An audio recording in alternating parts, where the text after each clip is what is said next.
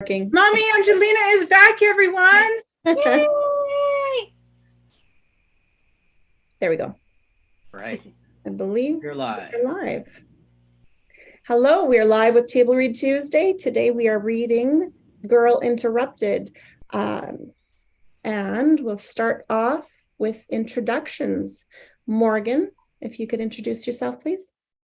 Hi, I am Morgan Toll. I am a voice actor and actor. And I'm excited to be doing the script. It is one of my favorite movies of all time. Thank you.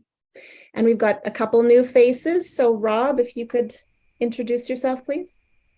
What is up, my friends? My name is Rob Fury. I am a voice actor, model, and professional wrestler. You can find me on all social media at official Rob Fury, and I am so happy to be part of this project today. Very nice. Thank you. And Chelsea. Hi, I'm Chelsea. I'm a singer-songwriter, and I sometimes pretend to be an actor. And I have a Twitter account at giveemshell.com. Twitter at giveemshell. That's cute. Thank you. And Vicky? Hi, I'm Vicky Dykes. I'm an actress from Central Alberta. Tonight I'll be reading for Valerie and some various other characters. Thank you. And Clint? Hello, my name is Clint, and I'm an 18th century prospector out mining for gold. Yeah, I'm excited to read this. I'm playing a couple interesting characters, most notably the Beatles, which is interesting, and Stoned Guy, which has always been a personal dream of mine. So I'll be working on that. No, seriously, I'm playing Tobias and Melvin and a couple others. So I hope you guys enjoy the performance, and I'll talk to you soon. Thank you. I can't remember them in the movie, but anyways. Petra? Hi, Petra Stedman, also one of my absolute favorite scripts of all time. The story is amazing, the movie's amazing. I'm really looking forward to reading this with the cast. And once again, I'm playing Morgan's love interest. Very sneaky how you did that, my darling. And I get to play the awesome, fantastic, brutally honest, potentially diagnosable Lisa. So looking forward to that. Thank you. And last but not least, we have Heather. Hi, my name is Heather Lee Cameron. I'm an actress, I'm a writer, I'm a self-producer, and I'm a family history research student from Lethbridge, Alberta. Tonight I'll be playing Polly, Lillian, Monty, Mrs. McWeeny, dance therapist Maureen, Connie, Andrea, supermarket PA, and Glinda the Good. I've never seen this movie, but I'm sure it will be very interesting. It's always an interesting time with this crowd. Quick side note from the last read, if you guys didn't read it, Heather's actually related to Wyatt Earp, so there's a little piece of fact for you. I'm related to John Wesley Hardin, so we have that in common. Hey. I'm actually, yes, that is interesting. I'm actually related to a lot of people because my mom's family was rather big and her ancestors had a lot of big families, and my dad's side was the same. I'm actually related to some pretty prestigious European peasants, so We're all related to some fantastic people. Sorry. PSA out there about the script. Just a warning for people who are watching that there are suicidal things in the script that are brought up. And so if that's a trigger in any way, this is probably not the reading for you. Yes. As well as period era issues with race and gender as well, with a few things. So there's that to be considered as well. Please take care of yourself and be safe out there. And if you want to come along for the journey, you have been warned. So Well said. All right. Thank you, guys. Morgan, if you would take that away, and Rob.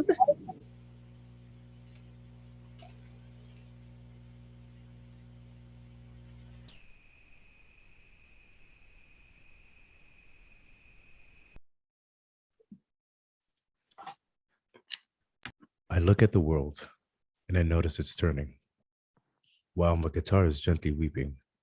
Oh, while my guitar gently weeps with every mistake. We must surely be learning. Still my guitar gently weeps. I don't know how you're diverted. You were perverted too. I don't know how you were inverted. No one alerted you. George Harrison, 1968.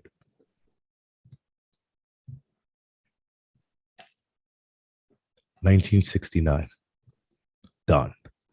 Wind rattles frosted glass. Looking out on an open transom through steel mesh. Hazy winter. Snow-covered grounds. A spider crawls across the mesh. We pan. We are in a dark tiled basement. The sound of a cat purring and a person breathing. We pan. Past the rusting pipes. Drip, drop. A furnace, licking flame behind snooty glass. Whoosh. We pan. Past a cracked door to a darkened bowling alley. Perhaps this is a hotel. We pan. Sunlight hits a puddle. A hypodermic glistens. Light ripples. Susanna's eyes, they fill the screen. Big, brown, raccooned with exhaustion. Her brow, moist, grease smudged. One of her hands, bloody, curled against her chest. The other hand moves, petting an unseen cat. It purrs. We move down. It is not a cat. It is another young woman, blonde, lazy-eyed. Her head in Susanna's lap. She purrs. Purrs with every stroke of her yellow hair. Her fingers, a beaded necklace. A necklace that spells her name. Lisa. The tinkle of a broken glass. Susanna turns. The red-haired girl in a smock, barefoot, bloody. She sweeps glass into a pile, muttering in a sing-song. Snip, snip here, clip, clip there, and a couple of la-di-das. And that's how we pass the day away in merry old Land of Oz. The red-haired girl picked up the hypodermic, daintily from the end, like a dead bird. Here they come, she says. Susanna turns. Footsteps echo. Heels. Loud. Down a dark hall of pipes. Figures approach. In a nurse's coat, a black woman. An orderly follows. With a flashlight. Behind the furnace. Blue eyes rise. Blue watery eyes set in a face of curled leather. It is a girl. Horribly scarred. Crying in these shadows. Her leathery hands wrapped around a gray cat. A real cat. It leaps from her hands to the transom. Susanna's eyes follow the creature. It lands on a crate, tail swinging, staring at a spider. Susanna watches. Her voice is lush, calm. People ask how we got in there. What they really want to know is if they're likely to end up there as well. Dawnlight caresses Susanna's face. A phasing whir rises. I can't answer the real question. All I can tell you is it's easy. Suddenly, White Hand grabs Susanna's head. It's easy to enter a parallel universe.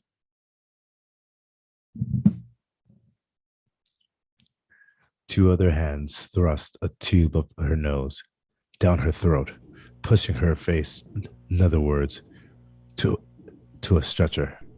White light. We are in a crowded 6Cs emergency room. Night. A lavish pump whirs. On a stretcher, a younger, paler Susanna vomits into a basin. She is rolled on her back, eerily conscious. She pulls out the tube, tries to sit up, gagging. I'm okay.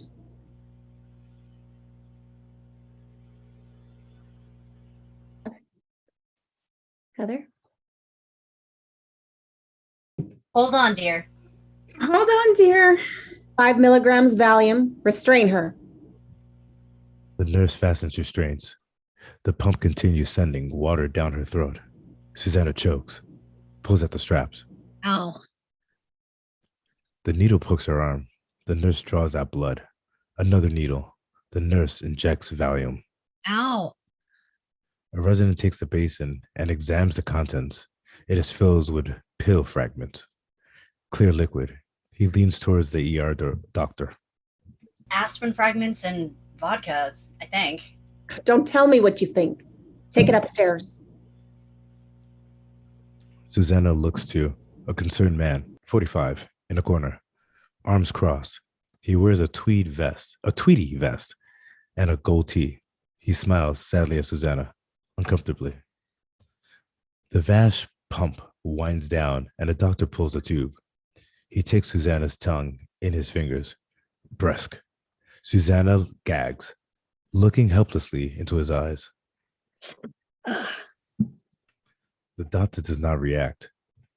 He releases her tongue and spreads her fingers, looking closely at them. What did you say, dear?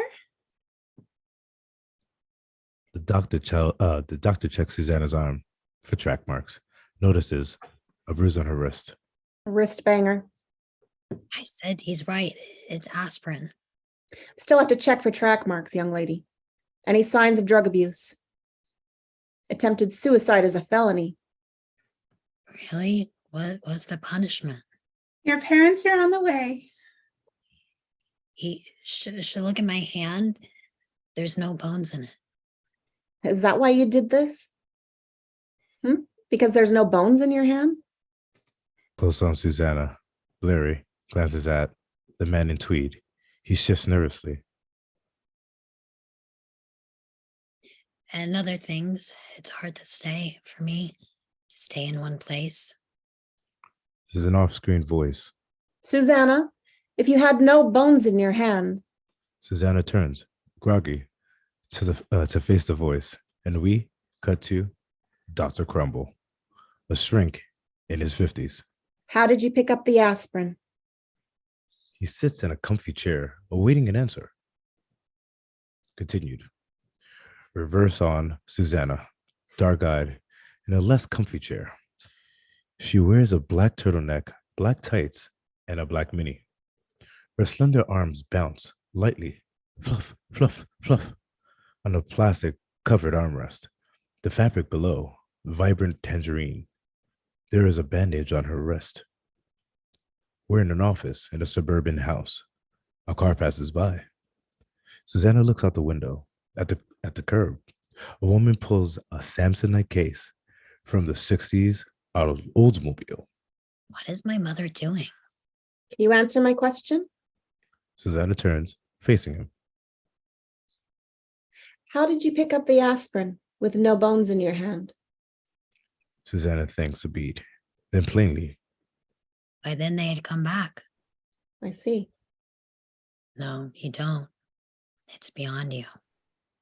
she lights a cigarette, her hands shaking. She's holding back. The doctor stares at her. Her eyes meet his, angry. Indulge me. Explain it. Explain what?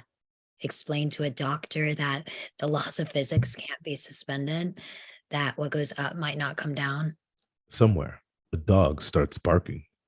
Explain that time can flow backward from now and then and back again, and that you can't control it. Why can't you control it? The dog barks louder. What? Why can't you control time? Susanna turns to face. A family dog barks at Susanna, halfway in a kitchen door. We are, interior, Kinston House, night, flashback. Susanna's mother, Annette, rushes in. Colorfully dressed, she holds a plate of hors d'oeuvres.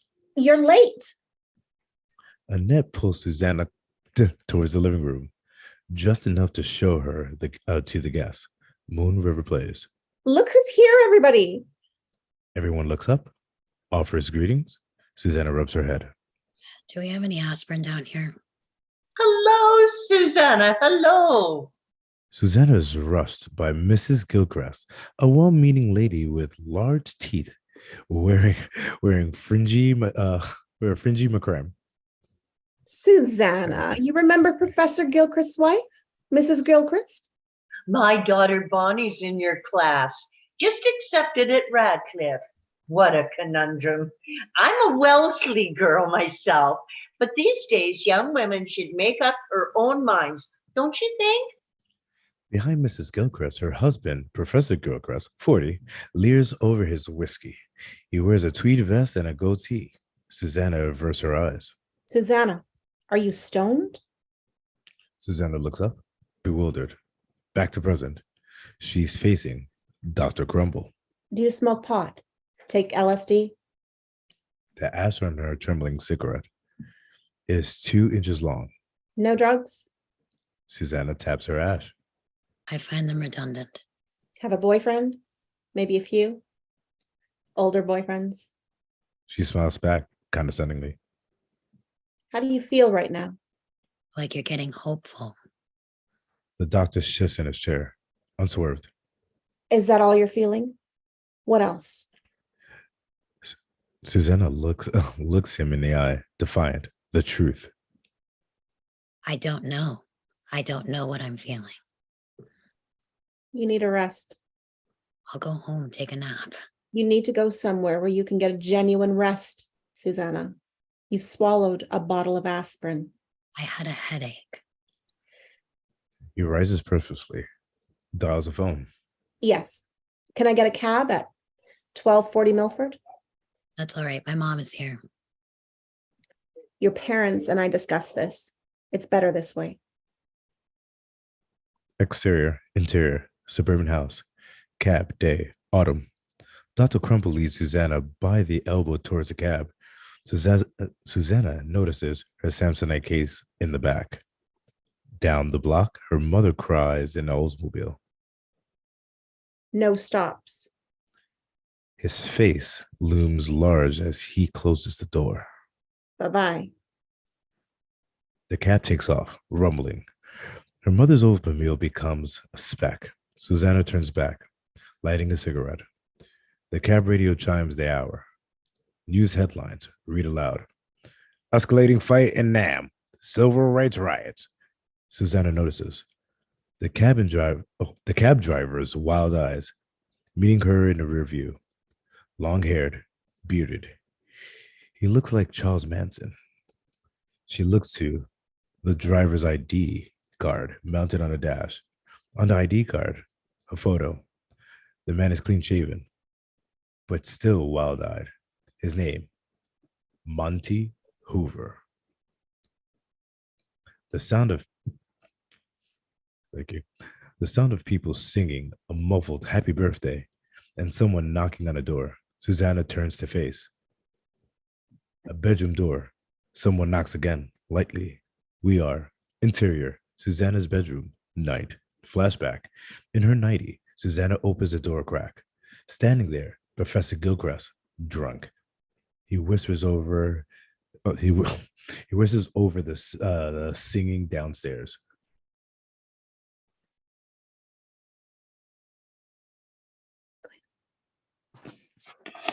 I want to see you again. It was a one-time thing. Please come to my office later. Tell them you're going to a friend's. Who do I tell first? My parents, the department chairman, or your wife? Susanna closes the door, locks it. A siren raises. She winces, leans her head against the door. The siren gets louder, and a strange tirade of notes. Susanna opens her eyes. She's in a cab, back to present. Fastening out the window, an ambulance at an accident site. People mill about a body on a stretcher. On the radio, Van Morrison. It's all over now, baby blue. Susanna checks her ash. It is 2 inches long. Monty, the cab driver, looks at her. They are stuck in a Boston traffic. Susanna notices. Out the window, the Boston cab idles in traffic, facing the opposite direction, identical to Susanna's cab. Susanna stares, fascinated. The driver is obscured, but in the back of the mirrored cab, she sees herself, a doppelganger, sitting there, going home, smoking. The doppelganger looks at her at a moment. Then the traffic breaks, and the cab pulls away. Susanna sighs, pressing her wrist on the armrest. She flops down across the seat, propping her head on her case. She stares upward. The unnerving music builds as we leaf-laced moonlight swirling on the ceiling. Music fades across the OS voices. Goodbyes. Party's over. We are. Interior. Susanna's room. Night. Flashback. Susanna lies wide awake in bed, staring at the ceiling. The shadows on the ceiling form a vague face. It looks like Gilchrist. A man laughs downstairs. Susanna feels something. She looks down and brings her head to her face. Suddenly, she's horrified, stricken, staring at her hand in the moonlight. It is limp. But worse, something deformed about it. Her fingers seem broken, lumpy, twisted. More laughs downstairs. Susanna runs out the door. The bathroom door locks. Fluorescent flickers on. In her nightie, Susanna stands in the pulsing light. She stares into the mirror. Her hand is normal. The doorknob jiggles. Someone's trying to get in. I'm fine. The doorknob jiggles again. Suzanne fillings open the door. I'm fine. There is no one in the hall. Down the staircase, her parents and guests, the Gilcrests among them, look up from the goodbyes. Susanna covers her face, tortured, turns back to the bathroom, closes her eyes, then opens them upon a bottle of aspirin on the sink in the flickering light. What did you do? What did you do? What did you do? Susanna sits up with a start. We are back. Interior, exterior. Captain McLean, day, present. The driver, Monty, watches her curiously. They are driving through the suburbs. He asks her again. What did you do? Excuse me. You look normal. Susanna smiles politely, passing out. The children play in a leaf pile, laughing. I'm sad. Big deal. Everyone's sad. I see things. You mean like tripping? Kind of. Well, then they better put John Lennon away, huh? Susanna smiles at the thought. Monty hits the signal and turns the wheel. They have entered a winding campus road. The sign reads, McLean, a group of warm and gracious buildings, which could be part of a college. Monty pulls to a stop in front of the handsome brick building. A nurse approaches. She has a cool afro and a confident walk, a strut. She opens the cab door. Her name tag reads Valerie.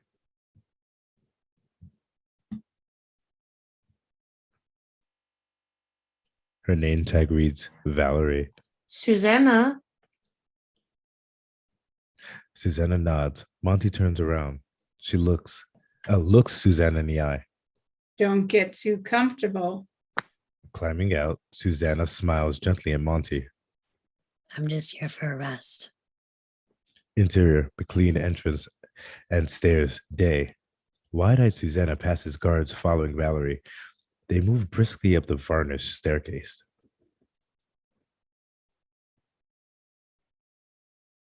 Vicky, They move briskly up the varnished staircase. Valerie, you walked briskly up the varnished staircase. Vicky, you're muted. You're Valerie.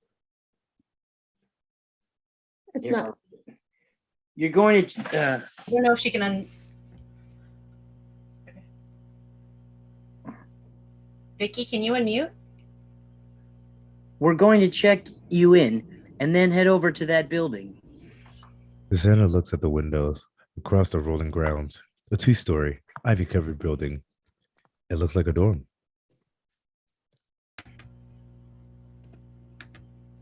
Valerie? That's where I work, and you'll be staying.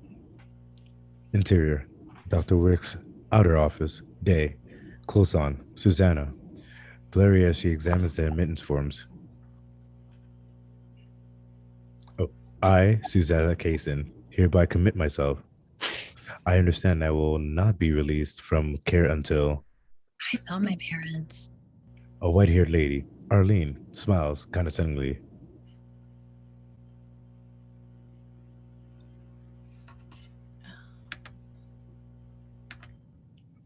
A white-haired lady, Arlene, smiles condescendingly.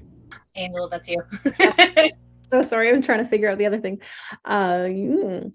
You have to sign them, Miss Kaysen. You're over 18. Valerie stands just outside the door. reading a magazine. I didn't try to kill myself. Well, you think about that, Susanna, for your therapy. A nameplate on a cracked office door reads S.G. Wick, MD. Inside, an obscured person in a white coat coughs. Susanna signs the forms.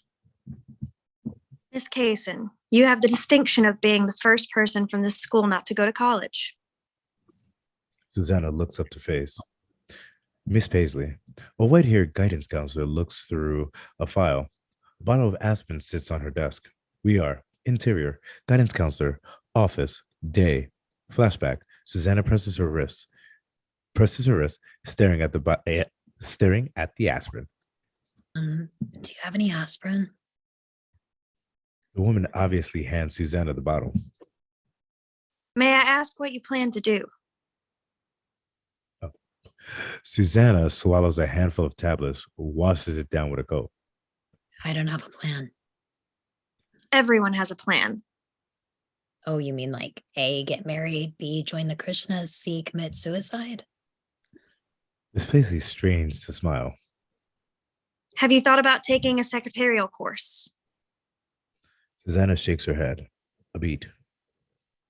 What do you plan to do? I like to write. But what do you plan to do? They look at each other, equally perplexed. Graduate. And here, Back to Arlene in Dr. Wick's outer office. Back to present. Arlene points out a place Susanna missed. you forgot one, dear. Susanna signs and pushes the papers across to Arlene. Speaking for Dr. Wick and myself, we welcome you to McLean, Susanna. Thanks. It doesn't look so bad here. The unseen Dr. Wick coughs again from inside his office. What did you expect? I don't know. Bars on the windows, screaming crazies. Arlene smiles again condescendingly, looks to Valerie. Well, it's a private hospital, so we fortunately have A lot of rich patients. the resources to maintain a healing atmosphere. Interior, South Ben Clap Day. The door with a small windowed mesh with wire. Valerie unlocks it. Susanna follows. There's a few feet of space, an identical door. She unlocks this one, and they enter the TV room. Intensely colorful, with an almond vinyl armchair, red card tables, and an orange sofa. Two catatonics are not watching Father Knows Best. One is older, with a 50s hairstyle. The other is in her teens, has perpetually a startled expression. And this is the TV room. Janet, 17, a green-eyed anorexic, gets up from extensions on the floor. She lights a cig and looks at Susanna piercingly. Polly, 20, a burn victim, works on a puzzle. The leather-faced girl from CS1. It's impossible to describe the waxy texture of her face and the sweetness of her blue eyes. She looks at Valerie, hopeful. Valerie, Yes, Polly. I feel very musical today. Can we? Not today.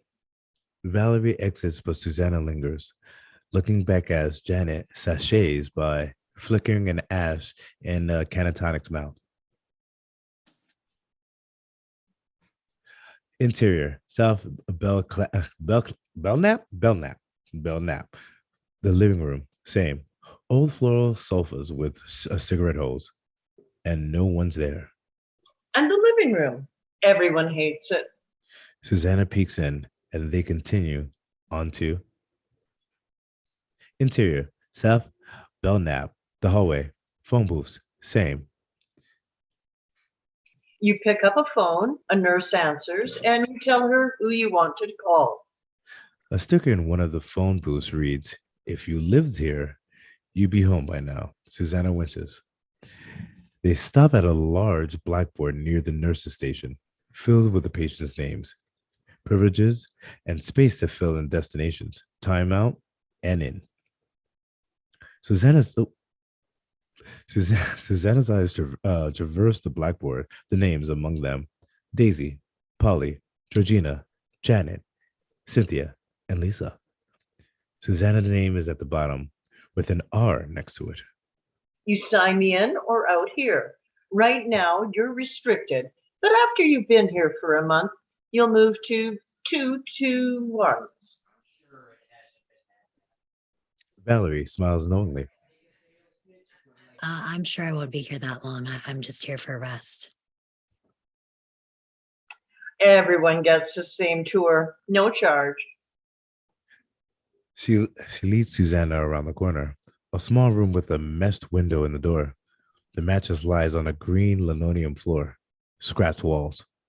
The seclusion room. You come here anytime you need to yell. Susanna, pale, looks to Valerie, who moves on. And by the way, if you don't feel like yelling, but you feel like talking, you let me know while you're here. Interior, South Belknap, halls of rooms, same.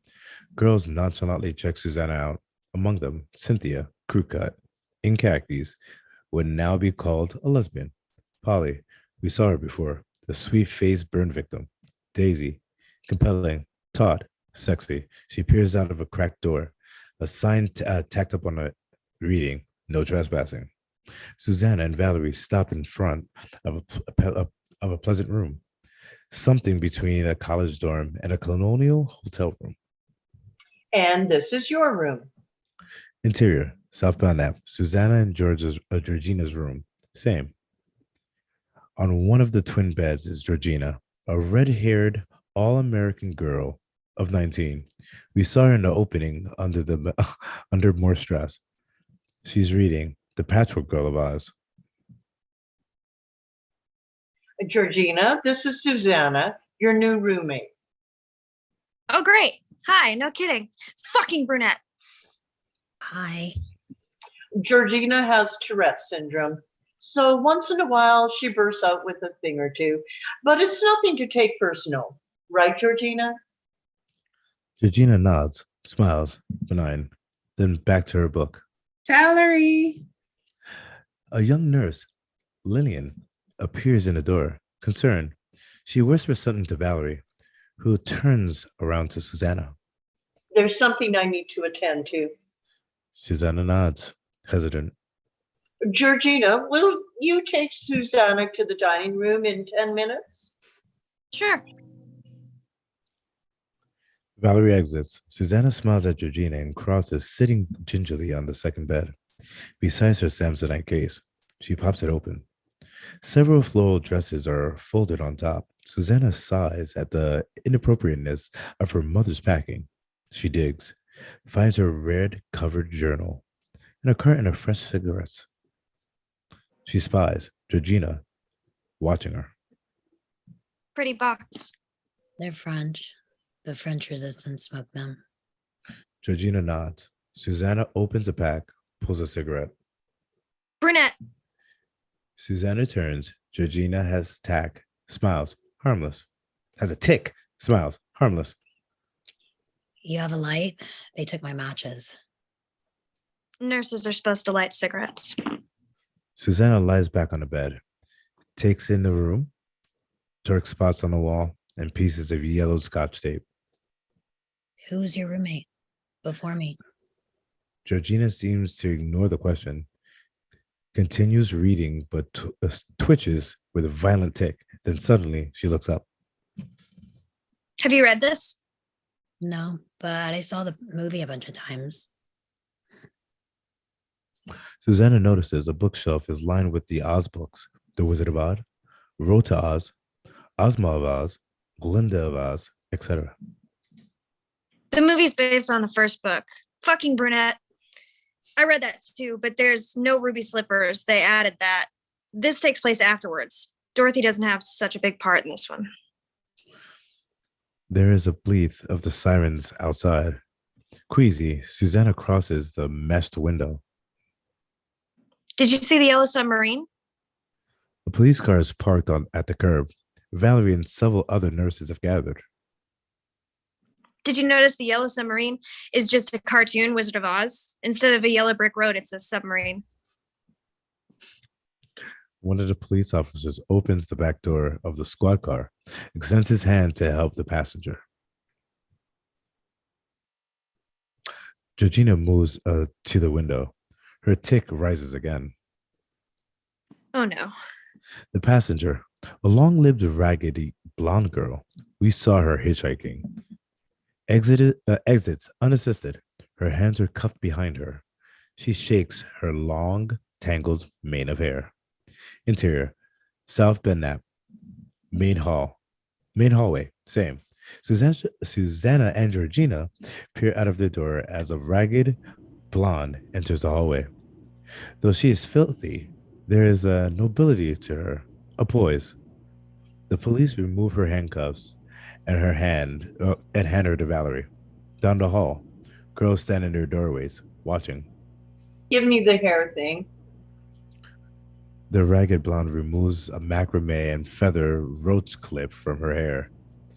We glimpse the beaded necklace around her long neck, the one that reads Lisa. Handing the clip to Valerie, Lisa grins down the hall at Polly and Daisy. Polly waves, hesitant. Hey, Torch. Hey, Lisa. You miss me? Not much. Hey, Daisy, let anyone in your room yet? Daisy turns, slamming her door. No trespassing. Lisa's eyes travels to Susanna and Georgina. The sight of Susanna disturbs Lisa. Who's that with the Georgie girl? Valerie says nothing. Removing Lisa's belt. Val, where's Maddie? Suddenly, Georgina closes the door, cutting off Lisa's glare. Interior, Georgina and Susanna's room. Same. Georgina turns to Susanna, twitching, desperate. Fuck. Can't deal with this. The door bursts open. Lisa marches in, her eyes blazing, her fingers aimed at Susanna. Who the fuck are you?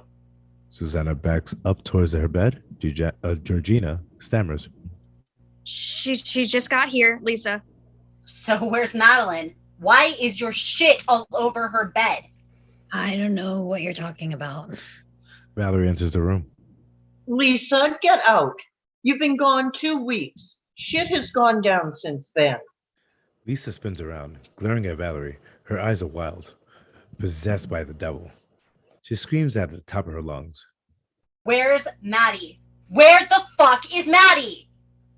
This outburst affects the other girls in their doorways. A canatotic headbangs. Another cries. Another MG begins to shout with Lisa. Student nurses shepherds them into their rooms. Valerie is unfazed. 2 orderlies appear in the door. One of them, John, a shy and sweet-looking Irish boy, looks ill-prepared for this kind of confrontation. You come with me now. Lisa's eyes dart across the apprehensive faces around her. It is at this moment she understands. Madeline is dead. Like a cougar, Lisa leaps across the bed to Susanna, grabbing her by the collar, putting her red-nailed finger in her face. Susanna is stricken, speechless. What did you do to her? What did you do? Nothing. Fucking brunette. Fire-eyed, Lisa's lips are inches from Susanna's as she hisses. I will kill you, geisha girl. The orderlies grab Lisa by.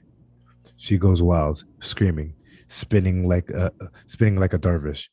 They wrestle her out into the hallway, shrieking, kicking, her fists flying. Lisa claws Valerie and the orderlies with long red nails. We have to cut those. Susanna rises from behind her bed. She goes to the door. Student nurses sit on Lisa to keep her down. A hypodermic is handed to Valerie, spouting a clear liquid. It is plunged into Lisa's upper arm. Lisa screams in protest. No, no, no, no, no, no, no, no. She melts, goes dull-eyed. They pull Lisa to her feet, or at least drag her to the last room, the seclusion room. Polly peers out of the door of her room, meets Susanna's eyes. Susanna steps back into the room. Ashamed. She looks into Georgina. She looks to Georgina, awaiting to explanation. Georgina methodically straightens the wrinkles on her bed. What happened to your roommate? No response. Georgina neatens her bookshelf. Maddie was Lisa's best friend. Polly stands in the door. She cocks her head at Susanna. Her waxy face stretched into a smile. Georgina hums louder. And Georgina's roommate. She hung herself in the basement after Lisa ran away. Interior, softball nap. Dining room, night. There are 4 tables, a few girls at each, dining on china with plastic forks and spoons. Susanna sits with Polly and Georgina, who has not spoken since the incident. Janet, the anorexic, and and Martian's girlfriend, MG, sit at an adjacent table. MG is small, round, and often in contact with the invisible friends.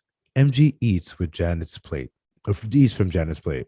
Georgina smiles at Susanna, then returns to her food. Cynthia gets seconds of jello.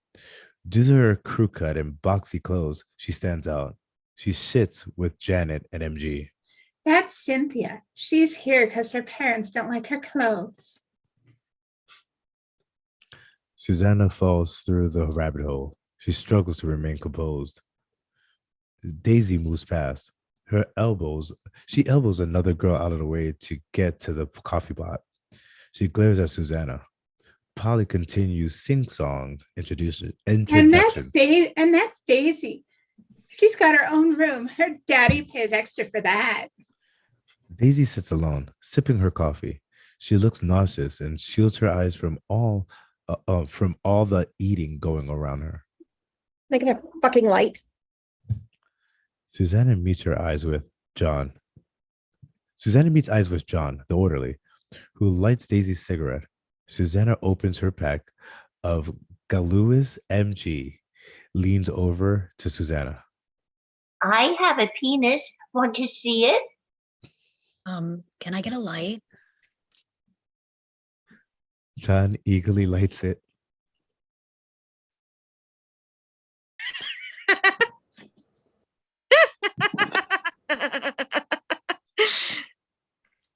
You okay, Susan? Susanna nods. I'm John. What kind of cigarette is that? Bellows. Susanna has a perfect French accent. Go what? Georgina bursts from her silence. French mustard. Everyone turns. The French resistance smoked them. You're gonna run out of them. I'm not going to be here that long. I'm just here for a rest. Interior, southbound nap. Outside, nurses station, night. The girls are lined up for the meds. Susanna sits on a couch, smoking. I dream of Jeannie. Mrs.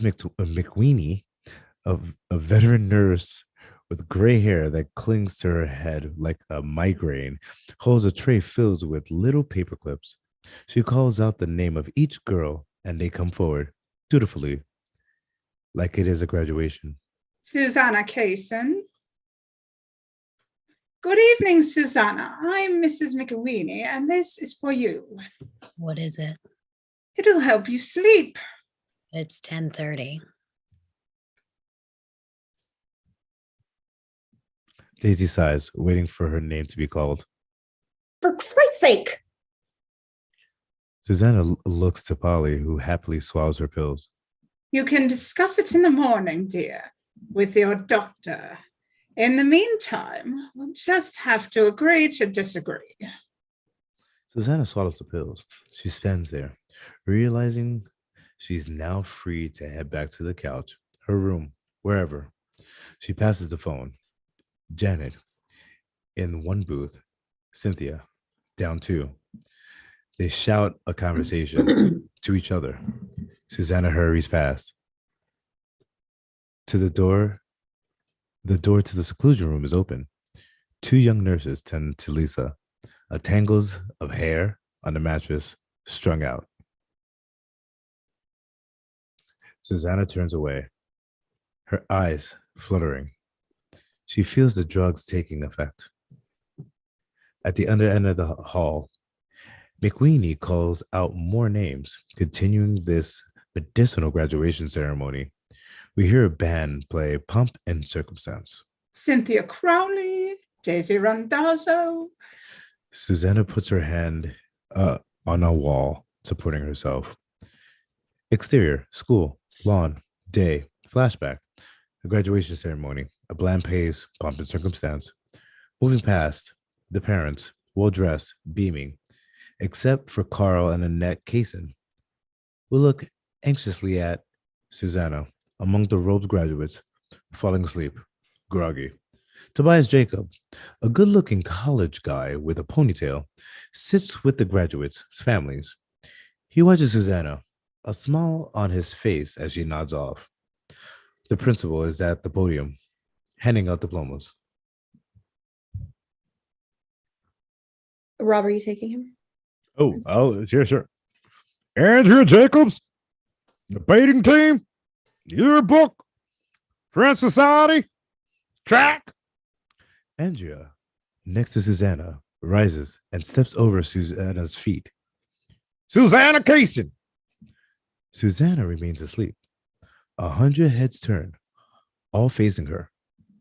Susanna Kaysen. There's a strange silence. A ritual run aground. Suddenly, click, swoosh. The door to Susanna and Georgina's room filings open. Susanna opens her eyes.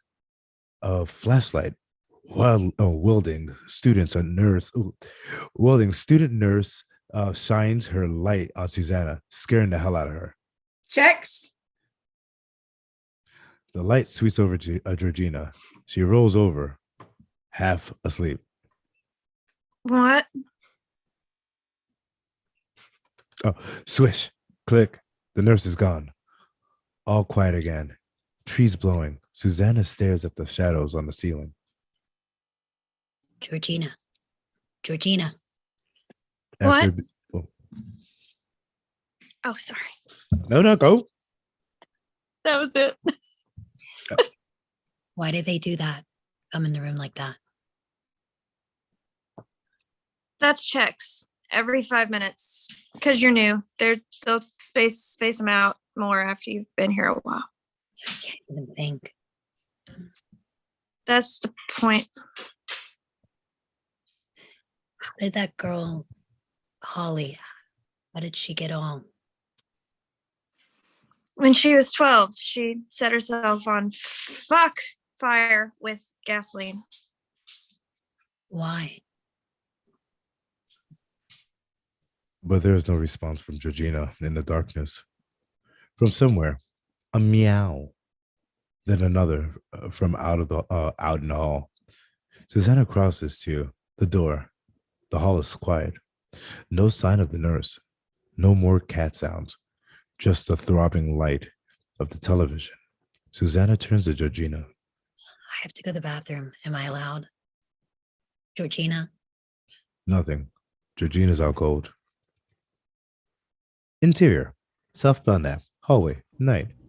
There is a light in the nurse's station, but it is empty. Susanna pads down the hallway in her nightie. An orderly is nodded off in the flickering TV room. Susanna moves on, quickens her step, passes the phones, dark, shadowed. Somewhere, a cat meows. Disoriented, she approaches the end of the hall, but pauses by the door to the seclusion room. She peers in through the chicken-wired portal. The room is dark, moonlit. The mattress is bare and empty. Susanna gets on her toes, looks again, but Lisa is not here. That is not there. The big door creaks. It opens. She pulls away quickly. The yellow linoleum leads to the left and to the right. Arrows point to the bottom direction, to both directions. Elevator, administration, art room, etc., etc. But there's no mention of a bathroom. Susanna stands there, unsure. She looks to the left. Now you could go that way. Susanna stiffens, a sluggish, drugged voice. Or you could go the other way. Susanna spins around. The hall is empty. Now, myself, if I had to take a piss, I would go to the right.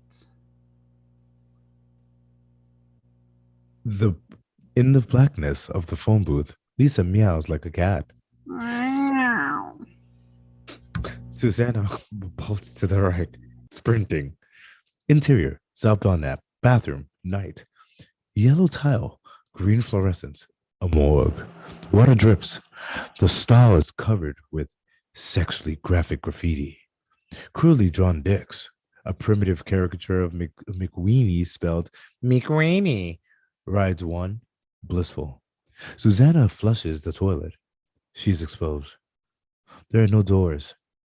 Her eyes are riveted on the entrance. Interior, South Belknap, hallway, night. Susanna walks briskly around the corner, past the phones.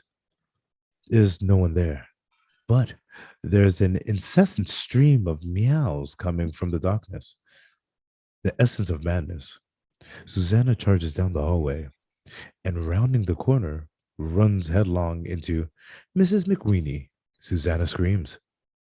Next time, push the call button. Here's another sleeping pill. She pushes a pill into Susanna's mouth. Interior, South Belknap, Susanna and Georgina's room. Morning. Birds sing. Susanna sleeps in a dawn light, her butt in the air. Pillow clutched in her arms. Georgina sits in the bed, reading. A transistor radio on her pillow plays the Chamber Brothers. Time has come today. Suddenly, click, swish. The door filings open. And Margie, a student nurse, with a clipboard. Checks. Susanna's eyes flutter. Swish, click. The door closes. She looks to Georgina, obviously. Her music drowns on. Susanna rolls over, pulls the pillow over her head. Ooh, oh, okay. We're at a party at the Cambridge apartment. Oh, and we're back. Her eyes focus on something.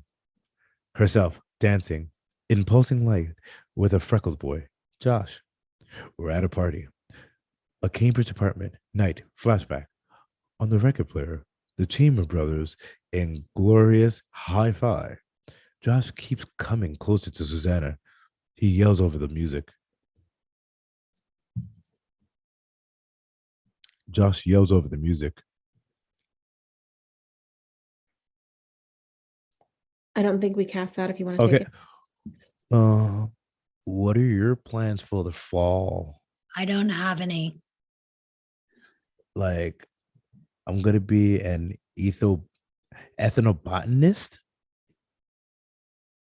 He waits for the reaction from Susanna. There is none.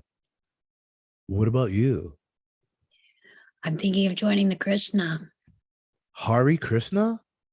That's interesting. I was just kidding. God. Susanna crosses to the food table. She pours wine, spilling it on the white tablecloth. She wipes at it, feeling a longing look at Josh. I hate parties. She turns around to see Tobias Jacobs, a handsome young man looking at her at graduation. So do I. What do you hate most? Talking, the people, the general misery of existence. He laughs. She's surprised he isn't put off. I'm Toby. Andrea Jacobs' brother. I was at the graduation. You're pretty when you sleep. Click, swoosh. The door of Susanna's room opens. Checks. 7 o'clock. Click, swoosh. Swoosh, click. The door closes. Georgina is gone. Susanna rolls over, groggy, facing Tobias Jacobs, naked on the mattress beside her. We are interior, Will's apartment, night, flashback. The walls behind the bed are filled with posters. An ashtray of Louis, but Susanna is also naked, on her back, smoking, a spark in her eyes. She trusts this guy. I mean, everybody thinks about it at some point. How would you do it? I don't know. I guess I haven't really thought about it. Got your wrist in the tub, gun in the mouth. Sometimes I imagine I just, disappear. That's good. Vague, but good. Tobias smiles, but he's getting uncomfortable. Once it's in your head, though, anything becomes a part of the debate. Make a stupid remark, kill yourself. Like the movie, maybe you'll live. Miss the train, kill yourself. I don't want to talk about this anymore. Susanna turns, confused. She was having fun. Why not? Because it's stupid. Susanna pulls away, as if struck. What? Because I don't want to die? Is that not cool to you? I don't want to die. I was just talking. Jesus. Tobias sits up, sensing everything is ruined, getting angry. The world's fucked up, okay? I'm down with that. Susanna rolls her eyes, pulling on her jeans in a hurry. It's so fucked, even though I dig living in it. It's if some draft zombie pulls my birthday out of a barrel, I'm gonna die. Susanna buttons up her blouse, unimpressed. When's your birthday? June 29th. Susanna grabs her bag, heading for the door. I'll pray for you. She opens the door and reveals Lillian, the nurse, holding a clipboard. Checks. We are back in Susanna's room at McLean. Susanna opens her eyes, looking at a crumpled pillow beside her head. Water bubbles and steams. Susanna lies in a huge tub. Her head is back, relaxed.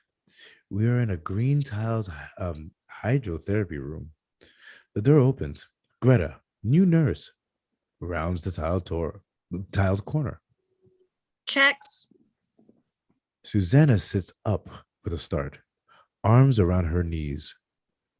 Do you have a razor? I'm just on checks. I've got permission to shave my legs. Greta leaves. Susanna looks about the room. Incensed, water drips from the hose. Strange chrome plates, stimulation devices encircle the tubes. Frankenstein's laboratory. Susanna notices one of the catatonics is sitting on a corner tub, unmoving, a string of drool running from her lips. Susanna lies back and starts kicking water into the air. Valerie enters, right in her line of fire. She brushes herself off and sits on a chair next to the tub. I needed that, actually. No time to shower. Valerie holds out a razor. Susanna takes it, waiting for Valerie to exit. Are you going to watch? Afraid so. I guess that's why there are so many hairy legs around here. Susanna sighs and begins to shave her calf. Anybody ever watch you shave your legs? Not if I can help it. But I got 2 kids in one bathroom. Can you lock the door? Sometimes. But you never swallowed a bottle of aspirin. Can't. I have an ulcer. Susanna nods and begins to shave her other leg. There's a tenderness about her and Valerie. There's a tenderness about her that Valerie finds endearing. Interior, South Belknap, TV room, day. Close on a TV screen, a draft lottery in progress. Several selective service youth advisory board members watch black capsules tumbling in a large wire mesh drum. Susanna watches from the couch next to the two catatonics. She puffs her galois, writing in her journal.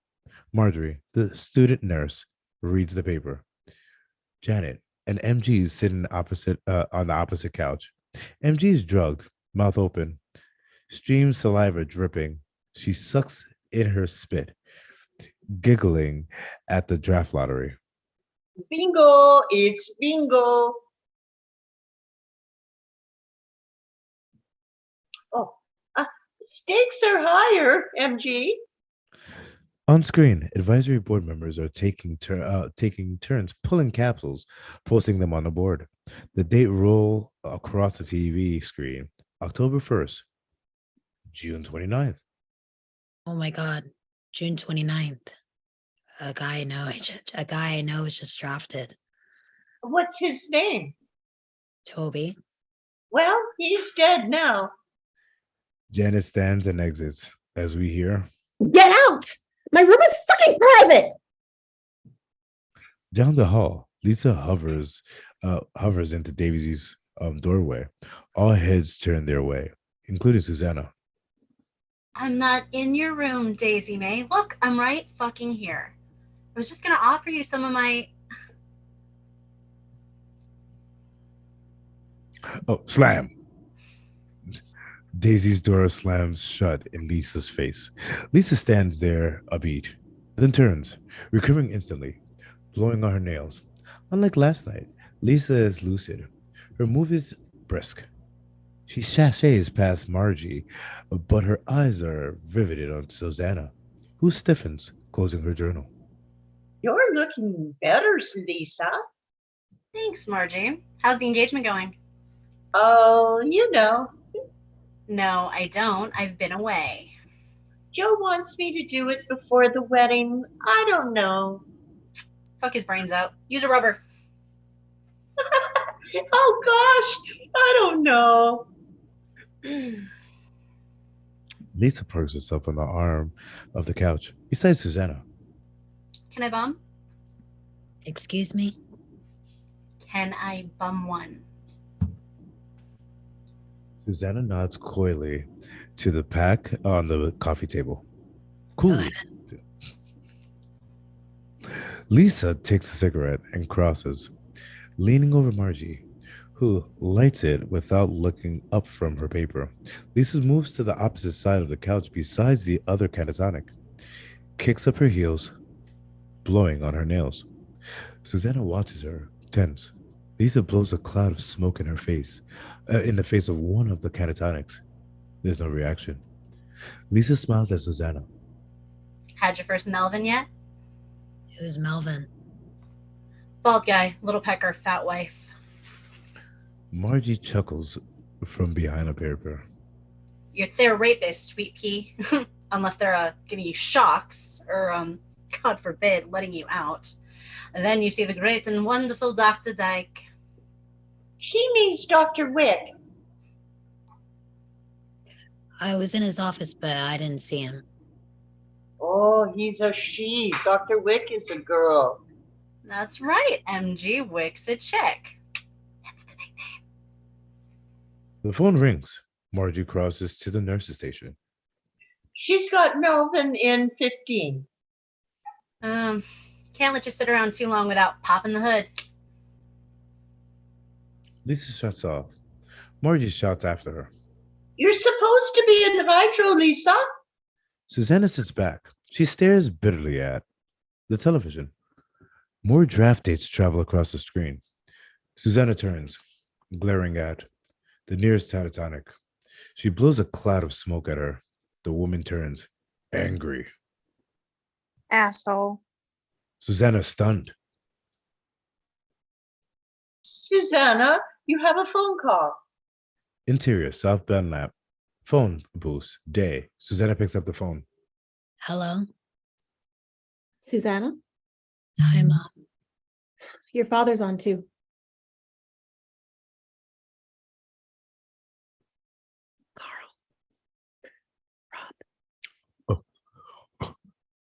Hello?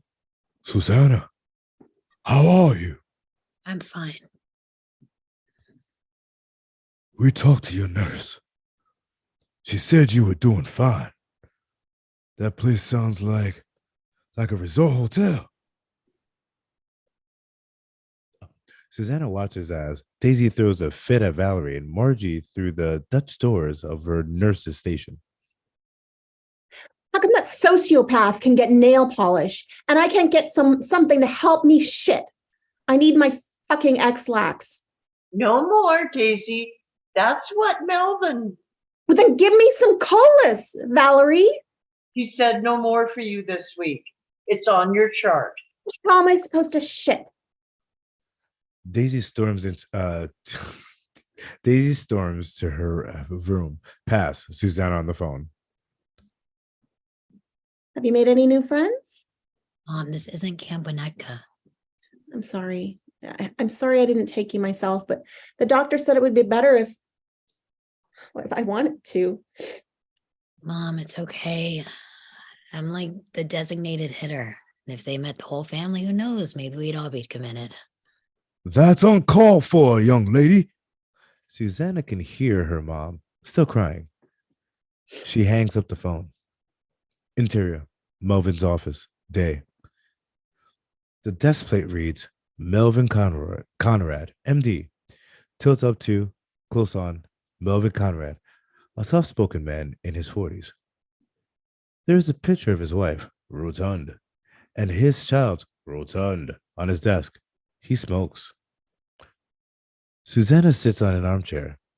She lights a fresh cigarette.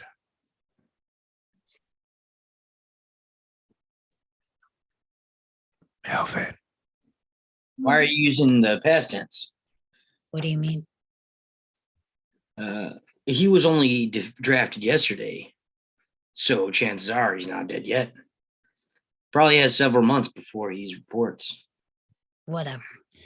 He's just a nice guy. That's all. So I felt bad. So you've been feeling bad in general, right? You've been depressed? Haven't been a ball of joy, Melvin. I understand. You tried to kill yourself last week. Is there anything you want to tell me about that? I had a headache. So I assume you're looking, or you took the recommended dose for a headache? Susanna adjusts a worthy opponent. I didn't try to kill myself. So what were you trying to do? I was trying to make the shit stop. The time jumps, the depression, the headaches, the thing with your hand. All of the above. I see. You people always say I see when you clearly don't. Susanna looks out the window. The view from the office is wonderful. The trees are bursting with red and gold. What were your other experiences like with therapy? A sadness takes over Susanna. Looking outside, on the lawn, two male patients are leaping wildly through the leaves. Out of their guards, one is naked. Nurse chases them. Are my parents coming here? Do you miss them? Tears well in Susanna's eyes. She shakes her head. I suggested that they give you a few weeks to settle in. Susanna nods. The cigarette trembles in her fingers. They're going to love this. On the lawn, orderlies restrain the prancing men. You seem puzzled about something. Susanna quietly cries, her eyes unmoving from the window. Well, Melvin, I'm puzzled about why I have to be in a mental institution. You put yourself here, Susanna. You signed yourself into our care. Susanna turns. Everyone here is crazy. You want to go home? Hot tears run down Susanna's cheeks. Same problem. Interior, southbound nap, TV room, afternoon. Susanna watches as Lisa takes her meds. Slugging upside down on the couch, Lisa routinely takes a cup from Greta and washes the pills, her eyes riveted down the hall. Susanna turns, following Lisa's gaze down the hall. At her door, Daisy kisses her father goodbye. He is a potato-faced man, cradling two foiled wrapped chickens. He hands them to Daisy and departs, nodding to Valerie. Susanna turns back, meeting eyes with Lisa. Upside down, Lisa smiles and spits her pills into her palm. She discreetly displays them to Susanna, then slips them into their pocket. Susanna, Greta stands before Susanna, holding a cup of two pink pills. What are these? Colis, a laxative. I don't need them. Are we going to have a problem? Susanna looks to Lisa, puts the pills in her mouth. Interior, South Belknap. Outside, Daisy's door. Day. No trespassing, says the sign on Daisy's door. Susanna knocks. Lisa watches her from a lobby. Daisy, Fuck off. I got something you want. The door filings open. Susanna enters, looking back as, in the lobby, Lisa watches, stunned. Interior, Daisy's room. Day. A foil wrapped chicken sits open on the floral bedspread. Daisy sits on the bed, pulling meat away in strips. Susanna stands in the room. Daisy offers no response, lining up chicken strips on the foil like a Japanese chef. Susanna sits down.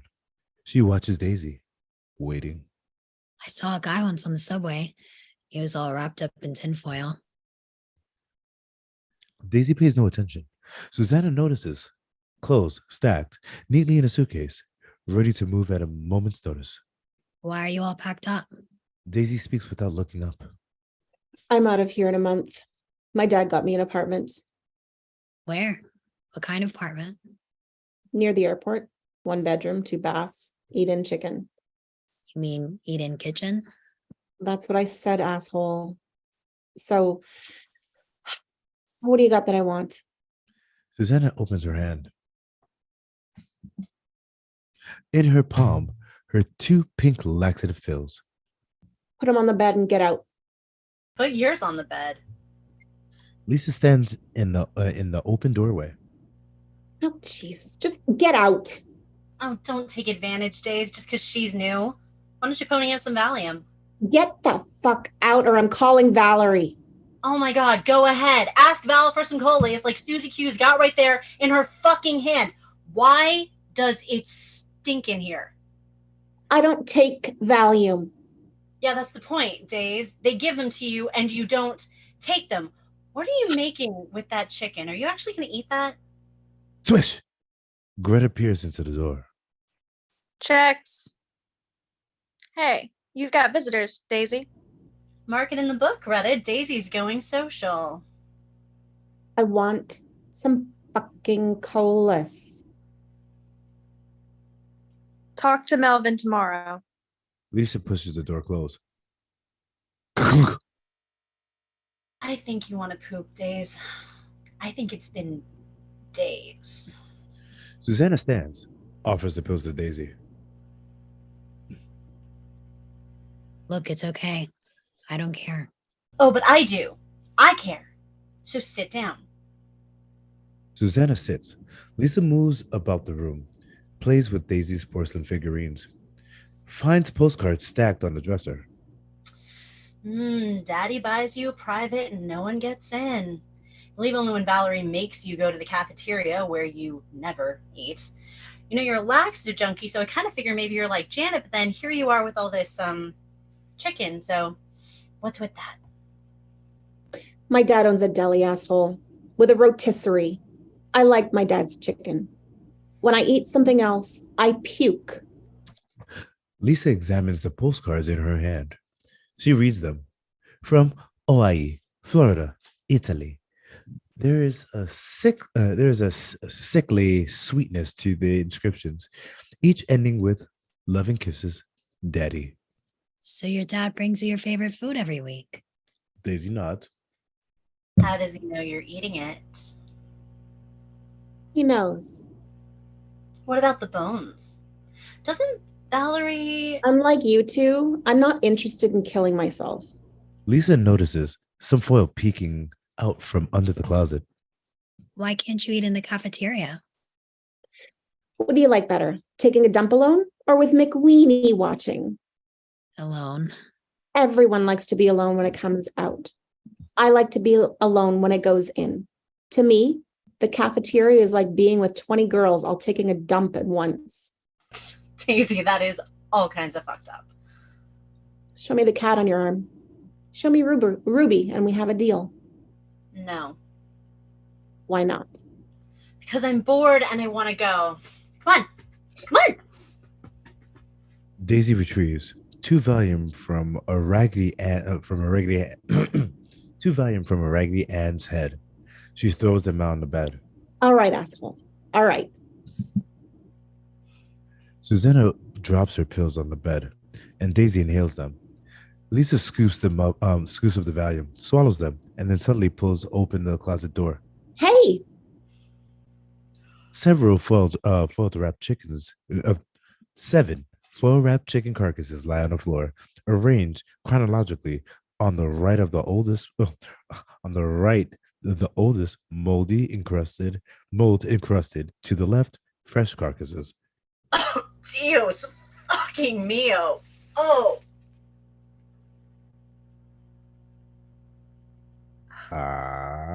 Yeah.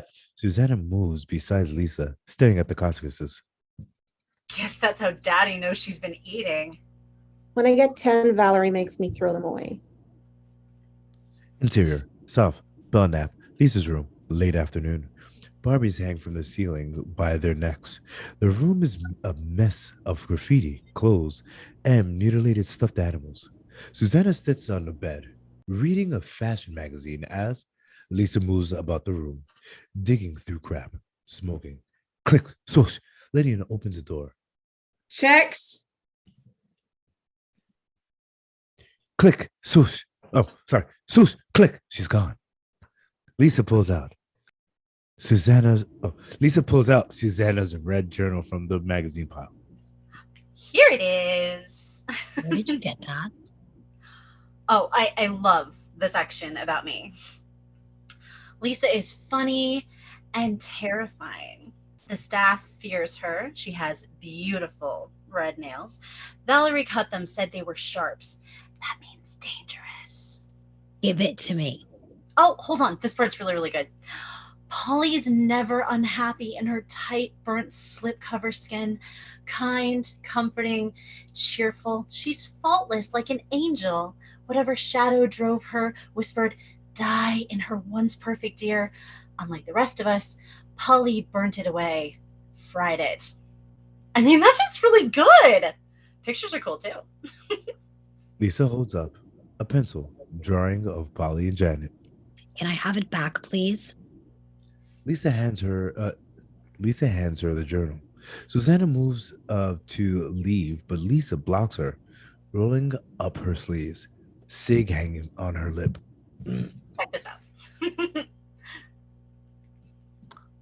Lisa proudly displays the cigarette-scarred forearm to Susanna.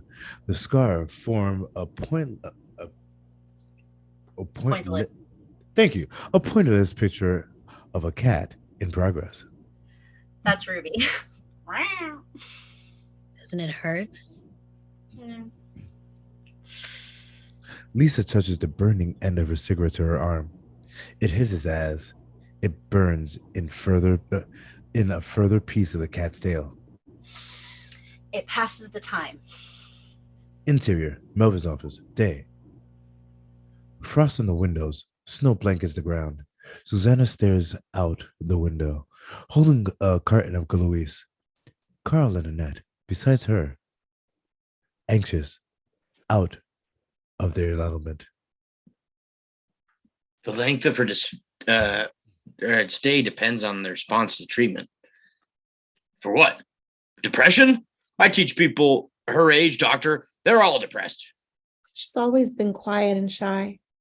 Melvin's eyes fall on Susanna. It's almost Thanksgiving. What am I supposed to tell people? What am I supposed to tell her grandparents? What you don't understand, Melvin, is that my parents are having a holiday cocktail party crisis. Susanna, What is this borderline business you mentioned on the phone? On the word borderline, Susanna looks up. What borderline business? The mind is only an organ where awareness of its condition can affect recovery. This information is not useful to Susanna. Not right now. I can get in her way. It could get in her way. We can talk more about it on your way out if. Melvin? Borderline between what and what? What borderline? Melvin's eyes. It's a condition. Susanna, known as borderline personality disorder. Annette immediately begins to cry loud. It's not uncommon, especially amongst young women. There's no cure per se, but it's highly treatable. what causes it? I'm not sure. Is it genetic? Oh, Christ, Susanna. It's 5 times more common among those with a borderline parent. Carl and Annette become a shin. They're ready to leave. Interior, TV room, day. Later, Susanna stands at the window, watching. Her parents trudging up to their car with Melvin. Cynthia, Lisa, and Polly are playing cards at the table. John, the orderly, pushes a card down the hall. His eyes dart shyly to Susanna. As he passes her, he speaks quietly. Hey, Susanna. Susanna turns. He's sweet. She smiles. Hey, John.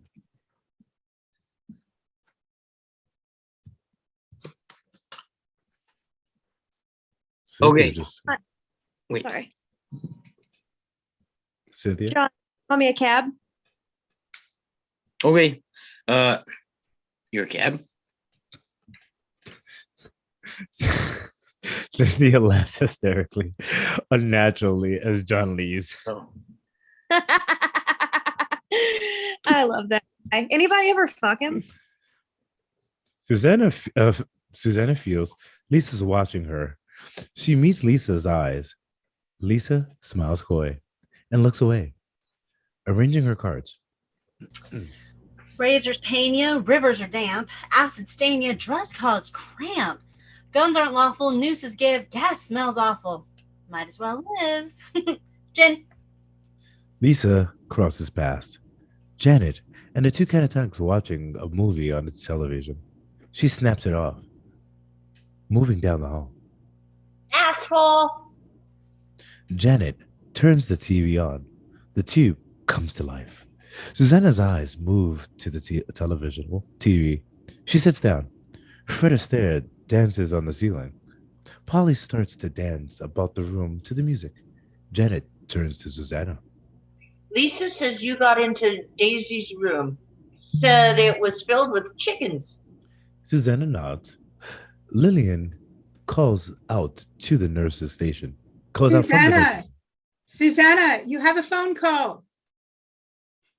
interior, phone booth, hallway, day. Susanna sits down in the first booth, apprehensive. Hey, Mom. So, what's your nonsense? Who is this? Duh, my name is Susanna, and I'm very sensitive, and I'd like to give away my meds. I'm only here for a rest. We I only pan, smoke. Oh, go ahead. we pan to see Lisa, both booths down, talking on the phone. And I only smoke cigarettes manufactured in countries where the climate makes it physically impossible to grow tobacco, okay? Susanna turns as Lisa leans out, phone in hand, grinning. She disappears into the booth, whispering into the receiver. So what do you say? What's your melody? I have a borderline personality. Well, that's like nothing. What else? He didn't want to say more, said it would affect my recovery. Fuck him. Okay, look, tongue your meds tonight. After 10 o'clock checks, go in John's supply closet by the bathroom. Not going anywhere. Lisa hangs up and walks off. Susanna watches her. Interior, Susanna and Georgina. Room, night. Under the blanket, Susanna pulls on her jeans. Georgina sleeps in the background. Click, swish. Lillian peers in. Susanna freezes. Faint sleep. Interior, John's supply closet. Night. Susanna opens the door. She enters quickly. She stands there in the dark closet, feeling stupid. Suddenly, in the shadows, she notices two glistening blue eyes, silent, quiet.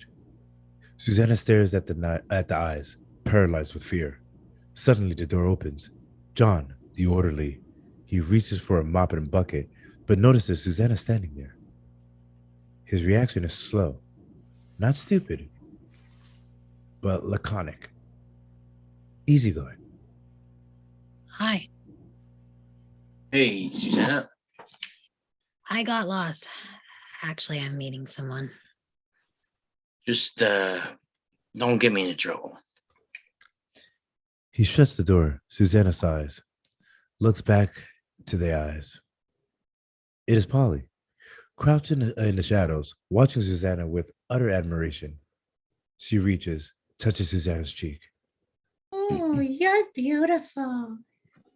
Suddenly, the door opens again. It's Lisa, holding a key ring. Follow me. Susanna looks back to see John mopping the dark TV room. Interior, kitchen, pantry, music room, night. The shelves are stocked with hot chocolate mix, coffee, and teas. On one wall, a pegboard adorned with instruments, a ukulele, a guitar, bongos, cymbals, whistles, and kazoos. Susanna waits with Polly in front of a dumbwaiter door. As the dumbwaiter grinds its way back up, Polly plucks the instruments. Ping pong pong. The sounds make Polly giggle. In a music room? It's the pantry, really. Ray Charles gave these to the hospital after they cured him of his addiction. But they keep him in here since Becky Kaiser slit her wrist with an E string. The dumbwaiter door clunks open. Lisa stands below. Get in, for Christ's sake. Susanna climbs in and sits as small as she can, her legs up to her chest. She looks at Polly as the door shuts. The dumbwaiter makes its descent. The rope whine as they roll over pulleys. Down, down, down. Interior, basement, night. Ka-chung! Doors open. Onto Lisa, Cynthia, MG, and Janet. Lisa pulls a disoriented Susanna out and slams the door, sending it back up for Polly. Lisa spins and Come on. leads them down the hallway, around the blind corner. There the hallway bisects, one part leading to a staircase up, the other into a dark tunnel. Susanna follows, looking back for Polly, who pulls herself out of the dumbwaiter. Wait up! Walking in a pitch dark tunnel, night, footsteps on a wet cement, pipes everywhere. Susanna looks about, wide-eyed. Suddenly, flutter, flutter, flutter. What was that? Probably a bat. It wasn't a blue jay. Around this corner, it'll be light. Faint light emanates from the end of the tunnel. Flashlights are turned off. Walls glisten with moisture. When they built this place, they put tunnels in so the loons didn't have to go anywhere in the cold. I missed that in the brochure. Now they dunk us in freezing water. They pass another junction in the tunnel.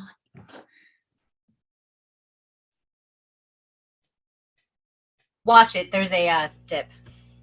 Susanna sidesteps a recessed area in the floor that's wet. She veers to the left. Lisa grabs her. No, that goes to the sheds. Lisa's way out. Susanna looks at Lisa. Lisa raises her brow, grins. Some other time.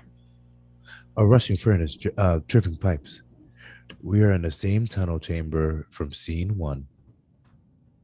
The girls are huddled around the door The door framed in the wall. Cynthia uses a bobby pin to pick the lock. We're under administration. No good here. Thank God this place has a sliding scale. We get to commingle with lockpick and trash. Cynthia smiles, thinks it's a compliment. Click! The door opens into a dark chamber. Fluorescents sputter on.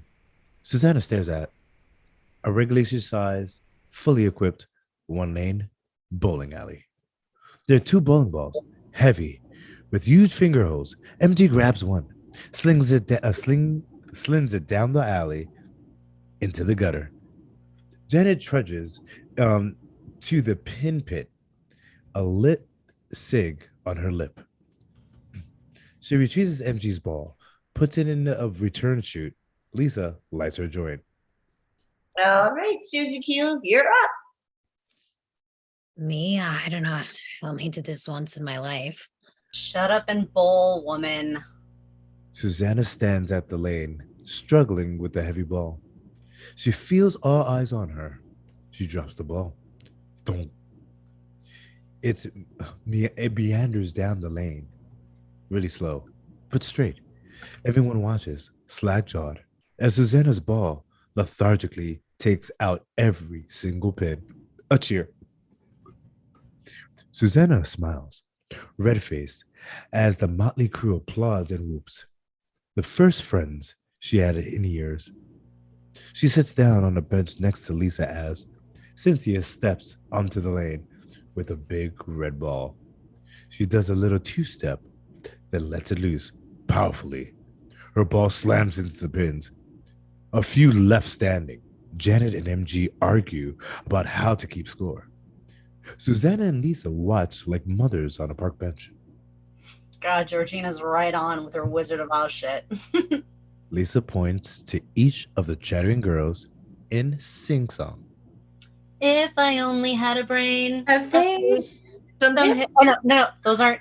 I'm actually pointing at all of you and singing those. Those aren't your lines. Sorry. I'm talking about Whatever. Let's just have fun with it. Forget it. Okay, good. We already did it. Okay, continue. Susanna smiles. Something about Lisa's wary perspective makes everything more bearable. Lisa hands Susanna the joint. You think Daisy's really getting out? Lisa nods, blowing smoke. Oh yeah, she coughed up a big one. Susanna is blank-faced. Lisa smiles. That's what their rate me is all about, babe. Why do you think Freud's fucking pictures on every shrink's wall?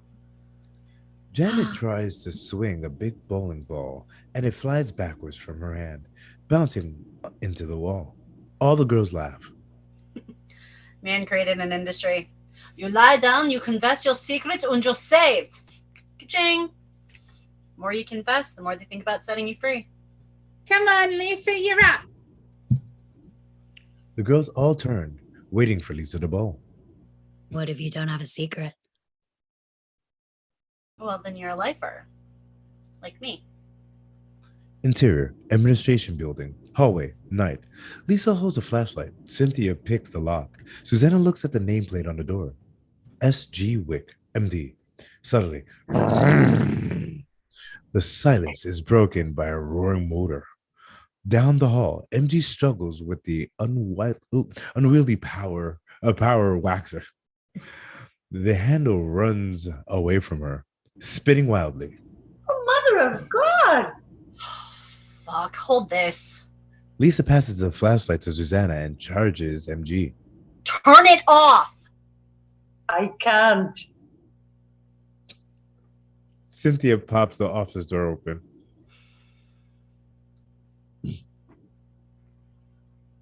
Cynthia pops the office door open. Oh, that was Charles. Got it. Oh, got it.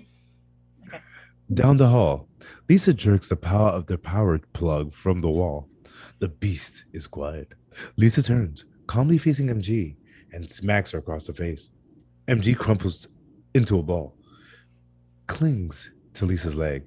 The girls scramble into the office, but Susanna lingers, watching as Lisa strokes MG's hair, coaxing her up. Close on, a file. The name, Kason, S. Fingers flip through Susanna's file. Psychiatric report. The word borderline seems to jump out. Among other words, such as resistant, denial, highly intelligent, depressive. Close on, Susanna's eyes, riveted. MG pours into the corner. She watches Susanna. Wider. The file drawers are thrown open. The girls sit all around the office, reading. Lisa sits on the file cabinet, foraging her files. Her eyes scan something upsetting, and as she tosses it down. Fuck you, Melvin. Want to see mine? Then let me see yours. Lisa and Janet trade files. Janet reads aloud. Highs and lows increasingly severe. Controlling relationships with patients. Susanna looks up. No appreciable response to meds. No remission observed. And that was before you ran away. In the corner, Polly sits with her file on her lap. The others converse in the background as Polly reads painfully. We are very rare, and we're mostly men. Lisa thinks she's hot shit because she's a sociopath. I'm a sociopath. No, you're gay. Close on Polly's file. The words severe avoidance disorder, refuses to acknowledge disfigurement, no response in therapy, profoundly suicidal. Polly's eyes become wet with sadness.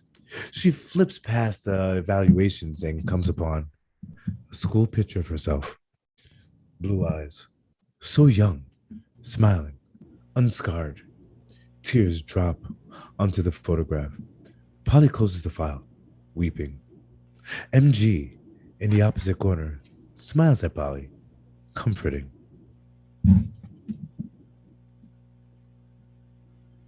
Susanna crosses, flipping a manual of mental disorders.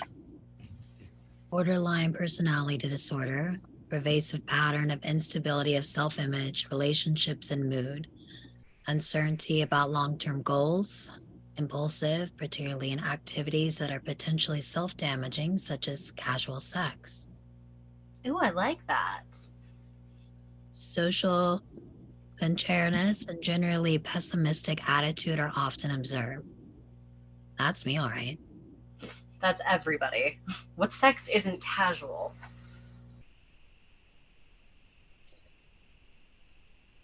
Vicky? Janet? They mean promiscuous. I'm not promiscuous. Well, what's your count? Depends on what all is in the count. Everything from fooling around to clothes on to dry humping to hand jobs through blowjobs and then to, straight fucking. Suddenly, boom, boom, boom, boom. All the girls grasp, spinning around. In the corner, a grandfather clock strikes 4, loud. A collective sigh. Lisa looks to Susanna. Suddenly, the sound of keys turning a lock. The door to the outer office opens and a huge beam of light from a handheld security searchlight slices into the inner office. A security guard. The girls scramble on all fours, crawling behind the desk into the closet. Behind the door, any cover they could find. Susanna crouches behind a file cabinet, her hands pressed against aging floor wallpaper. The security guard shuffles into the Wick's office. His bright light flits at his side, making shifting shadows as he crosses to Wick's desk, standing right above. Lisa, Janet, and Polly hold their breath. His hand fumbling close as he reaches into the bottom drawer. He retrieves a bottle of vodka in a glass. He pours a shot and sits in a squeaky swivel chair. He leafs through a Life magazine. The chair squeaking rhythmically. Polly is pinned closest to him, terrified, her blue eyes looking straight at a page of Marilyn Monroe photos draped on the guard's lap. His chair squeaks like a mattress. Susanna, palms on the wall, stares at a cracked wallpaper. The squeaking continues. Her eyes follow a crack as it swoops downward and then up again, making the shape of the state of Florida. the squeaking stops. What? Why'd you stop? We are interior, college office, night, flashback. Susanna is frozen, naked, hands on the wall, sitting atop Professor Gilchrist's sweaty, red face on a leather couch. She runs her fingers over the crack. She runs her finger over the crack, looking down at him. Crack in the wall. It looks like Susanna, you're not into some weird bondage bag, are you? No answer from her. Gilchrist stares up at Your wrist. the inside of Susanna's wrist is black and blue. A flare of light and the sound of the drawer slamming closed. We are back in Wick's office, night. The security guard shuffles out of the door. The girls, sweaty, all climb out of their hiding places. Oh, that was forever and a day. Lisa looks to Susanna, dazed. how long was he in here? Lisa is disturbed by the question. Janet turns. Tick, tock, tick, tock. Susanna turns to the grandfather clock in the corner. It is 4:25. Exterior, South Bend Nap, walking to the road, day. Rubber boots, busting through crushed snow. Susanna, Lisa, Georgina, Polly, MG, and Cynthia walk in a pack, enjoying the crunch of their boots. Valerie, Daisy, and the student nurse, Margie, Greta, and Lillian, walk on a salted sidewalk. They watch the girls. Susanna and Lisa are together. Jesus. Susanna stares ahead in wonder at Janet, who walks alone on an icy surface. She's so thin. She never breaks the crust. She looks like an angel. Valerie is freaking out. They all are. Valerie is tersely scolding MG for jumping around too much. Daisy eyes Lisa and Susanna. They think we're going to make a break for it. Margie and Greta also look about, vigilant, paranoid. You're taking loonies out for ice cream and 3 feet of snow makes you wonder which ones are the. Polly barrels into the conversation. I think it's nice. I think it's nice to do something nice on Daisy's last day. She doesn't eat ice cream. She's going to gag from the sight of it. We should all sit down on the double yellow in the middle of town, hold hands, do a Gregorian chant, and then pee on ourselves. And that is intermission time. Way to go, guys. Doing fantastic. So we'll see here back at 8 o'clock. DST. Sounds good. I think On I'm the gonna hour. call it, guys. I am just super stoked. Yeah, you look like you're pretty tired. I've struggled through to get to this point, but it's a great read. I'm really, really sad that I can't do the rest of it because it's awesome. I have appreciate you literally here. never read so much in so long. I did not realize. You're doing great. You're doing great, Rob. You're doing so well. I'm like trying to like cover my coughs and everything like that. Oh. You're doing great. Well, Rob, why don't you use that? Why don't you use this 5 minutes to go get a pitcher of water and keep it next to the Yeah. computer and drink when people are reading their lines? Oh, I am out by the second half. Oh, right. Yeah, I'm going to be departing you guys. But I want to say that this was super, super fun. I am going to be taking some medicine, walking my dog, and getting some rest because Will I you have to come go to back? work tomorrow. Yes. I will come back because apparently I it looks like I fit the black guy quota for the. Oh goodness, no! You know what? It's not We even want that. you to You are come not. back because you fit in with us because you belong with us. I think it's all about the snow sound effects. That's Oh, yeah, what's bringing you back. Okay. I And know. your voice, Yeah, that was really good. nobody else can match your voice. I could literally sit and listen to you read a dictionary all day. Well, I don't know about that because Clint with that fantastic facial hair. Oh, Clint's That Clint man, oof. knows he's like one of the most Mm. attractive guys I've ever seen. 1860s cattle baron chic, loving it. I'm just saying, man. What did you say? Cattle Baron Chic? Yes, I love it. Clint literally knows he's one of the most Dude. attractive guys in the whole freaking world, and he's got the cutest baby face and Table Read Tuesdays. Oh, Well, Clint, I'll tell you right gosh. now, if this was 1820 and I was a lady of the night, you can have your way with me all night, my friend. Yeah. Hell yeah. The money back, okay? Oh yeah, That's you how know what, basic. Rob? You missed last week. He actually played a woman. He actually played a man in drag. Yeah. Yeah. Well, you know, sex sells. So this commentary is, I'm just saying, Table yeah, Read we're about Tuesdays to needs go to get an viral. OnlyFans up in there. yeah. Like Table Reads OnlyFans edition. Oh yeah. Yeah, and we Yeah. could bring Oh. some passion. It could be a good thing. The what did you say? The Cattle Baron Chic OnlyFans? The cattle baron chic, and of course we have the do you like really intense action reads of scripts with sound effects? Yeah. Let's do it. Really. All right, here we go. Okay, seriously guys, 5-minute break Great. and we'll miss Right. everybody that's taking off. Yes, Mwah. we'll miss You you guys- guys. You You can guys, take Come an back actual and full see- 5 minutes, guys. You don't have to be back on the hour. And Oh, yeah, definitely like big shout out to Morgan for bringing me up in here. Even though Yes, she's thank you, a Morgan, super weirdo. for Yes, introducing yay. our wonderful new guy. I We mean, love you're a him. good Please weirdo. come back. Please come back. Yes, I'll be come back. sad if We you love you. don't. I shall be back. I shall be back. In the and- words of Doug the dog, we have just met you and we love you. We want you back. Oh, We want well. you Yes, back. like thank you. honestly, I could see a part for you if I actually get my script written. I could see a part for you in the contest. Yes. I'm gonna go Good. bounce, but Clint. Oh, he already left. Darn it. Hey, Okay. just saying, if you guys ever try to do Gladiator, Marcus, Maximus, just saying, You'll have to There's talk to no- Jacob. There you go. I like this. just if any times. All right. Oh my God, is that Morgan as a kid? Oh my God, that's fucking adorable.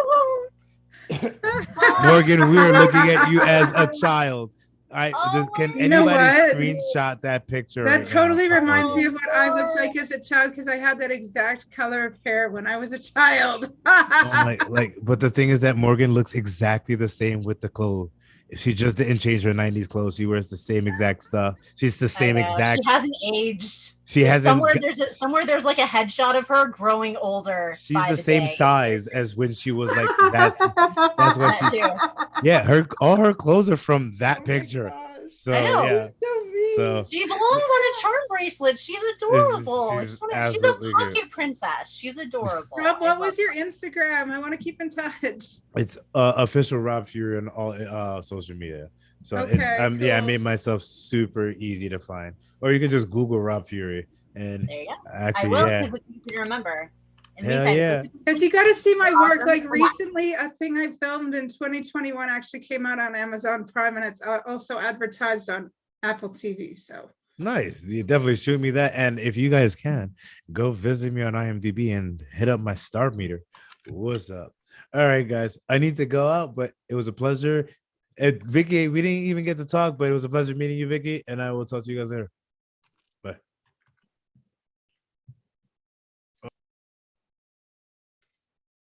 I'll see you in 5 minutes, Vicky. okay.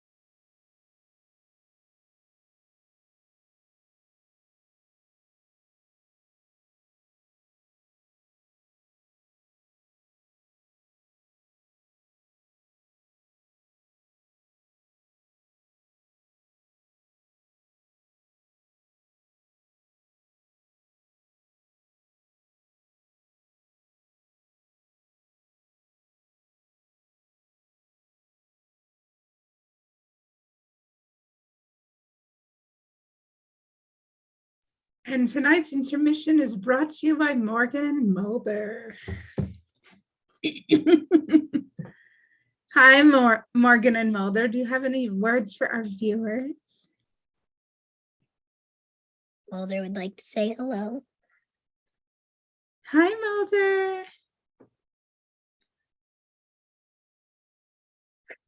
He's very photogenic. Thank you for bringing your friend tonight, by the way. Of course. I'm glad they were able to join.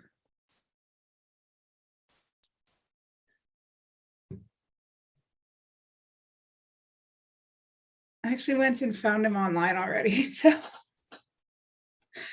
or are there pronouns they? I didn't even ask. Oh, I'm terrible. Who?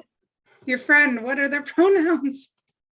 Chelsea is a she and Rob is he. Okay, I didn't even ask. I'm sorry. That's the first thing I should ask, besides their name. And I'm still learning. Anyway. You're doing great, by the way. I had actually never heard of this movie before. It's in my top 3 favorite movies of all time. And And the script is a little bit different than the movie. Like Georgina's character, for instance, in the movie is a pathological liar, but in the Okay. script she has Tourette's. Okay. And I know this is a stupid question and you may have answered it before, but my memory is really crap.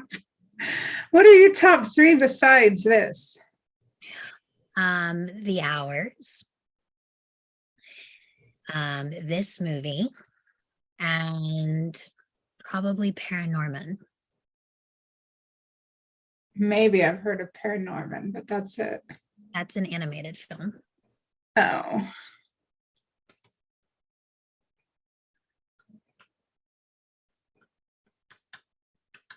Okay, cool. I was like trying to look at everybody's comments while, because I had the screen going and I didn't know if I looked at it that everybody could see and it would block the script. No, So you're fine. I couldn't read any of the comments because I was afraid it was going to block. the Oh, Gotta love how your like top 3, Morgan, is like period appropriate dark examinations of like the effect of psychological stuff on women and like subjugation of period appropriate times, and then awesome like fun animated kids romp about, you know, the afterlife and examinations of what's okay. And I'm like, and ironically also still a period appropriate subjugation of women. I'm like, wow, there's a thread there. I like it. I also like White Oleander, if you guys have seen oh that. yes, I have. Because yeah, Noah Wiley is amazing. He's a king actor. And he's in it. And he's like this guy who just does not give a crap about his wife, and he just depresses her. And yeah, I think I got his character described And properly. this movie could not be perfectly cast. I mean, the entire cast of Girl Interrupted is just, there's no weak link. Oh. Agreed. Also, I believe the reason that they changed Georgina's affliction from script to thing is, I believe she was actually, at least the girl that she's based on in the novel, which is kind of a memoir by Susanna Case, and she was actually for Tourette's at the time, but that was Love something they that kept her actual name too.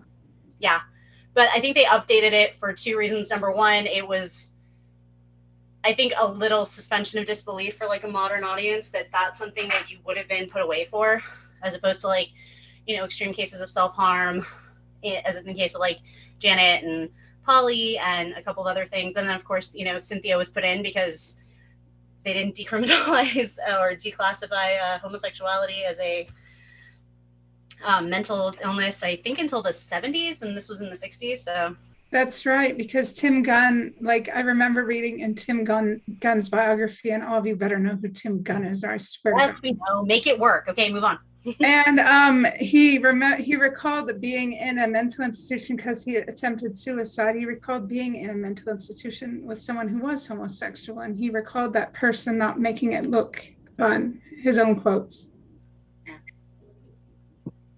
Anyway, yes, I read a lot. I'm sorry, I read a lot. Oh, Beckett, I'm not going to apologize. I take that apology back. Beckett. Good. Jacob, yay! Are we? You missed the most interesting narrator, Jacob. You missed him. I heard a lot of it. I had you guys playing and I was listening. He has such an amazing voice. Yeah. So smooth, sultry. I'm like, man, And I you wish I could missed- have a voice like that. And you missed the Well, you have Borland your flannel voice, and we lady. can change you for the world, Jacob. So be happy that you are as you are. Well, thank you. Well, I like Jacob. Jacob better not change because I'll be very sad because he's very cool. change. He's Jacob Patrick. So sorry guys that I missed the first half. I heard that Clint had to go as well. Have you guys reshuffled those? No, so don't you know- can just take his stuff. How about that? Sure. And I don't know, while I'm reading as well, I don't know who took my stuff at the first half. I don't know if you still want to keep Dr. Crumble and I take the ones from after this, or That what you would guys wanna be do.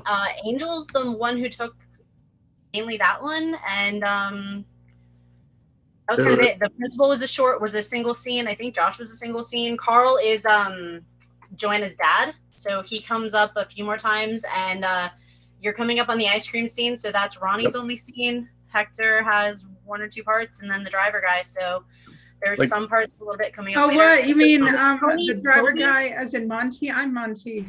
So just who has No, Carl? Do they want to keep Carl or should I just take it? What do you guys want? Take You it. can take Carl because they were flipping it back and forth. It was Rob who had it mostly. Right. Okay. I have a question though. Yeah. You have Tobias at the top, and that was originally Clint, and then you have Tony at the bottom. Is it Tony or Toby? Because if it's Toby when he comes back, that looks like about the point in the script. That'd be. If it's Toby, then that's Jared Leto's character from the movie. I need to call my script back up. I can share if we want, if I'm going to be reading action description anyways. I actually have the script up, so I just need to find. You know what, Jacob? I really respect you and all of you because you've got so much freaking energy to do this, even after your full work days. If you're all ready. Yeah. All right, we'll try. All right, everybody ready? Yeah. You guys can see it? I like the wig. All right. Interior, Brigham's Ice Cream Parlor Day, an old-fashioned parlor dotted with sunburned suburban matrons. The girls are at the counter muttering about flavors. Nervous nurses cling like Velcro. The pimply-faced teenager is behind the counter with a big button that says Ronnie. Susanna looks around the shop. Suddenly, she spots Mr. Gilchrist having a sundae with her daughter, Bonnie. Oh God. Susanna hides behind Lisa. Lillian addresses Ronnie. We'll have 10 cones. 9. 8. I'm not sure why I actually looked up like every version of the script. Every single one of them has the thing blocked out. So I guess just move on to Polly's line. Me too. Yeah, you can have it. It's just called peppermints. Peppermint dick. Honestly. Peppermint clit. Everyone in the parlor turns and stares. We'll have 4 peppermints. 5. 5. Lisa? Everyone looks to Lisa. She leans on the counter and smiles slow like a cat. Ronnie. So that's yes. You got hot fudge? Yes. All right. Then I want a vanilla sundae with hot fudge, sprinkles, rainbow, not chocolate. Whipped cream. I'm not saying Jimmy's because those are the same things as sprinkles, and actually they should only say Jimmy's in the movie and not sprinkles because they're the same thing, and they would say those on the East Coast, and I'm getting off topic. Cherries.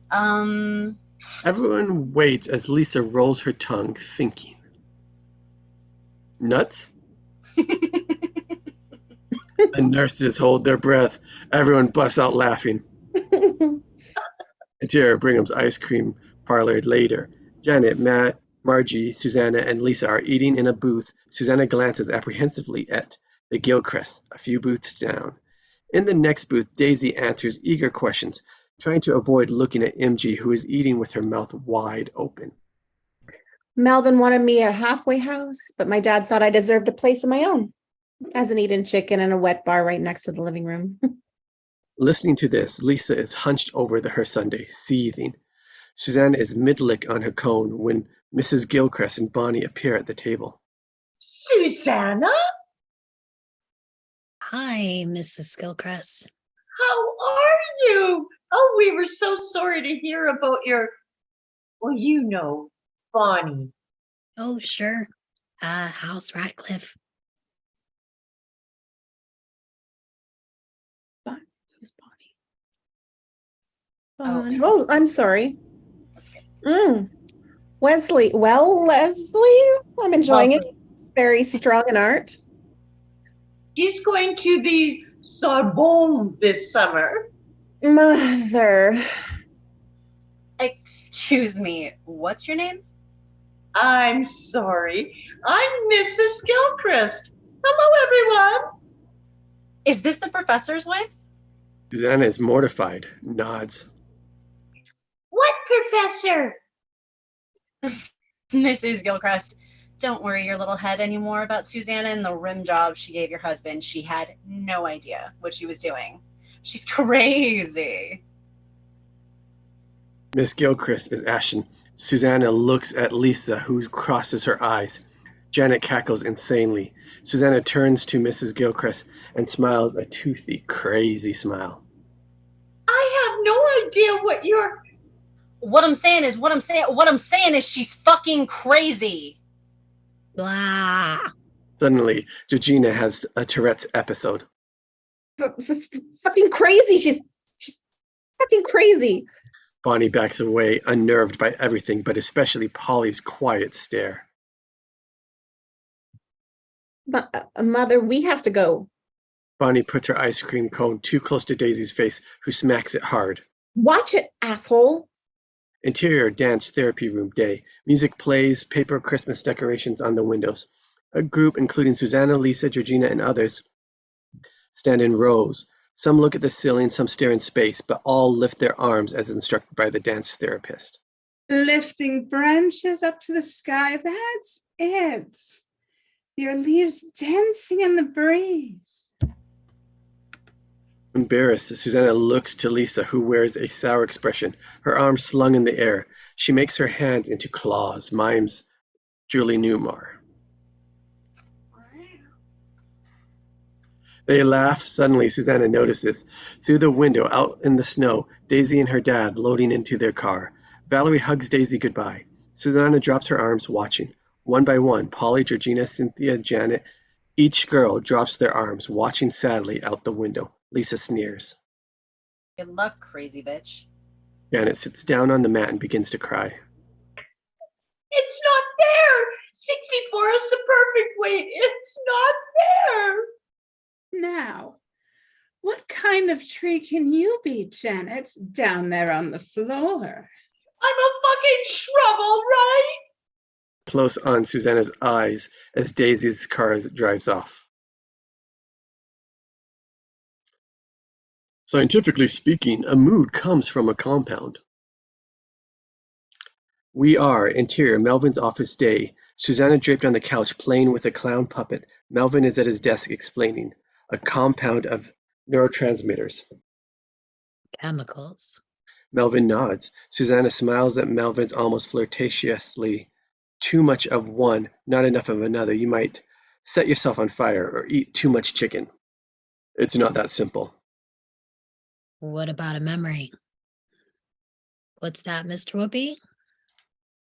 You know what a memory is, Susanna? That's not what I mean, Melvin. I mean, what exactly is a memory? In your mind? What is it? A bunch of cells? We think it's a pattern of cellular changes in certain areas of your brain. We're still learning. You're still learning. Yes.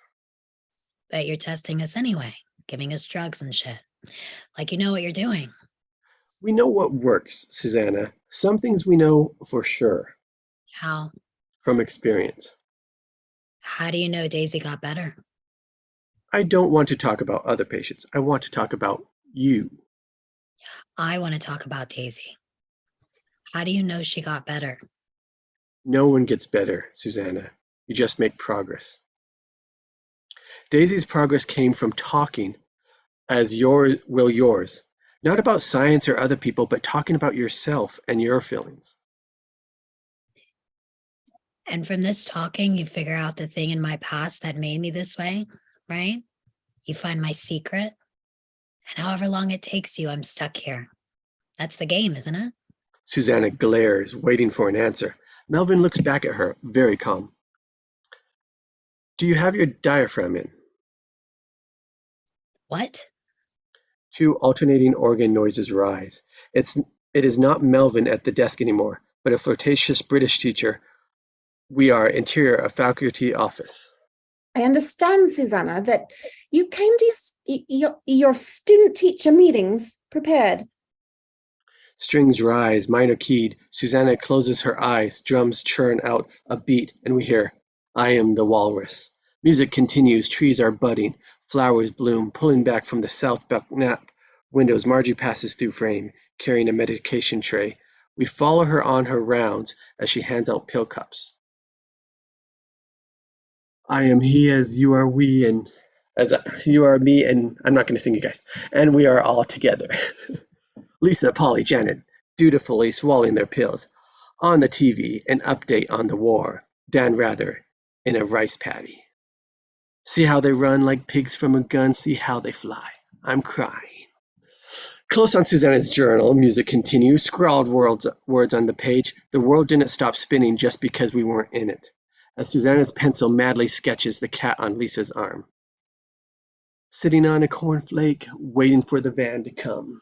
Margie enters Susanna's room with the meds tray. Susanna sits up in bed, her journal propped on her lap. She dutifully swallows, lies back, feeling her pill's effects. I am the Eggman. Come on, everybody. Woo! I am the walrus. Cuckoo, cuckoo. Montage. The world spins at McLean. Music continues. Watching TV, tearful as Robert Kennedy is murdered. Susanna and Melvin both sleeping through therapy. Susanna flirting with John. Lisa watching gleefully. Bumper cars in the lobby with swivel chairs. Pinning a picture of Richard Nixon on McTweeny's butt. Susanna playing normal for mom and dad, introducing Lisa. Polly poses as Susanna draws her picture. All the preceding images intercut with the building of Susanna's pencil, feverishly scrawling words and pictures. I am the Eggman. I am the walrus. As the music winds down, Valerie smiles as she enters the lobby with a young man. Susanna, you have a visitor. Susanna turns, journal on her lap, horrified, then smiles, flattered. It's Tobias Jacobs. All of the other girls turn, wide-eyed. A handsome man. Lisa raises an eyebrow. John watches, jealous. What are you doing here? I'm supposed to report next week. I wanted to see you. Interior, South Belknap. Susanna and Georgina's room, day. Tobias and Susanna are making out on the floor furiously. Click, swish. Margie opens the door.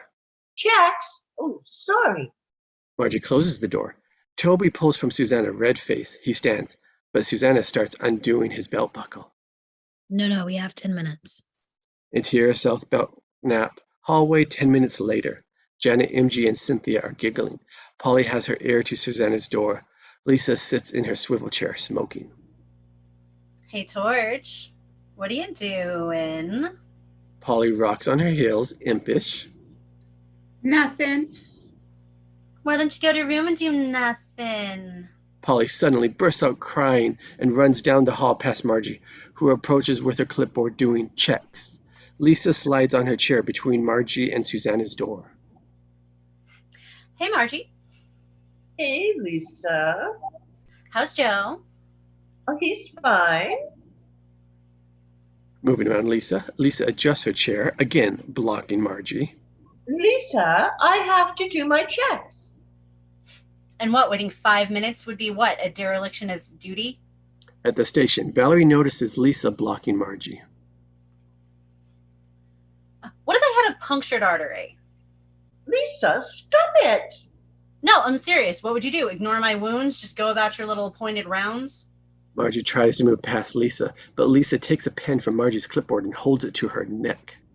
Swear to God, you move one more fucking inch, I'm gonna jam this into my aorta. Valerie grabs the pen from behind. Your aorta's in your chest. Good to know. Valerie closes Susanna's door, opens it. Tangled and half-dressed, Susanna and Toby fall over. You have grounds privileges, Susanna, so why don't you two take a walk? Cut to interior South Belknap entrance, late afternoon. Hector repairs the glass double doors. He holds open them for Susanna and Toby. It's raining out. Pulling on her coat, Susanna touches the glass door, the tinkle of broken glass. No, senorita. She draws her hands, walking out into the rain. Exterior South Belknap, late afternoon rain. Susanna squints, bundles herself up. Toby pulls his collar. He takes Susanna's hand and veers their step towards the parking lot. The cafeteria is that way. Keep walking. Those are my wheels up ahead. His red Beetle comes closer. Susanna looks back at the ward. She lets go of Toby's hand. What are you doing? They're at the car. Tobias opens the door for her. Smiles. We're going to Canada. She looks at the car, at him, smiling, and the long winding road leading down the hill toward town. Susanna, you're not crazy. You don't need to be here. I tried to kill myself. You took some aspirin. A bottle. And that buys you a year in this place? Bullcrap. They're breaking you. It's 1968. Everything's changing. What do they know about normal? Susanna looks back at the South Belknap. Rain pelts her face. Lisa stands in the window, watching. I have friends here, Toby. Who? Them? Those girls? Susanna stares at the wet ground beneath her feet. Blood drips into a puddle, diffusing into a slick swirl. Her hand is cut on the palm, bleeding. It is a small wound, but Susanna stares at it. Susanna, they're eating grapes off wallpaper. They're insane. If they are, I am. Come with me, please, Susanna. I think I love you. Susanna looks at him, stunned. She laughs, then suddenly begins to weep. Toby reaches for her hand, but she pulls away fiercely. She shields her face, crying. My dad gave me $5,000. We can build a cabin in the woods. We can be happy up there. Susanna laughs, sadly, long past this kind of fantasy. You want to leave, don't you? I do. But not with you. This hits Toby hard. He looks away, his eyes moist. Susanna smiles gently as hot tears run down her cheeks. Their eyes meet, wet, close, raindrops between them. Interior, exterior, Belknap at the windows. Lisa through the glass, riveted, watching. Susanna and Toby in the parking lot. Polly watches too, wet-eyed at her window. As Toby's car disappears, Susanna trudges back to the ward. Polly's eyes move to her own reflection on the glass. She stares at herself, touching her curled skin. My face, my face. Interior, Susanna and Georgina's room night. Georgina sleeps soundly. John quietly fixes a ceiling light from a ladder. Susanna lies on her side noiselessly, spitting out the pills, dropping them into her heater vent. When John glances at her, she pretends she's asleep. He goes back to work, fastening a metal cage over the bulb. Susanna opens her eyes again. John's pants are falling down a bit. She smiles. He quietly climbs off the ladder and looks at Susanna. She is asleep. He steps toward her bed, standing over her. A breeze blows in the window. Crickets sing. He gently tucks her in, then takes the ladder, snaps off the light, and moves quietly away. Why did you do that? John stops in his tracks, turns. Fix a light bulb at night. I'm not here in the morning, and that's when you like to draw pictures and stuff.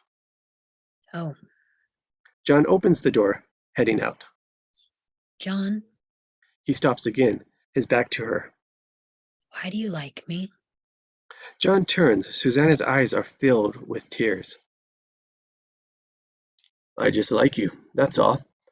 I wish you were getting better, though. I'd like to take you to the movies or something someday. There is a silence. Susanna smiles too. That'd be nice. She wipes her tears away. Suddenly there is a shriek from down the hall. My face! My face! My face!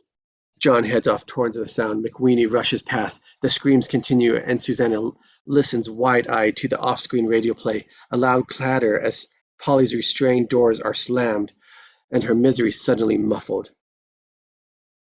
And the smoke of their torment ascend up forever and ever, and the smoke of their... Susanna looks to Georgina, fast asleep. She rolls into her pillow, covering her head. Interior South Belknap hallway later. Down the hall, Polly wails incessantly, inconsolably muffled. Susanna steps out of her room, sleepy-eyed. Lisa sits in the swivel chair, awake. At least her eyes are open, spinning the chair in sportorific circles. What happened? What needs to happen? No one's ever gonna kiss her, man. Lisa looks towards the television. On the screen, a map of Florida, images of Walt Disney maps and construction equipment. Building a new Disneyland in Florida. That's mine, actually, sorry. Please. Building a new Disneyland down in Florida. If I could have any job in the world, I'd be a professional Cinderella. Maybe Rapunzel. You could be Snow White. Susanna snorts a laugh.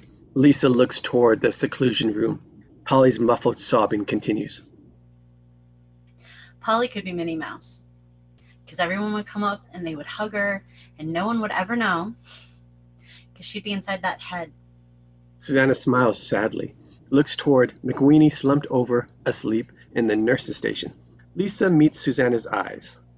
Give me your keys. Susanna takes the keys and crosses down the hall. Lisa watches Susanna, then crosses to the nurse's station. McWeeny is snoring, breathing through an open mouth. Interior pantry, music room, same. Susanna loads her arms with musical instruments. Interior nurse's station, same. Lisa crumbles severe pills into her palms. She leans in the Dutch door of the nurse's station and drops the powder into McWeeny's mouth. Interior South Belknap, outside seclusion room, night. Polly still crying. Instruments dumped to the floor. Lisa smirks at Susanna, awkwardly holding up a guitar. Hey, Polly, it's Susanna. She nudges Lisa, who rolls her eyes. And Lisa. Polly continues crying. Look, just play something. If talking did shit, we'd be all out of here by now. She likes Aretha. Susanna starts to strum and tries to find the chords. She sings an imperfect but pretty voice. Take me to heart, and I'll always love you, and nobody. Susanna glares. Lisa joins in, bluesy. Can make me do wrong. Polly becomes quiet. Georgina crosses to her door, peering down the hallway. Down the hall, Lisa and Susanna passionately serenade Polly. I don't know if you actually want to sing. Take it away, Petra. Song. God, I hate you both. I can't. I'm laughing too hard. We love you too. All right. Janet and Cynthia lie awake in bed listening. You guys can just read it. Okay. If you want to do right, I'll date woman. Woman. John's feet walk briskly towards Susanna and Lisa. A woman's only human. This you should understand. She's not just a plaything. John stands above the girls, arms folded. McWeeny's gonna wake up. No, she's not. she's flesh and blood, just like a man. John looks cute when he's pissed. Susanna beckons him with her finger. He leans down, and Susanna takes his face in her hands and kisses him. Lisa takes the guitar and continues singing as John and Susanna make out on the floor. Interior South Belknap seclusion room, same. Pink sunrise seeps in the transom window. Polly is huddled in the corner in a straitjacket, singing. R-E-S-P-E-C-T, that it's what it means to me. Interior South Belknap dawn. Pale pink dawn light. Susanna is curled up in John's arms. She wakes, spying Valerie stomping off her feet in the lobby. Lisa is cold on the floor, MJ spooning her, toy cymbals in her hands. Susanna pries herself away from John. He wakes, and their eyes meet. She smiles tenderly and scurries away. Valerie stands over McWeenie asleep on the floor of the nurse's station. She looks down the hall just as Susanna disappears into her room.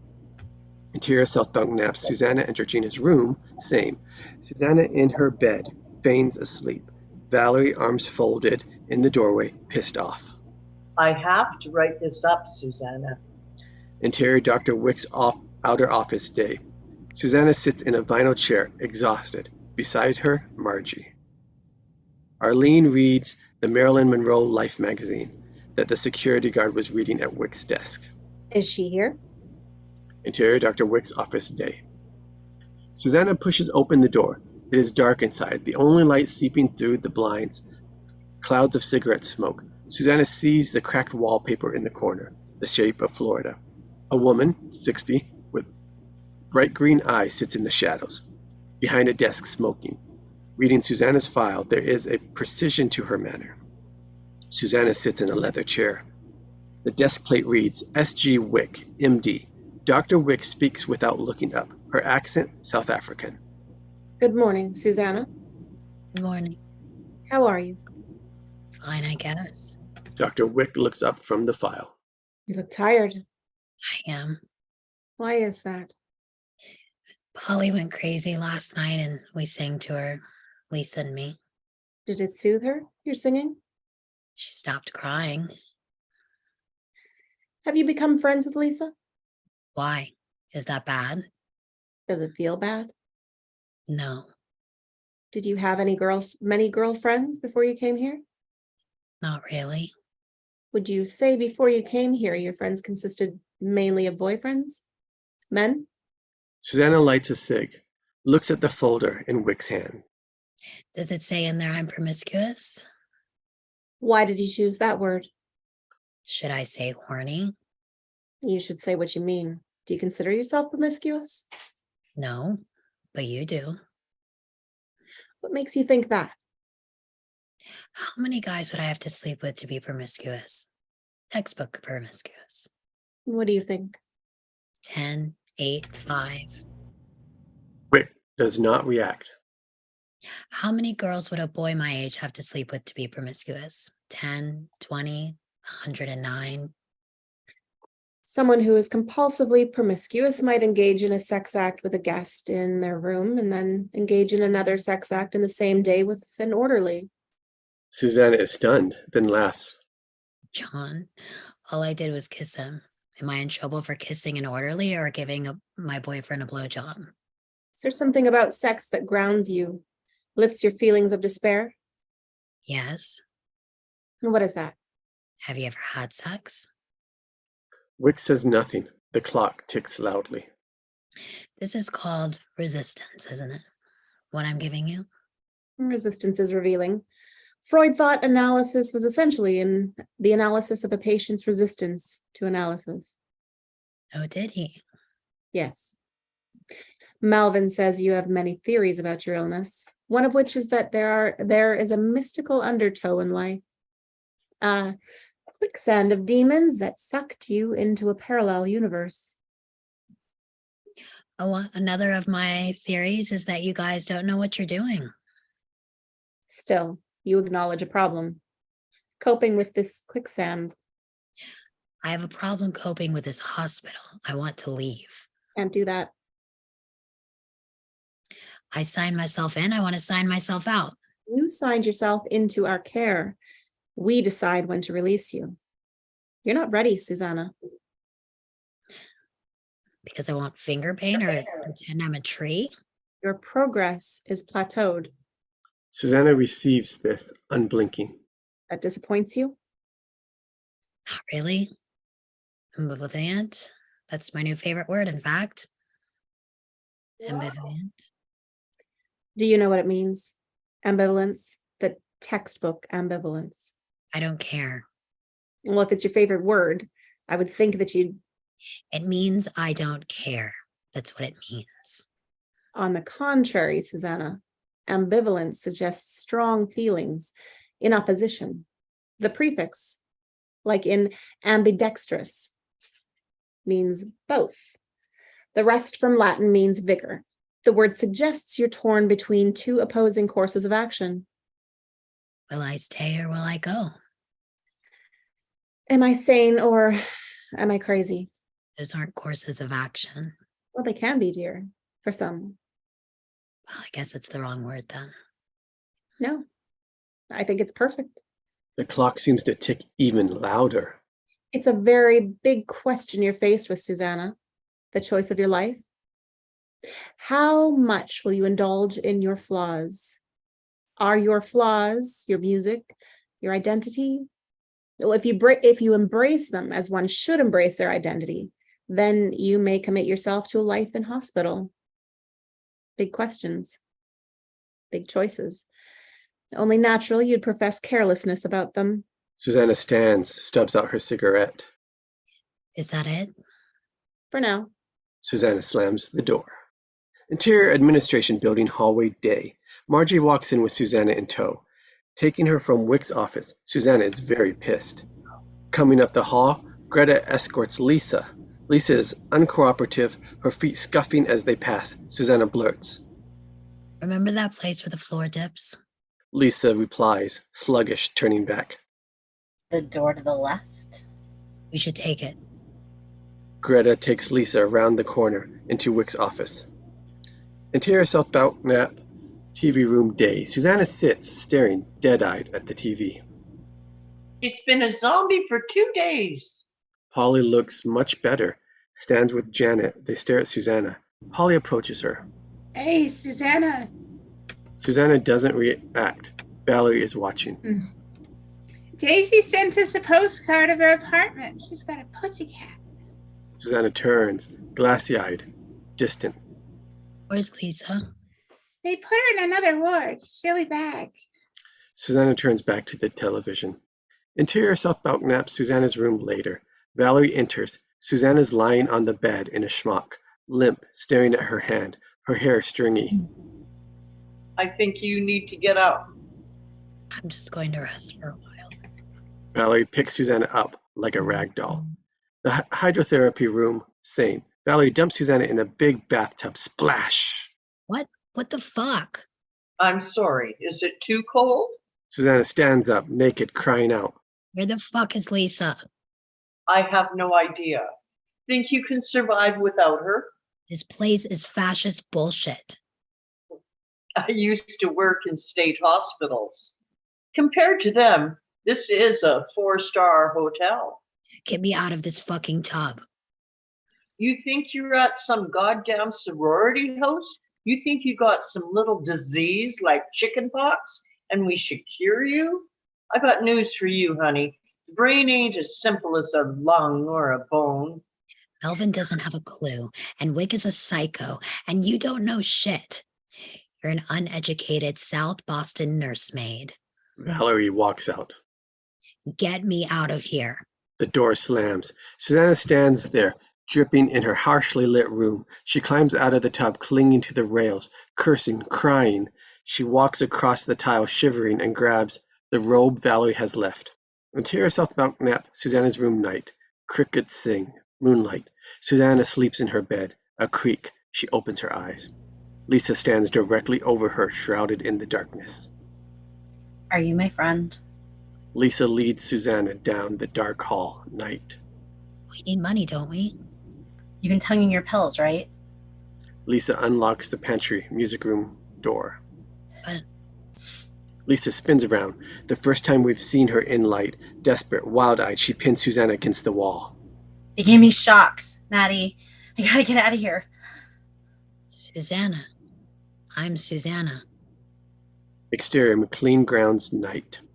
A security car approaches, causing Lisa and Susanna to hit the ground. It passes and they scramble to the bottom of the hill, over a fence, to a 2-lane road. Lisa immediately affects a new posture, carefree. She begins walking backwards, thumb out. Lisa, where are we going? Lisa hands Susanna a wadded envelope. Susanna opens it. Please give Daisy Ranzo assistant installing a telephone at 23 River number 4. It's important for us to have access to another via telephone. A car approaches, vroom, and passes. I hope you're going to Florida. It's just a place to crash until we can get tickets. Lisa grins as a psychedelic VW van approaches, the Rolling Stones blaring its headlights in Lisa's eyes.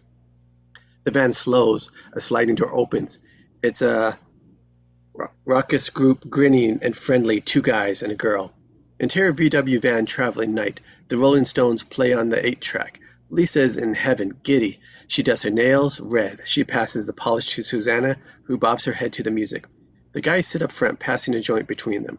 Lisa takes a toke, offering it to Susanna, who takes some. The driver nudges the stone guy, smoking the joint beside him. Enough for you? Yeah. The stone guy drops $2 bills in the driver's hand. You ready for this? He bet me you were escapees from McLean. I said no way. Lisa takes the money out of the driver's hand. Wah wah, you lose. It's very quiet in the car. Suddenly, Lisa, Susanna, and the others break into a weed-enhanced laughing jag.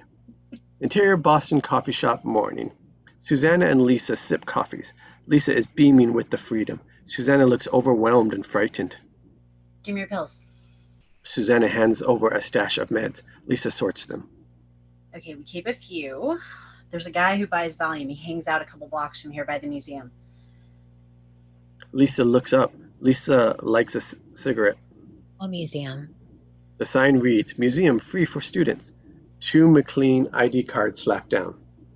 The ticket lady looks closely at the cards. Susanna and Lisa smile like good little girls. That's funny. I thought McLean was They converted it. It's a school now. Interior Gardner Museum gift shop day. Lisa is in a trance, shoplifting. Slipping trinkets into her coat pockets, she smiles at Susanna, who watches nervously among the art books. Susanna feels the stares of security guards and patrons. She shuffles out into Interior Garden Museum Galleries day. Susanna wanders through the galleries. She is self-conscious. Everyone seems to be looking at her, old ladies, children, guards, and a young woman in a painting, a beautiful painting of a young girl having a music lesson. But she faces out of the picture, looking at Susanna, her mouth slightly open as if she were about to say something. I believe you all remember Hercules. An art teacher leads 10 well-dressed private school seniors to a portrait of Hercules holding a big stick. Some girls giggle at the painting, among them Maureen. Maureen? Sorry. 2 boys notice Susanna, who turn away, nonchalant. This way. I want to show you the Vermeer. They move to the painting of the staring girl. Girl interrupted at her music. Extraordinary, isn't she? I wouldn't kick her out of bed. A bunch of boys laugh. Connie, obnoxious, raises her hand. Connie? Well, it's an excellent example of muted light among Flemish masters. Dutch. Vermeer was Dutch, a-hole. Forget the encyclopedia. Just look at the damn painting. What is she saying? Susanna looks at the art teacher admiringly. His eyes meet hers, then he refocuses on his class. Get me some new hair? What do you think she's saying, Maureen? Maureen stands directly beside Susanna. She looks back at the painting, thoughtful. Her teacher's bearing down on her to get her to pay attention. But she's looking out, as if she was trying to... Maureen turns, meeting eyes with Susanna. Susanna takes a step back, almost recoils. She's trying to get out of the painting! The whole class turns and stares at Maureen. Close on Susanna, disturbed, looking up at the painting. The staring girl, the piano, the distant sound of a piano rises. Don't you think? Susanna turns. She is entering a dark house. An off-screen piano plays, a Chopin Polonaise. We are interior, Kaysen house, kitchen, night, flashback. The dog sleeps beneath the armchair. The music continues. One awkward passage is repeated over and over. Susanna moves past the dog toward the library. A frustrated slam of the piano keys. Then the music resumes. Susanna rounds a corner and enters the library. Her mother, Annette Kaysen sits in the dark, playing the piano, a bourbon by the keyboard. She stops and looks up. I played that once in a concert at the conservatory ages ago. Why did you stop playing? Well, I had a child, didn't I? Annette goes back to playing. Where's Dad? Thesis review. We're on our own tonight. You need to go to market. Get us some steaks. A hand jerks Susanna's shoulder. We are back at the museum. Come on, I'm over this joint. Susanna is spun around, standing in the gallery, her eyes filled with emotion. Lisa is concerned. How long have we been here? Don't come unglued on me. Exterior park outside museum. Stickball game. Day. Lisa gestures wildly at the seedy-looking guy beneath a backstop. The seedy guy just keeps shrugging. No luck. Susanna leans on a mailbox, smoking. Two of the ballplayers, a handsome boy and a tough guy, friend, keep their eyes on Susanna. Interior drug party at the dilapidated Boston House night. Trippy cool music plays, loud. It is crowded with people in tie-dye and R. Crumb t-shirts. A big bong and haze of smoke, rainbow-colored lights. This is a stark contrast with the preppy party in Susanna's past. Lisa is working the tough guy, flirting, kissing. She moves with him into the back room. Susanna is on the couch. Handsome boy Tony paws her. He is very high. He climbs into her lap. She giggles. What? Tony, you don't want me. Yes, I do, baby. I'm a crazy girl. You're crazy, so we can have one night of bliss. No, I'm really crazy. You've been in the hospital? She nods. You see purple people? She shakes her head. My friend, he saw purple people, so the state they put him away, he didn't like that, so one day he told me he didn't see purple people anymore. He got better. Nah, he still sees them. Lisa steps out of the back room. Come on. Susanna sits up as Lisa holds the door, smiling at Tony. We gotta split now. Susanna follows Lisa out the door, down the hall. Interior exterior cab, night. Susanna watches the lights rubbing her temples. Lisa fumbles through the tough guy's wallet. She finds $10 and hands it to the driver, and throws the wallet out the window. 23 Revere Street. Exterior Boston Street corner, Revere Street, night. A quiet block, brownstones, converted to apartments. Susanna looks around. The sign street says Revere Street. Lisa grins, pointing out to an illuminated billboard. If you lived here, you'd be home by now. Interior 23 Revere Street, Brownstone hallway number 4, night. Through the door, a TV running. We hear the national anthem. Susanna knocks. No answer. She knocks again. Identify yourself. It's Susanna, and Lisa stops her, shakes her head no. it's Susanna. Daisy? It's 4:00 in the morning. I know, I need some place to crash. Say the password. What password? Think of one. Lisa is laughing, trying to keep it hushed. Susanna thinks. McWeenie. The door unlocks. Click. It opens a crack, chain still on. We see Daisy's eye looking at Susanna. You got volume? Susanna nods. Daisy unchains the door. Susanna enters. Then Daisy sees Lisa. Hey, Daisy. Daisy tries to close the door, but Lisa has wedged herself inside.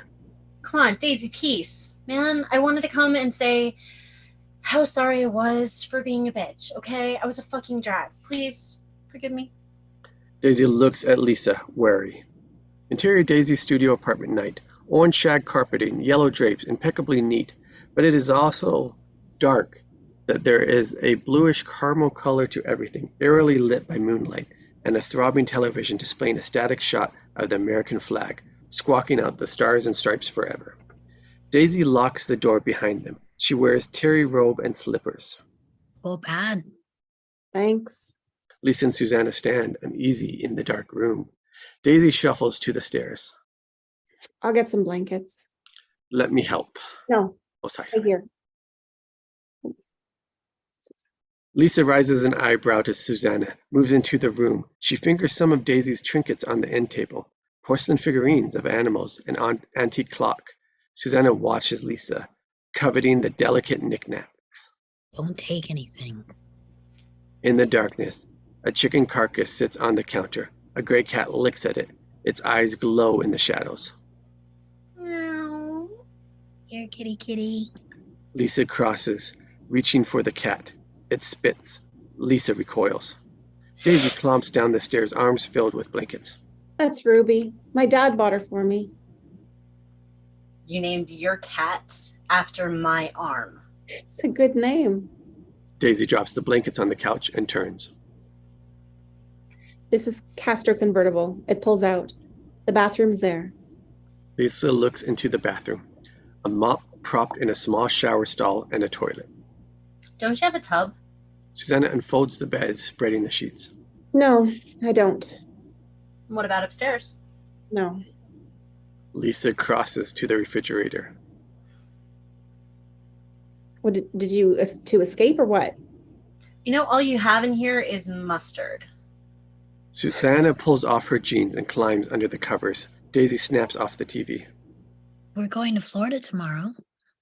And what are you going to do in Florida? I'm going to be a professional Cinderella at Walt Disney's new theme park. Susanna is going to be Snow White. Daisy laughs. Lisa searches the cupboard. You can come if you want. You Mm. could be that Cocker Spaniel that eats spaghetti. I want to make pancakes. There's a market on the corner. I want to go to sleep. No, I mean in the morning. Pans are under the sink. Silver's in the drawer. Lisa pulls open the drawer.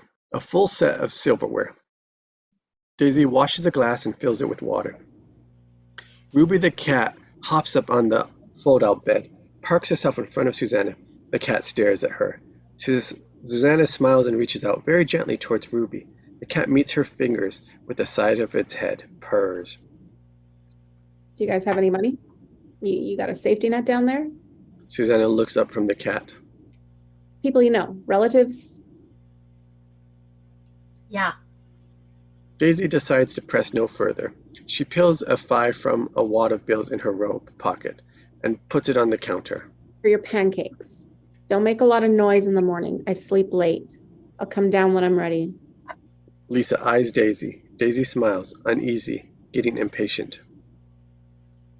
Give me the Valium. We don't need your daddy's money. And leave it there. Just give me the fucking Valium. Daisy holds out her hand. Lisa sighs, holding out the pills, but she suddenly notices a red scab peeking out from the sleeve of Daisy's robe. Daisy reaches for the pills, but Lisa grabs Daisy's hand. Daisy jerks back. Her robe sleeve pulls away, and we see all along her arm slashes, vicious slashes, scabbed. What is this? Let go. Susanna sits up in bed. Trying out your new silverware? Let fucking go. Lisa.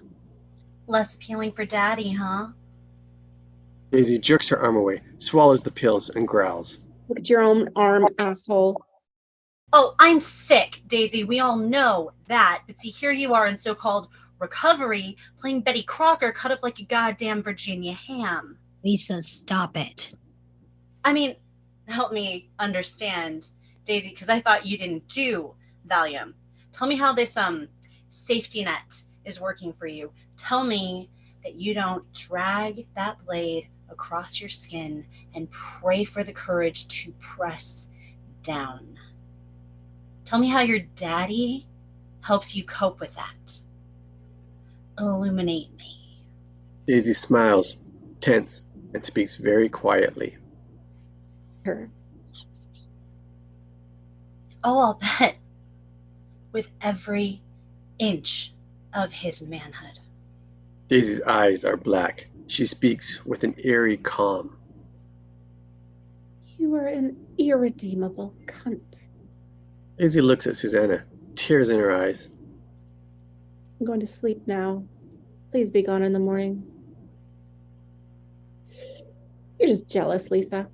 Because I was released. Because I got better. Because I have a chance at life. They didn't release you because you're better, Daisy. They just gave up. Daisy moves to the stairs, her back to Lisa. I mean, you call this a life?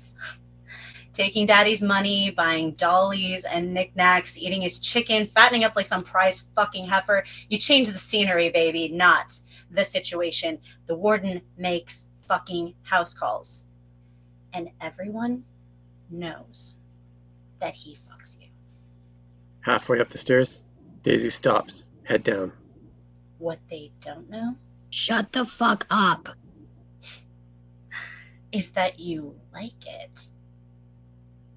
But hey, look, it's okay.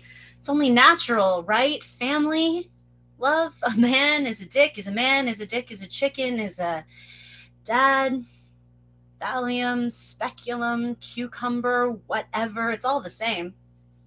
I mean, you like being Mrs. Randazzo. It's probably all you've ever fucking known. Daisy rubs her head and turns away, her body collapsing as she mounts the last step.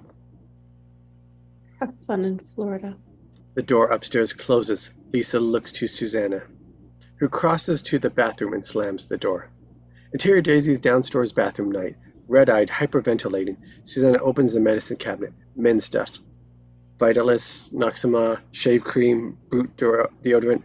We hear a distant piano, rubbing her temples. Susanna finds a bottle of aspirin, but it's empty. The doorknob jiggles. Susanna, come on, open the door. Susanna does not reply. She curls up in the shower stall, water dripping from the shower head onto her shoes. Drip, drop. 1, 2, buckle my shoe. 3, 4, close the door. Susanna turns and sees herself on the floor of her bedroom playing jacks. Closer we see she is playing jacks with aspirin tablets. 5, 6, pick up sticks. Susanna tosses the ball up, scoops the tablets, catches the ball, pops the aspirin into her mouth, washes them down with a swig of vodka. Downstairs, the piano playing stops cold. Another go. This time Susanna misses the ball. It rolls across the floor, stopped by an empty 50-tablet aspirin bottle. Susanna's face hits the floor, fading. She stares at a spider's web under the dresser. A beetle struggles, tangled. Susanna, are you going to the market or not? I asked you an hour ago. Susanna puts her hand over to her mouth, queasy, and comes away with a palm full of blood. Interior Daisy studio apartment, dawn. A pink light of sunrise seeps through the window. Lisa sleeps in a tangle on the couch. California Dreaming plays upstairs, loud. Susanna emerges from the bathroom, pale. She moves quietly past Lisa. She takes Daisy's $5 bill from the counter. Exterior 23 Revere Street, morning. Susanna steps out of the building. A plane flies overhead. Ruby the cat tries to follow, but she shuts the door hard. Susanna steps into the sun, numb. She walks toward a market on the corner. Ruby is at her side, tagging along. Susanna doesn't even notice. Ruby sits on the sidewalk, watching as Susanna walks on. Interior corner market, morning. A small bodega-type shop. Susanna stands in the aisle, holding a basket filled with bacon, eggs, and milk, staring at Aunt Jemima on a box of pancake mix. Susanna takes a box, looks up, and notices a hole in the shelves. Through the hole, herself, younger, in the next aisle, wearing the same clothes from the aspirin jack scene. Her younger self stands, woozy, in a bigger supermarket. Blood on her chin, she struggles to stay upright, stumbling across the aisle, and she finds herself facing a wall of aspirin bottles. An announcement over the PA system. In aisle 4, you can try Kraft's new Cheese Whiz in the aerosol can. Present Susanna turns. She also stands now in the bigger, brighter market. Out the mouth of the aisle, she sees younger Susanna, hovering shakingly over the meat section, horrified as she stares at 4 cellophane packages, each containing a fat white mound, ridgy, gelatinous. The shop right label reads brains. Susanna touches one of them. Suddenly, blood gushes from the surrounding meat packages, filling the recessed display, running over onto the undilating linoleum. A great red puddle spreads around her feet. Young Susanna, about to collapse, looks up toward Professor Gilchrist. Susanna? Professor Gilchrist pushing the cart to the end of the aisle. He moves toward young Susanna, passing her Susanna as young Susanna's legs fold. She sinks to the floor like a rag doll. Can I help you, dear? President Susanna turns, overwhelmed by her vision. She is back in the small bodega and the squat shop owner, Italian lady, stands before her. Interior Daisy studio apartment morning. Susanna enters, drops the bag on the counter. Lisa makes coffee. Susanna refuses to look at her. Upstairs, California Dreaming still plays. Has she come down? No, but she's been playing that shit all morning. Ruby the cat sits on the stairs. Meow. Susanna turns. The cat runs up the steps. Interior Daisy's upstairs outside Daisy's room morning. The mamas and the papas blast through the door. Daisy? Daisy? Dread washes over Susanna. She opens the door. The room is empty. Just a turntable on repeat, playing the Mamas and Papas 45. A song starts again. Susanna turns. Ruby the cat paws at the bathroom door. Susanna pushes it open. Drip. Drop. Blood drips into 2 dark pools on the tile. Hanging from the overhead fixture, Daisy has cut her wrist and hung herself with a belt. Susanna gasps for air. She holds onto the door to keep from killing over. Her face ashen, her breathing labored, her gag reflex contracting. The mamas and papas keep playing. What an idiot. Lisa stands at the door, hardly reacts at all. A bare flicker of emotion in her eyes. She stares at Daisy's lifeless body. Susanna stumbles to Daisy's room, to the phone, and dials. I need an ambulance. Make it a hearse. I think she killed herself. Daisy Randazzo, 23 Riviere. It's an apartment. Number 4. 4, yes. Please hurry. Susanna hangs up. Lisa steps around the blood. She kicks the cat away and reaches into Daisy's robe. Daisy's body swings gently. Lisa finds a wad of bills. Pressed all her buttons, and now you're taking her money? Lisa pads out of the bedroom. She looks Susanna in the eye. I didn't press shit. She was waiting for an excuse. Lisa tucks the cash in Susanna's breast pocket. She moves up to the stairs. Pack up. We gotta get out of here. Susanna turns from Lisa in disgust. She sits down in the bathroom doorway. Tears run down her face. Susanna? Baby, don't be stupid. Susanna looks at Lisa. Her eyes say it all. She's staying. All right, be stupid. Lisa heads downstairs. The mamas and papas continue. Susanna sits there, listening to Lisa's ransacking downstairs. Then a door slams. Daisy's body swings gently in the background. Ruby nuzzles against Susanna's leg. Susanna takes the cat, holding it. Suddenly, she shudders, and there is a crack of thunder and a gust of wind. A siren rises. The window opposite Susanna flies open. Rain pours outside. A knock on the door downstairs. Hello? Hello? Up here. A phasing organ rises. A drum pounds a funeral rhythm. High angle, down on. Susanna in the bathroom door. 2 medics barrel up the stairs. Exterior 23 Revere Street, day, rain. Rain pours down. The funeral drum continues. Daisy's covered body is wheeled into an ambulance. Melvin pulls up in a car. He emerges, looking about, ashen, as the ambulance pulls away into the rain. Susanna sits with Ruby, smoking beneath an awning. Interior Melvin's car, driving back to McLean, day, rain. Tss, pss, pss. The wipers churn. Susanna leans against a glass, deep in thought. Rain drips past her face. Ruby against her chest. She is very beautiful at this moment. Melvin drives, grim. We've never seen him like this. Clearly shaken, lost in his world. Susanna turns, cocks her head. She looks at Melvin. He does not meet her eyes. She continues to stare. He says nothing. Psh, psh, go the wipers. Susanna turns back to the moving world. On a main street, they'll pass shoppers scurrying to their cars, a mother pushing her crying child into a station wagon. Susanna speaks quietly. Does every crazy person have a secret?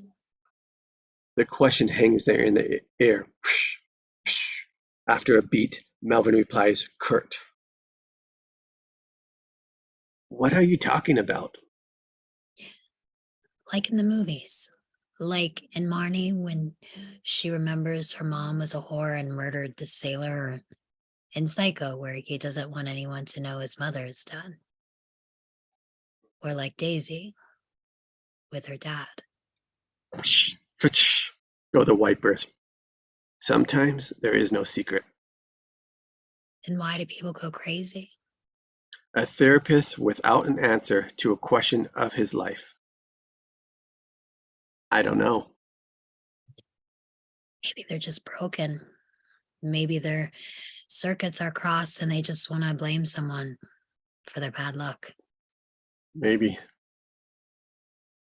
Maybe happiness is just another commodity, like pork bellies or crude oil.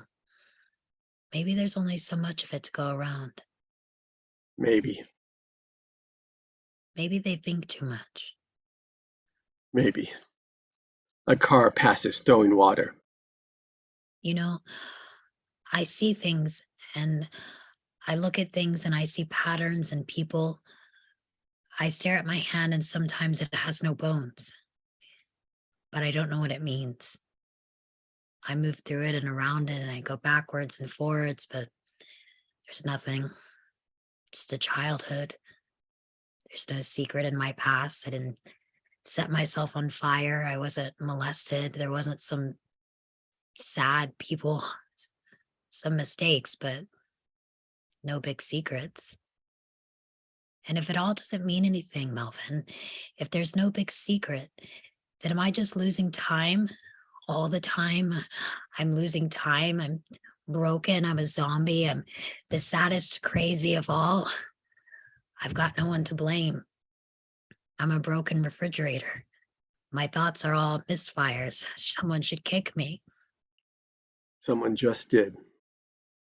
Susanna thinks about this, wipes the tears from her eyes. Out the window, through the rain, McLean approaches. Psh, psh, go the wipers. Interior South Belknap lobby, late afternoon. Janet, MG, Polly, Georgina, and Cynthia in the TV room. They fall silent as Susanna enters, holding Ruby. She walks past them, wordless, all eyes on her. Melvin nods to Lillian. Send someone for a litter box. Interior South Belknap, Susanna and Georgina's room, sunset. Susanna lies on the bed, Ruby on her belly. Georgina answers. Are you okay? A clatter of scuffing shoes. MG, Janet, Polly, and Cynthia awkwardly shuffle into the doorway. They all smile sweetly. Can I pet the kitty? Susanna hands Ruby to Polly, who takes it very carefully. All the others surround Polly and Ruby, cooing jealously. Careful. Susanna lies back. She closes her eyes. Interior Susanna and Georgina's room, morning. Click, swish. Checks. Susanna sits in the bed writing. It's dark. Margie snaps on the overhead light. And Margie says, You're going to ruin your eyes. Susanna looks at the caged bulb burning above her. Interior South Belknap hydrotherapy room, morning. Susanna sits in the bubbling tub. Valerie walks in with a razor and sits down. Hey, Valerie hands the razor to Susanna and looks away. where's John? Move to men's. Susanna nods sadly, shaves her legs. Interior Melvin's office day. Melvin smokes. He looks awful, dead. Susanna stares out the window, sadly. You shouldn't have let her out. I didn't have a choice. Susanna, her father, wouldn't pay anymore. You're rationalizing, Melvin. Melvin looks at her, angry. She really wanted to die. She killed herself 2 ways. Susanna turns from the window. Melvin's eyes are dead. It dawns on her. You were screwing her too. Melvin says nothing, numb. I know you wouldn't let me keep rotting chickens in my room unless... There are tears in Melvin's eyes. You don't mind if I see Dr. Wick from now on, do you? Melvin shakes his head. Exterior McLean Grounds afternoon. Susanna walks the grounds with Polly, Janet, and Greta. Polly joyfully chases a butterfly with Ruby on a leash. Susanna sees John throwing trash into a dumpster. Susanna crosses to him, and he looks up angry and moves away. John, I'm not supposed to talk to you. come on. I don't feel like losing my job, all right? Hey, I'm sorry. For what? Kissing me? Yeah, I mean, no, I'm sorry you got in trouble for it. It's okay. I wasn't gonna amount to much. It wasn't gonna amount to much, was it? Just another rich girl game. What are you talking about? You people are different, that's all. I could have gone to Harvard. For how much it cost your dad to keep you here. John smiles, hurt, and walks away. Susanna is deeply stung. In the background, Polly cackles with joy, playing with the cat. Interior South Belknap Hall, outside Daisy's room night. Valerie stands slumped in Daisy's old doorway, smoking. She holds up a mop. You're not supposed to smoke on duty. Report me. Susanna sees that Valerie has tears on her face. As soon as they meet eyes, more tears come to Valerie. Probably Valerie. There's a new girl coming. I've cleaned this room 6 times and I still can't get the smell of chicken out of here. Susanna smiles. They both laugh and hold each other. Valerie strokes Susanna's hair, touches her cheek. I'm sorry about what You were right. You were right. I have to get down to business. You just lived through something intense. What you've got to do now is take your time.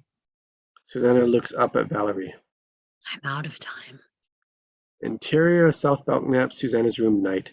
Leaf lace light plays on the ceiling. No monster.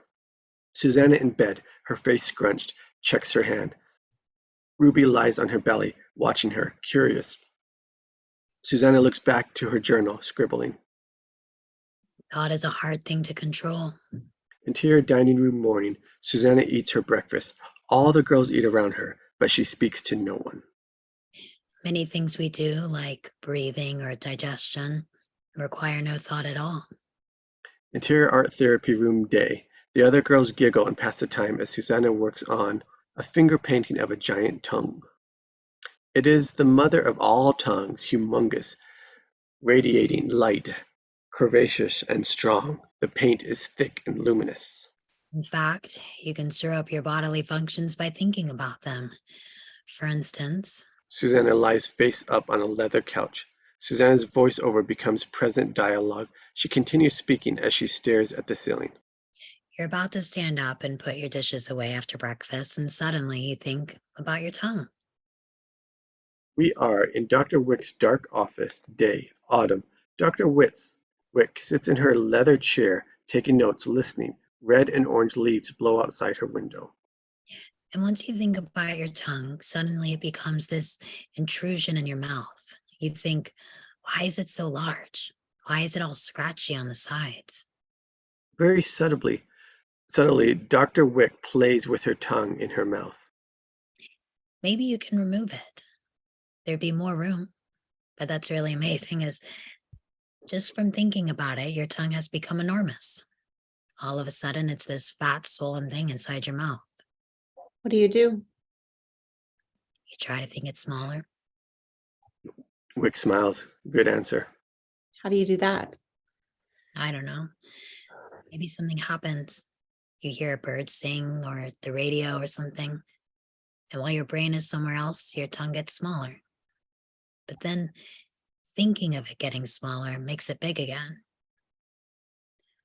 All this took 5 minutes, and all I wanted to do is scrape off my dishes. So maybe it takes 5 minutes for you to scrape off your dishes. It's not efficient. Perhaps. But perhaps the essence of you is not efficient. Susanna turns from the ceiling, looking for the first time at Dr. Wick. She smiles in a way that we've never seen. You think maybe I'm gifted? Maybe I have ESP or something, and I'm actually the next stage of evolutionary development, and no one gets it because they're so stupid. Could be. Out the window, a breeze rattles the glass. You think I can be home by Thanksgiving? I'd be happy to give you a weekend pass. No, if I get out, I want it to be real. I haven't had any shit happen for weeks. Except your tongue. Come on, Sonia. Isn't the whole point that it's never going away? The point is control. And here I am, in control, off meds, sleeping sound, no headaches. Come on. A long beat. Susanna is dead serious. I'll consider it. Interior self-balcony up TV room, afternoon, winter. Snow falls through the frosted glass. Valerie and some of the girls take down paper turkeys. Cynthia and Janet rummage through a box of Christmas ornaments. Georgina sits, riveted in front of the television. On TV, The Wizard of Oz, the annual CBS holiday telecast. The wizard takes off in a hot air balloon, leaving Dorothy behind. Dorothy cries, music surges. Susanna sits at the card table, writing her journal. She looks up at the television. On the screen, the great pink bubble of Glinda the Good floats down upon the Emerald City. You don't need to be helped any longer. You've always had the power to go back to Kansas. Then why didn't you tell her before? She wouldn't have believed me. She had to learn it for herself. Susanna is amused. She turns to Georgina, tears drizzling, a peak moment. A bleat of a siren. Suddenly, there is a commotion along the nurses. Valerie looks out the windows with dread. Susanna crosses to her room. Interior Susanna and Georgina's room, same. Ruby watches curiously as Susanna stares out her window. Below, a police officer opens up a back door of his squad car, extending his hand to help out Lisa. Oblivious, Polly enters Susanna's room, carrying the ukulele from a pegboard. She plucks some notes. Look what Valerie gave me. Below, Lisa mouths, "F you, pig," to the cop. Her jeans are muddy, her elegant hands cuffed behind her back. Her lip is cut, her cheek bruised, strung out. I thought you weren't allowed to play with that. Valerie said, the strings are too short to hang myself and too soft to cut myself, and life's too short to say no to me every gosh darn day. Susanna smiles tense and turns, looking out the door at Valerie and others on alert as Lisa enters with the cops. Lisa is zombie-like, dead-eyed. Bought some bad PCP. Yeah, there's good PCP. Valerie nods to an orderly who takes Lisa by the arms. She defiantly puts her arms over her head in a POW style as she is escorted past Susanna's door toward seclusion. Lisa smiles at Susanna, her face battered. Interior South Belknap Hall outside seclusion morning. Through the mesh glass, Lisa sleeps on her bare mattress. Susanna peers in, looking at her. She taps on the glass, but Lisa does not move. Susanna taps again. Lisa stirs. She sees Lisa through the door. Susanna smiles. Lisa crosses to the door. She tries to open it, but it is locked. She looks up, wary, her voice muffled through the glass. What do you want? I just wanted to say, hey, it's been 3 months. Lisa nods, softens, looks down. You okay? Oh, they're going to be putting me through the grinder for a couple weeks. Lisa looks up, meeting Susanna's eyes. She loops a finger through the steel mesh, like a child, tears well in her eyes. I missed you. Susanna smiles, pressing her finger against Lisa's through the glass. The moment is interrupted when Valerie calls. Susanna, we're late. Susanna turns. Valerie stands in the lobby, waiting. I have to go, Dr. Wick. They still fucking with you? I think I actually know they're letting me out. The last 3 words hang heavy in the air. They are devastating to Lisa, but she smiles through it. That's great. Interior doctor's meeting room, late afternoon. Dr. Wick and Melvin sit behind a long table along with a hospital social worker, Miss Plimack. Susanna is seated in front of them, beside Valerie. When you leave tomorrow, Susanna, you become an outpatient, and it's essential that there be a safety net in place. Susanna nods. This is Miss Plimack, your social worker. Hi. Can you fill me in on any arrangements you or your doctors have made? Well, they probably told you Melvin got me a job starting next week at a bookstore in Harvard Square, and I get an apartment there and a phone so I can. Stay in contact. And I'm going to see Dr. Wick twice a week. Are you going directly to Cambridge from here? No, I'm spending the weekend with my parents. Melvin and Cantor look at Dr. Wick. And Dr. Okay Wick with this, Susanna? Interior South Belknap lobby night. At the window, Janet and Susanna watch the snow falling, lit by the institution's vapor lamps. In the background, McWeeny hands out meds, calling names. You're going to have a white Christmas. Susanna Kaysen. McWeeny holds out a white cup containing 2 green pills. What are these? Sleeping pills, darling. Last night is always a long one. Tempted to argue, Susanna throws back the pills like a pro. She turns and walks away, spitting them into her palm, pocketing them as she notices. Down the hall, MG squats at Lisa's door. Seclusion. She scribbles in crayon, passing a note under the door in seconds. The paper comes back. MG reads it, cackling wildly, frighteningly, like a chimp.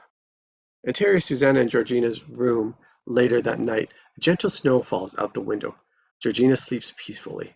Ruby sleeps curled up on Susanna's Samsonite case. Susanna lies in bed, wide awake. Suddenly there is a blood-curdling scream down the hall, a woman's voice crying out hysterically. Susanna lies in bed, frozen, wide-eyed. She looks to Georgina, fast asleep. The off-screen screaming continues, and we hear Miss McWeeney's voice barking orders to Hector and an orderly. Susanna crosses to the door. In the darkened hall, MG, hysterical, in a straitjacket, is dragged out of the main door by McWeeny and an orderly. The metal door slams and the lobby is suddenly empty, quiet, moonlit. Susanna looks down the hallway toward the seclusion room. A glow of green light in its window. From somewhere we hear a meow. Susanna turns, heads quickly back into her room. She jumps back onto her bed, reaching in the vents of her heater, producing the 2 green sleeping pills. She swallows them and lies back. Staring upward, the wind rattles against the glass. A pull cord to the shade swings from the draft, tapping on the glass. Tap, tap, tap, tap, tap. Leaf-laced moonlight plays and swirls on the ceiling. The shadows form a vague face, a man's face? We have seen this before in Susanna's bedroom. Susanna's eyes flutter with the onset of the drug. No. She closes her eyes. Again, from somewhere, a meow. Susanna's eyes open. She looks to her Samsonite case. Ruby is gone. Ruby? Susanna turns. Georgina is gone. Interior South Belknap hallway night. Susanna moves down the hall toward the green light of the seclusion room door. She stops, checks in the door of Polly's room. Polly? Polly is gone, just a catatonic sleeping. She walks on, closer, closer to the seclusion room. The door is cracked open. Susanna pushes it further. It creaks. She peers in. Empty, just the scratched walls. But from somewhere, meow, Susanna moves on down the hall, her heart racing. Interior South Belknap, hydrotherapy room, same. Water drips, drip, drop. Susanna pads quietly past the glimmering chrome equipment. She spins around at the slightest sound. Meow, meow. Me. Interior kitchen, pantry, music room, night. The meow emanate from the dumbwaiter. The wind blows. The door of the pantry slams shut. Susanna backs away, hyperventilating. A shocking clatter of musical instruments. Susanna has backed into the pegboard, knocking them down.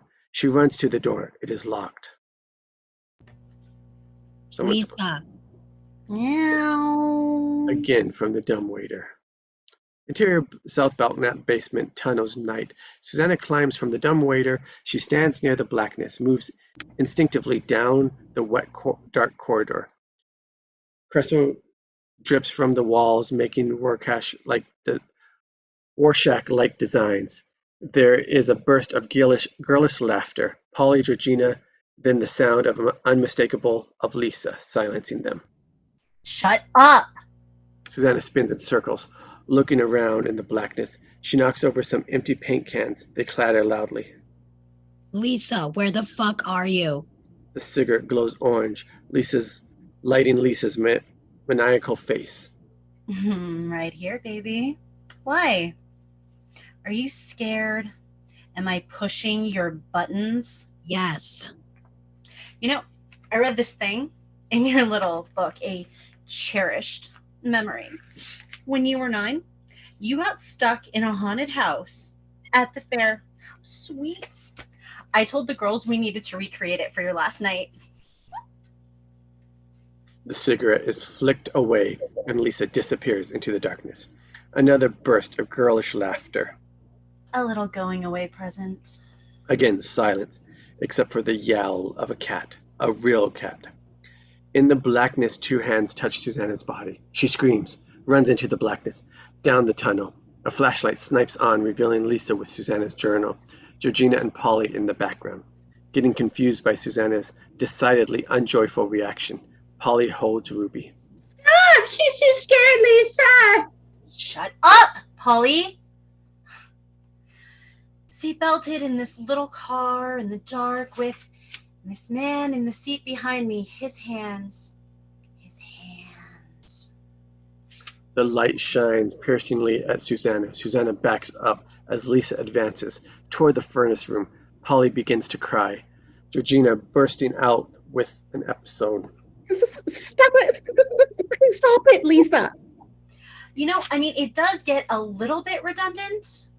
I mean, the haunted house thing, the thing with you and your professor, and the Carmen Gia, just hands all over the place. What the fuck are you doing, Lisa?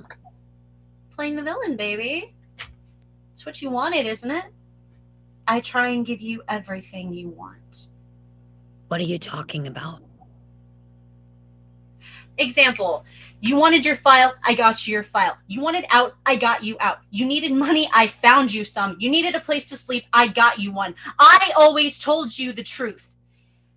Because you like that. I'm fucking consistent. I told Daisy the truth too. What everyone knew and would not say, and okay, she killed herself. But I play the fucking villain, just like you wanted. I want that. Because it makes you the good guy, sweet pea. You come back here all sweetness and light, sad and contrite. Everyone sits just wringing their hands, congratulating you on your bravery. Meanwhile, I'm blowing 3 guys in a bus station for the money that was in her fucking robe. Susanna shakes her head, desperate, terrified. She runs towards the furnace room.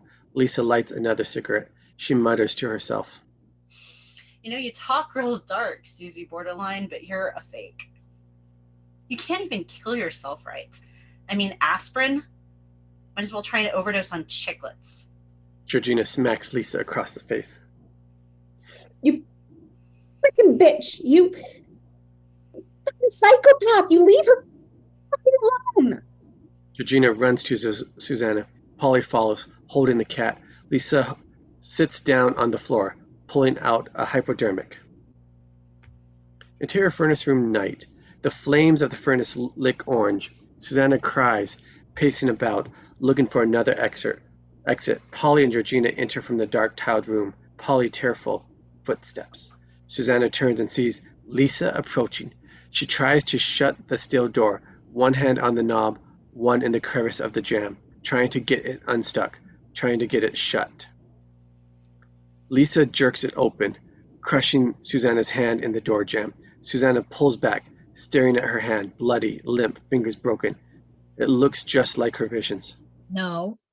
She looks up, terrified, at Lisa, moving toward her, the hypodermic in her hand. Smash, smash, smash. Georgina throws light bulbs at Lisa. Polly cowers behind the furnace, crying, holding Ruby. You know what? It is really unfair. There are too many buttons in the world, way too many, and they're all just begging to be pressed. And it makes me wonder, why the fuck doesn't anyone ever press mine? Why do I have to be so neglected? Tears fill Susanna's eyes, her face grease smudged. She holds her hand, walking backwards. I mean, why does it ever tell me that I'm a fucking whore and they hate me? Why doesn't anybody ever tell me how happy my family would be if I were just dead? Because you're dead already. You're the fucking walking dead. That's your real button, Lisa. Lisa stops in her tracks. There is fire in Susanna's eyes. Your heart is cold and you're a zombie. No one cares if you die because you're dead already. Lisa's arms drop to her side. You'll spend the rest of your life walking these halls, making people miserable. Lisa stands there, Susanna's words ringing in her ears, stunned by them. No one's ever talked to her this way. All this fucking time. I've been wondering about this thing. Looks like this seductive black fucking monster. It looks like you. The howl of wind. The transom window flies open. Suddenly, Lisa's muscles atrophy, and she melts to the ground in a heap, weeping like a baby. Susanna stands over her, tears in her eyes, magnificent. I've wasted 2 fucking years.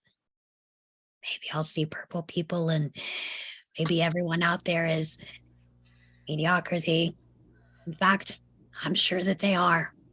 Maybe the whole world is insane, imbalanced, and ignorant, but I'd rather be in it. I'd rather be fucking in it. Lisa tries to jam a hypodermic needle into herself. Susanna takes it away, tossing it into a puddle. She rolls Lisa over. Lisa's eyes are red with anguish. But I am. I'm dead already.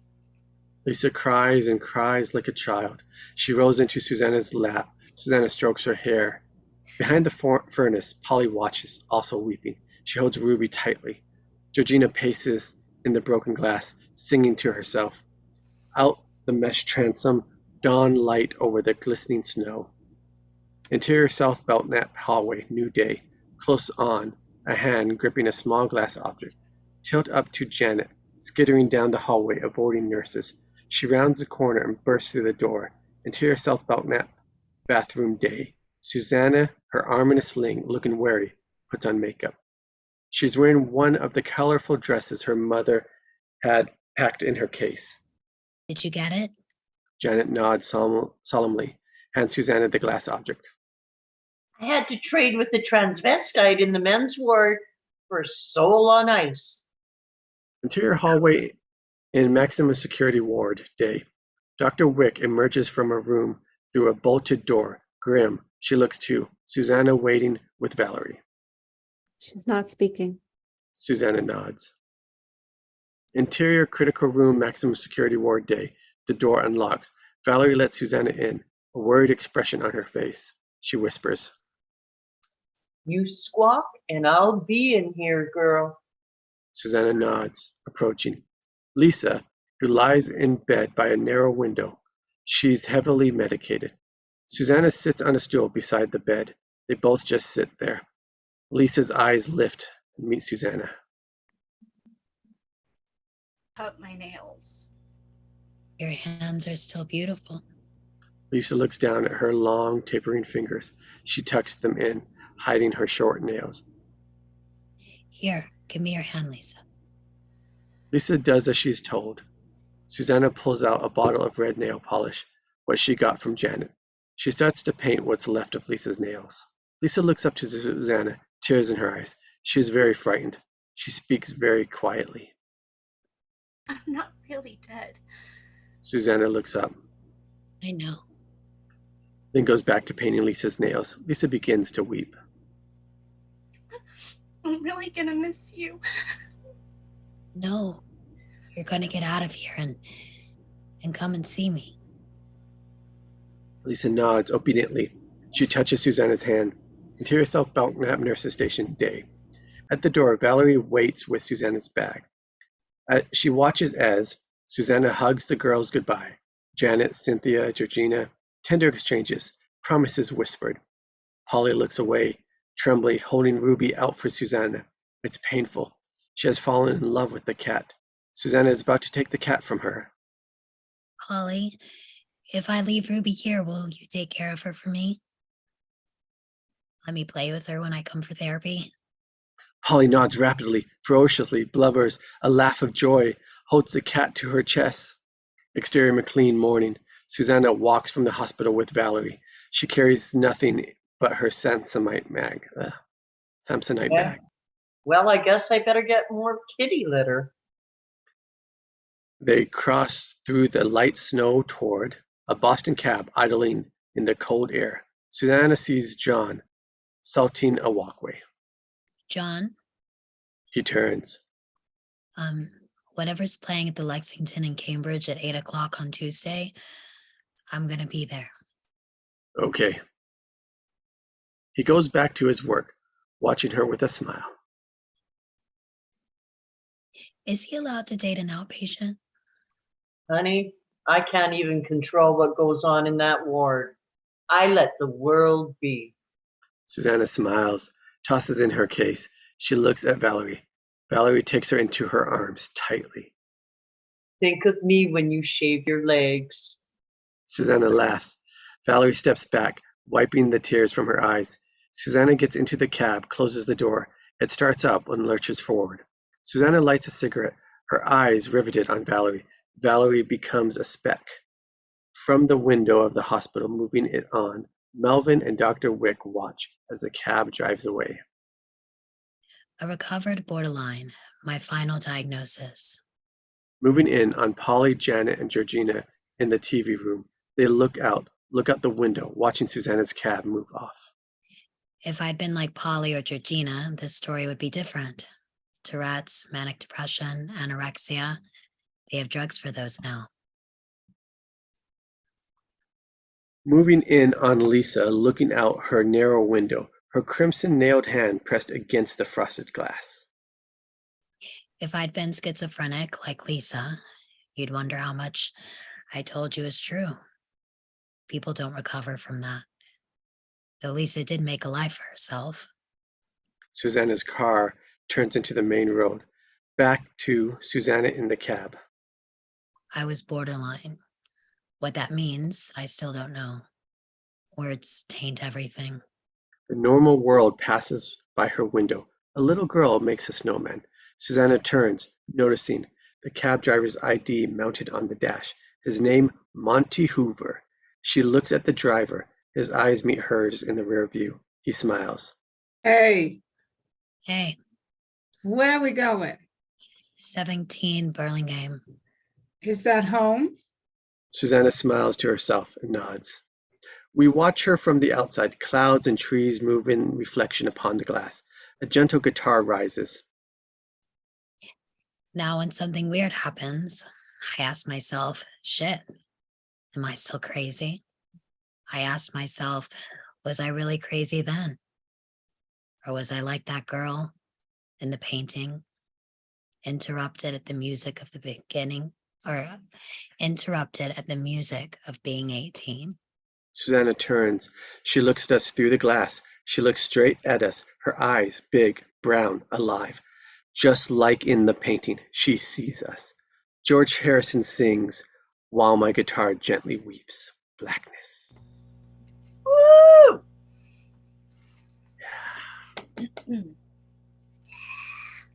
Good job. Good job. That was a good one. Yeah. Hardcore, but very good. Yes, very hardcore, brought back some memories. I don't want to. Well done, everybody. It was pointed out to me. I know we're missing some, and I'll grab them from the video. But we didn't take a screenshot at the beginning, so let's take a screenshot of who's here, and we'll add the others later. And then we'll say our goodbyes and where people can find you and all that jazz. And then we'll do the after discussion. So let me bring up the screenshot software. Dun, dun, dun.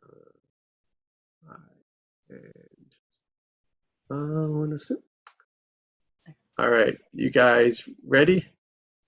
3, 2, 1. All right, got one. Okay. Cool. All right, so tell everybody where you guys are from, where they can find you, what you do. In my top left corner is Morgan Told. I'm Morgan. You can find me on Instagram at Morgan Elizabeth Toll, and usually on Streamly, YouTube page where we do cool Q&As and signings. Very cool, very cool. And on my right corner, Vicky. Hi, I'm Vicki Dykes. I live in Penhold, Alberta, that's central Alberta. I'm an actress, and I've got a couple of things on the back burner. My improv group is active again. We're going to be doing a performance soon. And if you want to contact me, I'm on Facebook under my name, Vicki Dykes, and I'm also on Instagram. I'm YogaGramma7. Very cool, very cool. And unfortunately, I can't stay tonight, so Okay. I'll listen to everyone and then I'll say goodbye. We'll miss you. Heather Lee Cameron. Hi, my name is Heather Lee Cameron. I'm an actress, I'm a writer, I'm a personal creator, and I'm a family history research student from Lethbridge, Alberta. You can find my creations on the Storm and Latter-day Saint on YouTube, and you can find more evidence of my creations on my Facebook page, Heather Lee Freelancer. A mini series I filmed a scene for in 2021 actually just came out. It's called Angel Dust, just came out last month, and I just recently found out there's an information page for that same mini series, Angel Dust, on Apple TV. It tells you to go to Prime to watch the mini series, but the info page on Apple TV, having it there is quite cool. That is all definitely cool. And Congratulations. I'm still working on voice acting and other things and looking for work as well. And recently, the Lethbridge Independent Film Society met with a guy named Ed Lehman. He's a VFX guy in Ontario, and there's a picture of us on LinkedIn of our meeting. So yeah, so yes, I'll show it. I know Petra's looking like, show it, please, please, please. So so Very yes, cool. I will show that. And yeah, I am always looking for work because I can balance work and school quite well. And if you want to hire me, please reach out to me at heather.lee.cameron@gmail.com or at my other social media links. All my social media links are at my YouTube channel, The Storm and Latter-day Saint. Thank you. Bye. Sweet. And below my Brady Bunch here, we got Petra Stedman. Hello, Petra Stedman, stateside writer and actress, and kind of general font of knowledge, draw forth and be heard.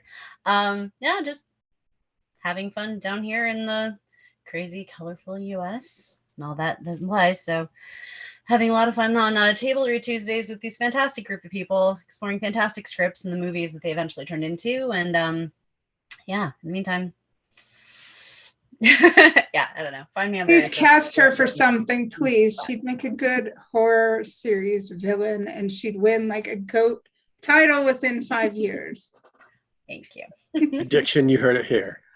All right, and we got the purple-haired Angelina. Me. Yes, Angelina, you have to do it too. And so do you, Jacob. So don't try and get out of it. Blue hair. I don't know Oh. who I am with this blue hair. From Like here, maybe because it's the Sapphire or orange White. contrast in the back, it looks purple to me. But yeah, Yeah. No. I'm colorblind. It's lavender blue. Let her go. It looks Yeah. purple.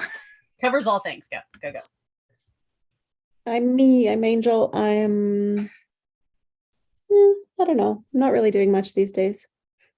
You're present. I mean, I am doing a lot of stuff, but it feels You're like the this- TRT mom. And we're always happy when you're here. So there you go. Yeah. Yes, definitely. Yeah. Anywhere people can find you if they should look. I mean, I think here, Facebook, it's hard to find me on. Angel CDP on most things. There's always stuff that's happening. So Until it happens, it's hard to know. Yep, that's the saying, right? Mhm, I can't even think of it right now, but I know what you're saying. mhm. Nothing's real till it's real, or whatever. Yeah. All right. Well, we look forward to hearing about all that stuff when it's real Yeah. and stuff. All right. So that's us. And Your earlier turn. we Your had Rob turn, Jacob. and we had Rob Fury, right? Yes. And you can search his name to find him. Yes, Was there they anyone introduced else? themselves at the beginning. Oh, there was Clint Monroe. Chelsea. Oh, and Clint Monroe. But we had Clint Chelsea Monroe. Morgan. Can you tell us a little bit about Chelsea? We got a little bit of her intro. Yeah, Chelsea lives in Memphis, Tennessee. She is Go a Titans. musician, actor, overall awesome person. I've known her since high school. Yeah, she was in 5 whole years ago. I'm just She kidding. was like all the leads in the high school play while I was like in the back, behind the scenes. Yeah. Awesome. Did she say where to find her? She said she had a Twitter. Mhm. I think it was in the beginning of the thing. Yeah, I found her. Hold on. She is at give_MEM_CHEL at Twitter. Can you type that in the chat, please? I can. Thank And you. Yeah. she does mostly acting. Does she do writing as well, directing as well, or? Yeah, she's a musician, so she writes music and plays guitar, and then she also acts as well. Very cool. Triple threat, double threat. All right, awesome. Well, you guys are all awesome, and thank you, Evan, for staying here. Jacob, it's your turn. February Tuesday, jacobpatrick.com. Thank you. And all right, those that have to go, we'll miss you. Thank you for being here. We'll see you next week. Love you, Vicky. Bye. Good night, Vicky. Good night. And the rest, we'll talk about this movie. Yes. Okay, I did have a question. I was asking Petra about it, and she said save it for this, and it may trigger some, so I'm sorry, but this is a personal experience, and I would just like to, because it's relevant. Okay. Like that asylum, the whole relevant thing, because I remember my mom telling me about how like there were campuses set up for people with varying degrees of disabilities, like in the 50s and 60s and 70s. But that asylum place, was that sort of like what group homes were like in the 80s and early 90s? Because, I asked because when the whole group home routine and everything was being described, it was making me remember a memory that my mom has of like when I was 3 years old. I was having all these delays and stuff, and I obviously had a disability, and the family doctor told my mom to put me in a group home because I was not going to turn out to be anything at all. So was that like what group homes were like in those days? So this is actually what was referred to as a mental hospital. They were occasionally referred to as campuses. I guess to try and kind of remove some of the stigma, but you had institutions versus things like state hospitals. A group home that you would have been suggested to would have been something like a state home for the mentally whatever, or a state home for the developmentally challenged, or probably something closer to that. They had large state funded or partially government funded homes where children whose parents could not take care of them, would not take care of them, were sent. In a lot of cases, they kind of fell through the cracks overall. It's like there may or may not have been love, but it's like usually they had food, you had a place to sleep, and you may or may not have gotten an education. And then at 18, when the check stopped, you usually got bounced out. It's kind of the same, similar to certain care systems in the US, but this specifically is kind of like a slightly higher end hospital. That's why you can pay for stuff like a private room for your child, or in some cases even pay to kind of spring them out.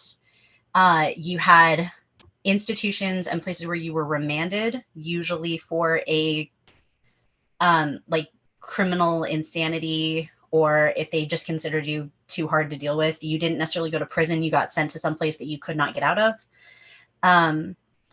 As far as stuff now, we have things like, state homes and hospitals and places like that. But then you also have, rehab centers and places that are more like, a luxury resort than Oh a God, hospital. no. I have to correct you on that, because shortly before my dad got diagnosed with cancer, he actually I won't say try. He said he was going to quit drinking. He went to rehab and lasted for a week, and we visited him once there. It felt like a prison when we were visiting him. So Oh yeah, no. They're luxury sliding place. scale. This has kind of always been the case. The one that I referred to just as like depictions of the various ways we've treated mental illnesses throughout the thing. I referenced a thing called The Snake Pit. It was a book. Yeah, and I then was the going to Snake ask what Pit- those meant. Yeah, The Snake Pit was originally a book, semi-autobiographical kind of the way this was. And it got turned into a movie with Olivia de Havilland. It's actually, it got praised for its depiction of certain mental hospitals. But I mean, you had stuff where you have like really, really nice, patients who like earn privileges and stuff like that. The Snake Pit in that particular movie reversed to there's levels that you go up and down. And so the better behaved you are, or in some cases, the more money that gets funneled in your name, you go higher up in levels, you have more privileges.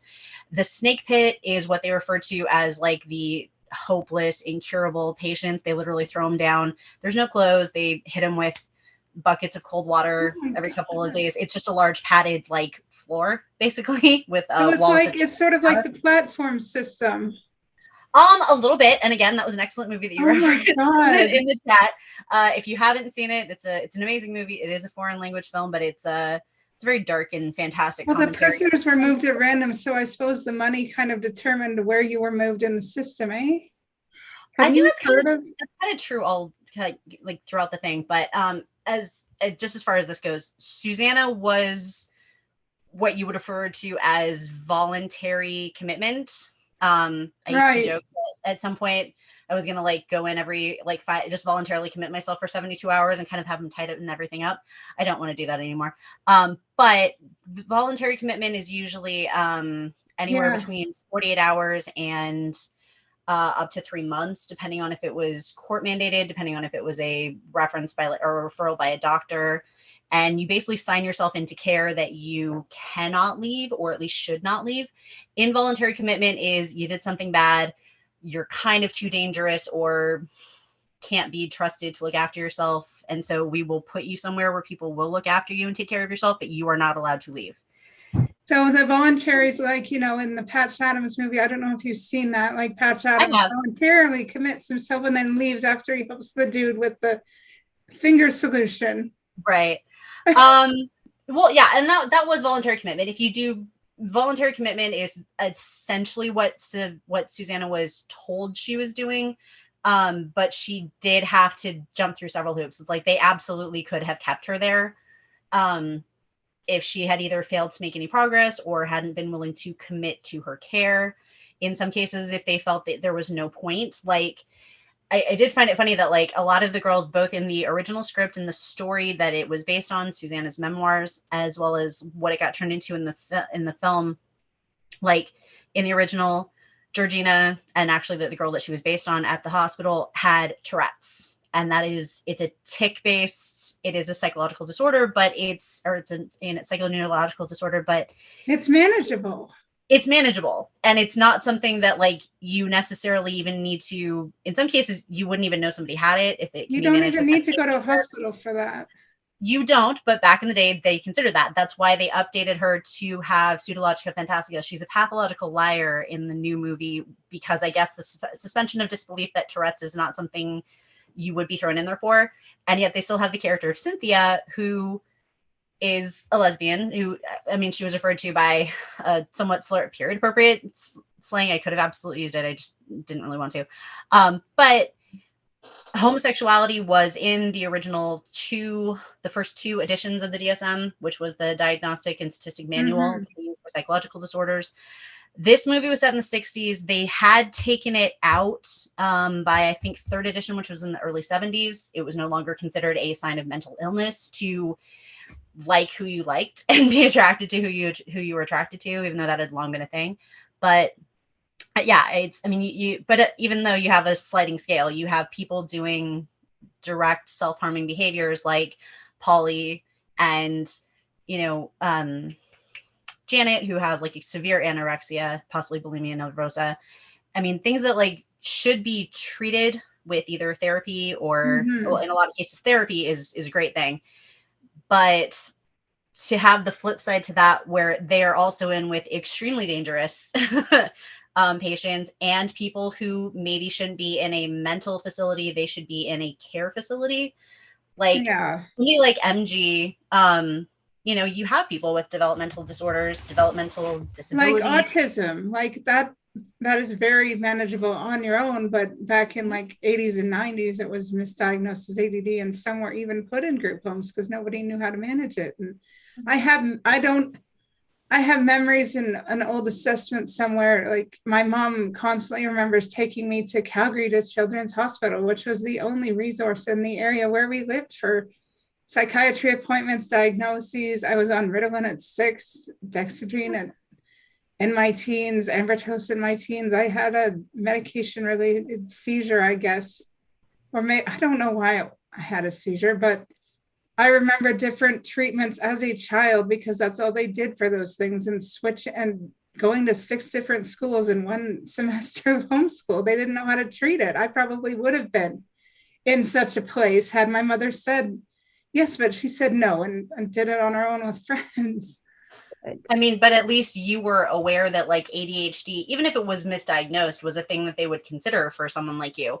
I probably had ADHD, which was not something that was considered for females because we present differently than, boys running around being extremely rambunctious and having difficulty focusing, which even then, half the kids that are on Ritalin and have been diagnosed with, hyperactivity and attention disorders are probably just generally rambunctious children who will grow out of it and grow to be mature and stable and don't need a bunch of drugs and, therapy to just keep them quiet because you don't want to deal with them.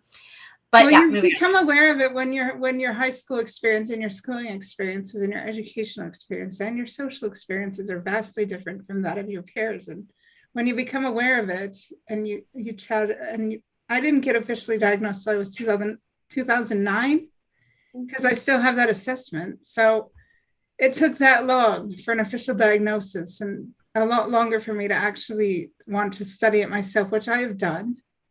And, the world is so behind in actually becoming aware of these things, and the DSM is getting better, but it's not enough. Like, people are still so very performative in how they, like, I see all these things on Twitter, like all these hashtags, and we should become more aware of it. What they should do is become more aware of it so they can actually help those who don't have these disorders become more accepting of those who do. And that would be great if that's the way the world works, or at least eventually. Well, the world's a bunch of pricks. Let's be real. That's kind of where I was going to, with slightly gentler language, but I would also like to point out, as far as the DSM goes, forgive the language. The first edition was published in the 50s. We are maybe on 5th edition, 6, maybe. I know we were on 5. We are possibly on 6 now, but it's like 6. We have done 5 revisions of this in like not even one a decade. It's literally been, several years down the road. So the world is as it is, and if you'd like to, you are welcome to go forth and do your best to change it through whatever means you have at your disposal. Well, no. That, because we need a place where we can handle it. So in the meantime, skipping back to discussion of, I realize sorry, you're fine. Realizing it's peripherally related, but we can continue this off the screen if you like. Morgan, you chose this for a reason. Yes, Morgan, I'd love to hear it. Yes, obviously you love this movie, which is great. Also in my probably top 5, I think definitely cracks the top 3 on a good day. But okay, so differences. Had you read the script before? Feeling between the script and the or book.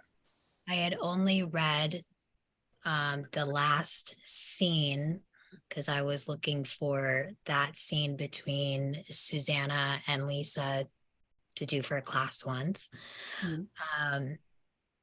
So I haven't read the full script. And when I was looking through, I was like, wow, there's a lot of differences. Yeah. Even the name of the hospital, because in the movie it's Claymore. Mhm. And yeah, I mean, just the characters were so different.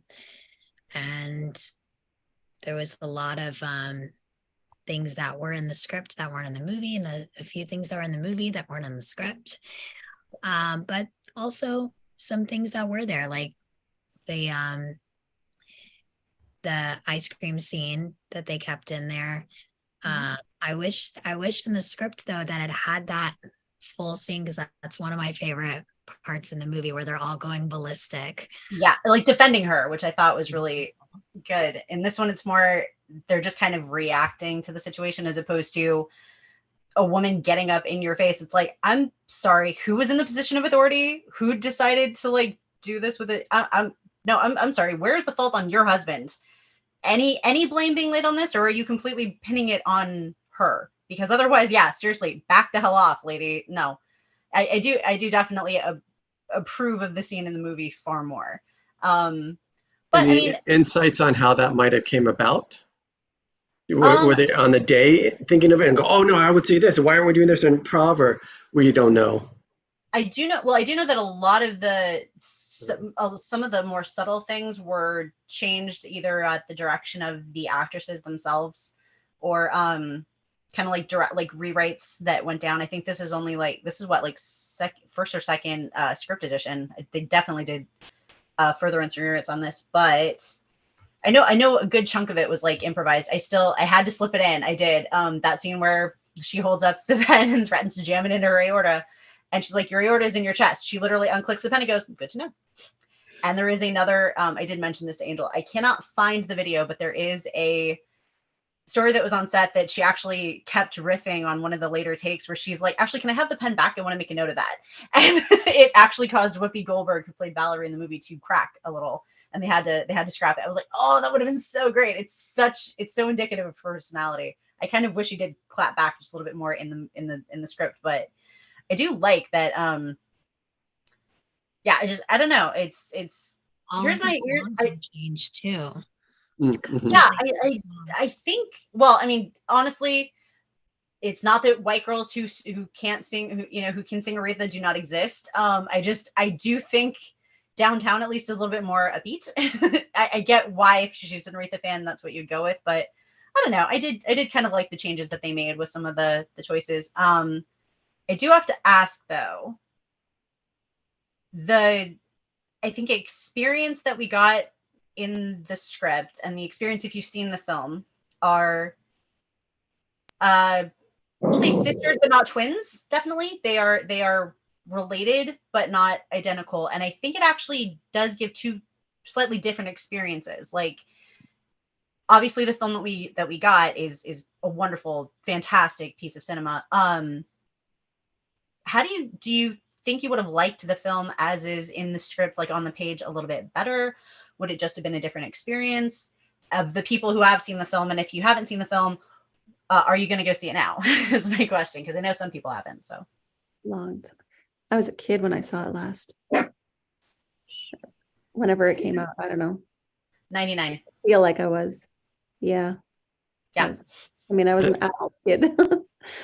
I just started high school, so I will out myself for age. I love that movie. I shouldn't have been watching it, but it was so good. Movies that I've seen so many times, I could quote it by memory. Is this a question for everyone? Yeah, everyone. If you've seen the movie, how does, now that you've read the script, compare to the movie that we got? If you haven't seen the movie, does reading the script make you want to watch it now? And or incredibly loving reactions about it? To be honest, I'll do this without crying. Reading the script brought up some memories that I'm not sure I could. And that's perfectly valid as well. It's I'll explain a little more detail off screen, or you can just read the chat. No, it's okay. But yeah, it's obviously this is gonna hit hard. I mean, we did give the warning at the beginning that this had a lot of heavy stuff in it. there are people who aren't going to watch it because of suicide ideation. There are people who aren't going to No, watch it's it. not even about that. It's just, Oh, I've no, had some very hard times Right. mentally and emotionally that were connected to my neurodivergency during the isolation parts of COVID. And Exactly. there are certain things I can't bring myself to do yet And that's because of online bullying. mhm. So, and there are things that happen connected to that. And I'm still learning how to love myself and accept myself. And there are certain things in there that just remind me that some people never will accept the way I am. So that's it. Well, Heather, for me, this movie was in a different light for me because I was actually put into a mental institution when I was younger. I was also put into. I know you weren't. You're normal. What? No. I was also put into a conversion camp and Oh God. And into a daycare facility type thing for mental health. And I had watched this movie before going into those places. And so for me, I would make jokes and be like, I feel like I'm in Girl Interrupted. Because for me, I related so much to Susanna and the fact that I'm like, why am I here with all of these crazy people? Yeah. Who ended up becoming all of my really close friends. And I have told this story before to some of you, so excuse me for saying it again, but it's such a prime example of that relates so much to the movie. Of I was in group therapy inside the hospital, and there was a patient while we were in group therapy who was schizophrenic, and they were asking her, can you hear the voices? And she said yes. And they said, well, what are they saying to you? And she said, to hurt them. And so like a lot of us were like, okay, this doesn't feel safe. This person clearly needs to be on the other side. But it is true that sometimes you are grouped in with people that are totally different, have totally different either disabilities or mental problems. And you're all dealing with it together. Yep.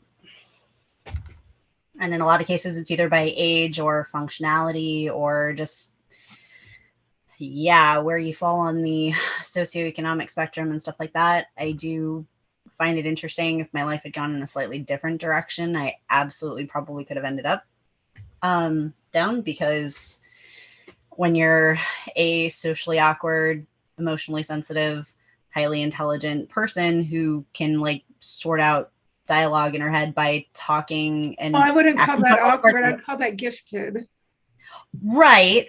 But when it can just as easily, as long as you can explain that it's you working out the dialogue between characters in your head, and that you sometimes relate to fictional characters more than you do to the people in your class, and they are able to kind of look at it as, yeah, okay, so she's just socially awkward and emotionally sensitive and highly intelligent and not pathologically inclined due to traumatic repression, which is actually an evaluation that I read.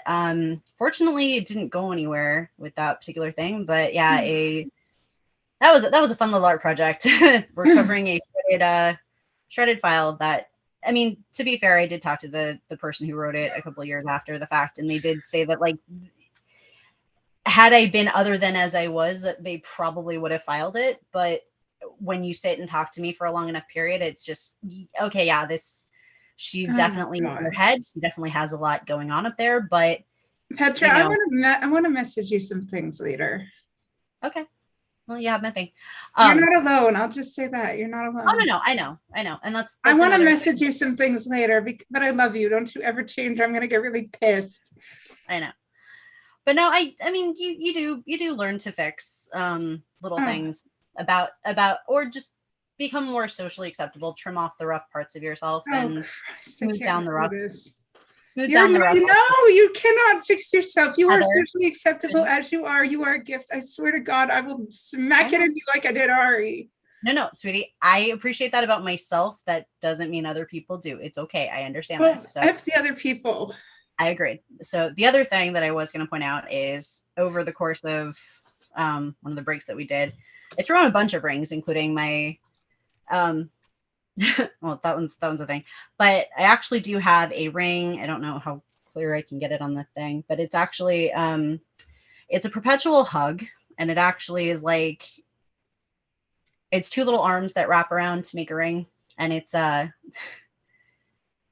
kind of remind you that, you know, you're not alone and that people want you here. It's kind of like it's a hug that you can carry with you all the time and look down and go, yeah, someone wants me here. Someone wants to hold on to me and keep me here. And I think it's a good reminder. It's kind of like the semicolon, you know, rings, like it's not a period. Your story's not done, and you keep going. And I think finding even like something as simple as a symbol, something that you can look at and just go, yeah, that's enough for me. Today was a good day. And even if yesterday wasn't, or you had 10 bad hours today and there was only one good one, you still had that one good one. And there are days that's all you're going to get, and that needs to be enough. And there are days you didn't get any good ones, but tomorrow could be different. And that's the thing that I have learned to keep going forward about. And if nothing else, finding places where I feel like I fit in, which is something that is really cool about this. I made a comment earlier. It's like, yes, I think a lot of us do get along, and I think we are probably friends. I would absolutely call us that. But I mean, we're family. Family doesn't end in blood, and it sure as hell doesn't start in it. And found family, I think, is a very important thing, especially if you haven't felt like you have one. And even if you do, it's like you can always use more. And so places where you feel accepted, where you find your people, I think are very important. And whether that's the quiet group that meets at the back table in the library, or, you know, the kids that go out and see the same movie by every director, you know, on a weekly basis, or even something as simple as talking to people that you would love to have not be strangers on the internet, going over fantastic scripts and dissecting the words on a page and how they were translated to a screen and what that meant to you and how that impacted you, I think can be very important. And so I am grateful for all of you guys, and I'm grateful for the opportunity to be a part of this, you know, cool experience that we get to share with each other. And I'm gonna go ahead and turn it off to somebody else now, unless we want to start talking about trivia, because we're getting We very need deep. to rent a We're Virgo grateful for somewhere. you We too, really do. Petra. Oh, myself back up. I think it's cool in the script too that Susanna finds the importance of therapy. Yes. At first, she is like, "What is this? I hate this," and then realizes how much good it does. Yeah. And she takes advantage of that, and she actually takes the steps to mental health, which is such an important thing because there's such a stigma on therapy. And, you know, people are like, you know, it doesn't work. You're just saying your problems to somebody. But it does help. And it is a great outlet. Yeah, and unfortunately, even still, there's people.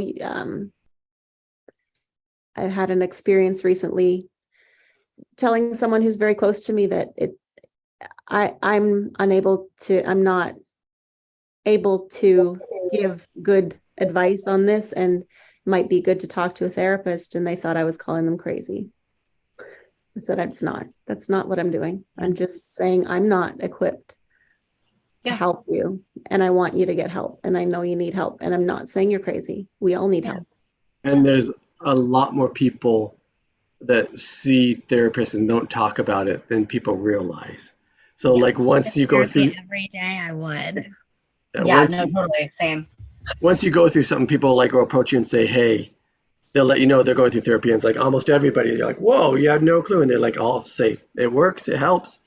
And yeah, I know someone recently that was their kids were going through stuff, and like someone like told them like, hey, you should go with help and go to therapy, and they're like, that person's like, I'm not crazy, there's nothing, I didn't do anything wrong. And so their kid is suffering a little bit because they I think had that stigma of not going to therapy and stuff. So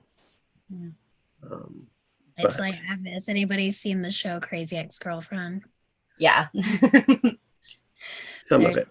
there's this song, it's like towards the end of the show, where they're talking about taking antidepressants, and they're like, everybody's on antidepressants, it's not special. And if they're not, they probably should be in some cases. Okay. Okay, so do we want to keep delving into the more socially? I think we should do a little bit of like movie script stuff Yeah, first, I was gonna But- cycle back. Do we want to talk about the movie script? because wanna I think we're going to if- cycle into that stuff no matter what. So Probably. So I know this was based on someone's story, right? But I'm wondering if anyone else sees a parallel or any parallel to One Flew Over the Cuckoo's Nest. I mean that the fact that they're both in psych wards. I mean, Yeah. And obviously exposed to varying, kind of very much the sliding scale of like, would that person have been in there in another time? And that person absolutely should have been in there because they needed help or therapy or were too dangerous to be around people. So I do see that, again, it's a sliding scale, and it was that whole product of another time thing. But you know, you have just as many Valeries as you do Nurse Ratchets, I think, in certain mental health. So I don't know. I think it's also kind of like harder to draw a parallel because this was someone's personal experience. One Flew Over the Cuckoo's Nest was kind of more peripheral experience. It was somebody taking something that they had sort of witnessed and kind of transforming it. Similar to like a true crime novel, kind of the way that Capote did with like in Cold Blood. You took actual facts and like secondhand experience and eyewitness accounts, and then filled in the gaps and the holes with, you know, stuff that you couldn't have known. So you made it up and pasted it over with fiction. This was kind of not that. This was like her personal experiences, like her journal when she went through this. And then it was slightly edited and stuff like that in later editions. And then it got turned into, I think Winona Ryder picked it up and sat on it for like the better part of a decade. It was like 6 or 7 years before she was able to get the scripts written and then optioned. And I was like, okay. So, I mean, but this was something that she read and she felt a connection to. She felt very passionate about it. And I think, God bless the passion project. Yeah. So I don't know. Okay. Somebody who's maybe a little bit more familiar with One Flew, like, do you see parallels in this, or do you think it's more, is it different because it's slightly different eras? Is it different because that's older men, this is younger women? Is it different because of the gender inequality, or like, you know, where exactly is it more parallels than, you know, yeah, there's some similarities and a lot of differences? Like, what do you guys think? It might just be just the topic, but yeah, there was something in particular, but it slipped my mind. So wondered if How's your anyone writing things down? I know I distracted I you. know. I'm sorry. No, that's okay. Interesting. No, though, mhm. it was that somebody would write a movie, but then somebody would experience something very similar in real life. Mhm. Yeah. and like I think Petra's saying, like that talks about when you do talk from like real experience in yourself, that like that other people can relate. Mhm. So try and be deep and write the sensitive stuff out there, because you'll help someone else feel seen or not alone or whatever. Yeah, can you imagine having written something so vulnerable to put out Yeah. there for other people to see? I feel like that's a part Brave. we missed in the script too, is her writing. Because in the movie, she's writing in the journal all of the time. Mhm. I felt like there was quite a bit in the script. At least I felt. Maybe Well, we get again, some- not as much we as the get- movie, but Yeah, we get voiceover more in the movie, but not as much. Like, you see her filling page after page after page and stuff like that with like artwork and notes and things, and you're like, some of the stuff in there, it's like just there's like occasional sentences and flashes of words. I'm like, I would love to know what is going on in your head, like right here. Like, where does this go? What's the next part of that sentence? And I don't know. I think I absolutely miss two of her really good speeches in the script. The first one kind of near the end, that conversation that she has in therapy, and then that beautiful piece at the end about, like, you know, she was interrupted at the music of being 18. It's like, that's so poignant. That's so, I mean, God, what a line. You almost want to like, it's like some variant of that, like tattooed somewhere. It's just, it's that good. But yeah, I mean, that's kind of one of those things where, that's why I was asking earlier. It's like, if you've seen the movie and now have read the script, like, do you, because this almost hit me as not a different movie, but just like, I think the experience would have come out different.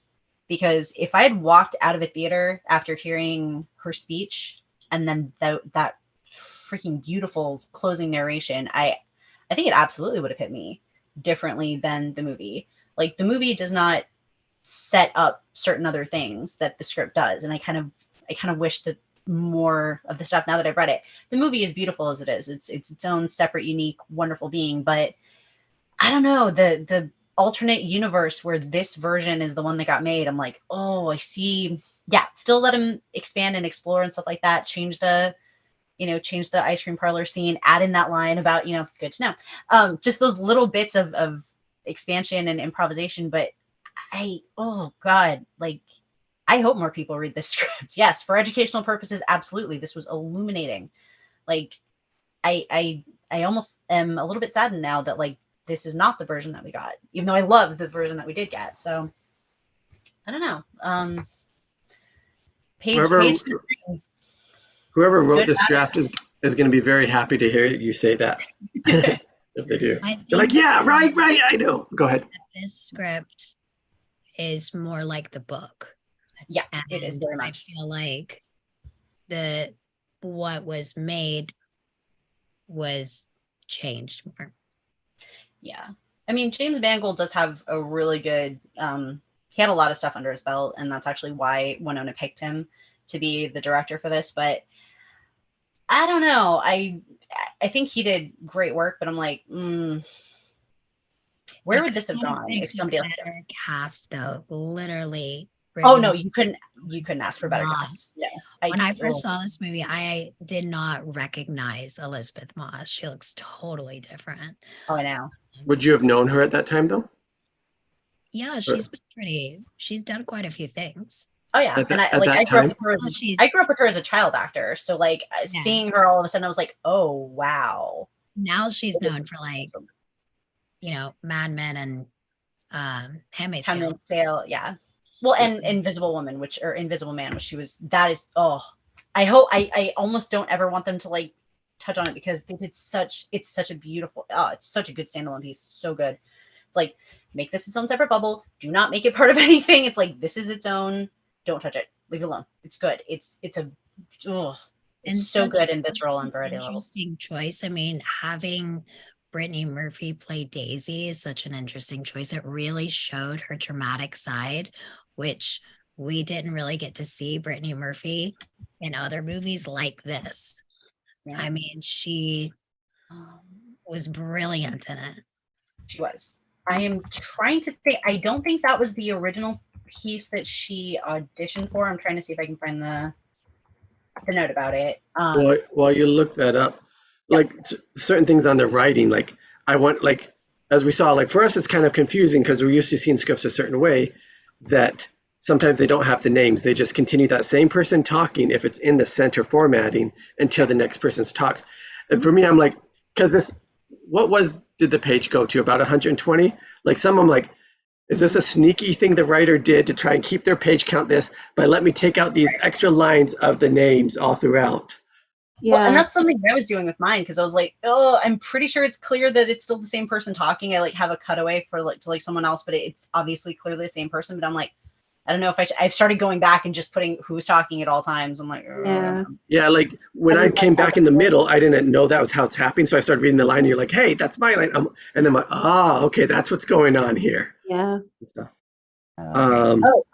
Lily Sobieski was originally supposed to play Daisy. Who? Lily Sobieski. I Like that can't. would be a very different choice. That would have been a very different direction. But yeah, she ended up having to leave, and Brittany Murphy was a last minute replacement. But she actually auditioned. The role she originally wanted was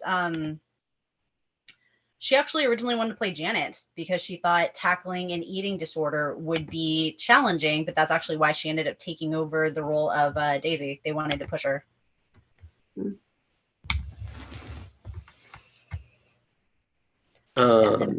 Really not a weak link in the movie. Everybody is so great. Oh yeah. And I one thing tying way back to my intro at the beginning of this, I do find there were two interviews that I remember Angelina giving at the time. One, she thought she was the only sane person in that place. Like, she's like, I don't know why everybody always comes up to me and says that they think I did such a great job playing an insane person. It's like, as far as I'm concerned, I was the only sane person in there besides maybe Winona. And I'm like, well, that's kind of cool. Leah Duvall. Oh yeah, so good. And actually, I'm kind of happy that like her work has continued, because it's like you see, you know, her early stuff, and you know, you see like some of the later things that she got into, and you're like, okay, I'm really glad that you kind of were able to take literally who she is in some cases and really run with it, which I think she's done, you know, gorgeously and stuff like that. She was recently also in Handmaid's Tale with Elizabeth Moss. Oh, cool! What do you call it? A reunion, unexpected reunion. No, I did describe myself at the beginning of this as brutally honest, and that's because she considered that she was the person who tells the truth. She doesn't have a mental disorder. She's just brutally honest. And I'm like, I think I know people that are like that. Now, granted, I always like to make the comment that there's honesty and then there's brutal honesty. And sometimes brutal honesty is an excuse to be brutal. It's using the truth as a weapon, which can be, you're not doing it to speak truth. You're doing it to hurt someone. And I think that that's a distinction. But in her case, I think she just doesn't care. It's like, yeah, she will twist and manipulate because she probably was sociopathic, but I don't know. You look at it and you're like, yeah, I don't know. It's really hard to not kind of be drawn to something like that too. I would have thought she was. Go ahead. Oh, I would have thought she was sociopathic if it weren't for the ending. Well, it's not that. Okay, here's the thing. Everybody's always like, okay, so sociopaths are either like, you know, Ted Bundy or Hannibal. Okay, no. First of all, there are numerous markers of sociopathy. And number two, there are numerous expressions of sociopathy. And number three, not every sociopath is deeply charming and narcissistic, and not every sociopath is going to gut you like a fish. There are levels. You can have somebody who's just subtly manipulative. You have people who do not experience negative emotion. They don't experience shame. They don't experience guilt. They're not exactly ataraxic, where they just are free from preoccupation of worry or anything like that. They just don't care. Either they were never trained to care, or they just don't care. Not to until the very end.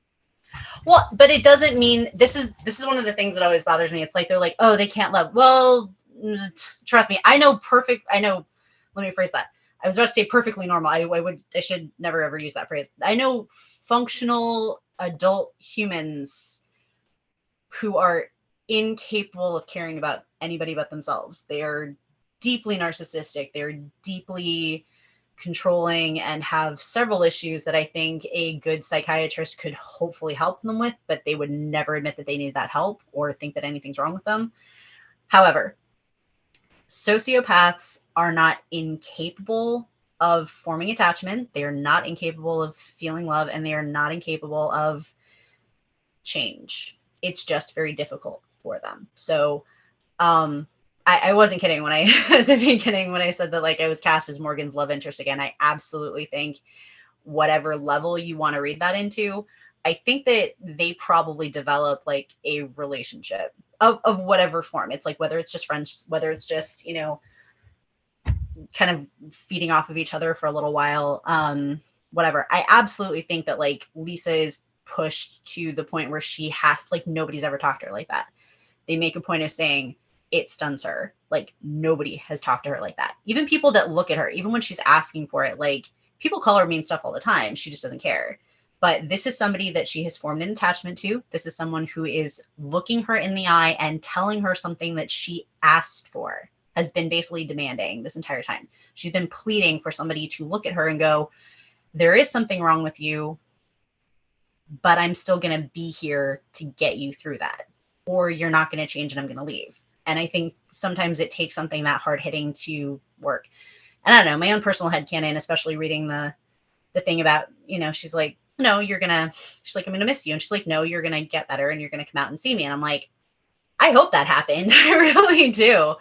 I think if she was going to get better for anybody, it would hopefully have been Susanna. I think if she was going to forge that connection, which I believe that was a genuine connection on her part. I think that's why the concept of losing her was so scary. I think that's what kind of snapped her out of it, is like, okay, I do care about you and I don't want to lose you. And even just that connection where this is not about what I get out of it, this is about more than that, is something that she hasn't experienced before. And I think that's kind of what contributed to the break at the end that may actually kind of help her. But I don't know, that's my own personal thoughts on the matter. But I don't know, if I looked at this, even the way that it's portrayed in the film, I absolutely believe that the two of them, like, you know, in whatever form you choose to read it, I absolutely believe that they love each other. It's like, if you told me that Susanna went back and visited her once a month because she was in the city, I would believe it. If you told me that Lisa got out and went to see her, I would believe it. Well, the script said, the script even kind of said Lisa made a life for herself, if you read it. It does. They don't give any indication of what that means, though. And I am hoping to read it as a positive, because I think she would have told us if not. But it's like, you know, she doesn't go into detail about a lot of people, except for they probably did move on once understanding was better with medication and therapy and stuff like that. I hope they were able to find that love, because I do believe they had a love. I do believe it was a romantic love and an emotional love and a deep connection. And that's good. That's great. People deserve to have that love. Agreed.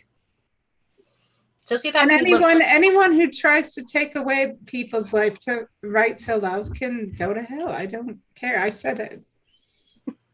I was just going to quickly say, one of the things I missed from the script was hearing Polly's full story.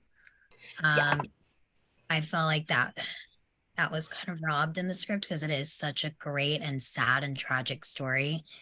But if you consider that the reason that she was at least told, now granted, this could be Georgina lying, because that is what she does in the script, or that is who she is in the movie. Great line where she's lying in bed and she says, I'm a pathological liar. Right. Oh, and it's great. She's like, I'm a pathological liar. But when that was the thing though, when she explained that, like, her dad gave her a puppy and then she got a rash, and so she wanted the puppy back, so she poured gasoline on the rash and she lit a match. It's like, granted, that may be Georgina lying. There was a very quick, kind of hard to read note about what happened when she's looking at her file when they break into Dr. Wick's office, and you're like, you see what she looked like before. And but it's weird though, because yes, I realize cat dander and dog, dander and stuff like that, very different species, and people can have different reactions. But it's like, she's perfectly fine with Ruby at the end. And I'm like, I'm inclined to think it was either a self-harm notion that they kind of spun out, or Georgina was lying, or it may have just been her parents didn't want the responsibility of the animal and kind of told her that's what it was. Like, kind of, oh, no, it's making you sick, we had to take it away.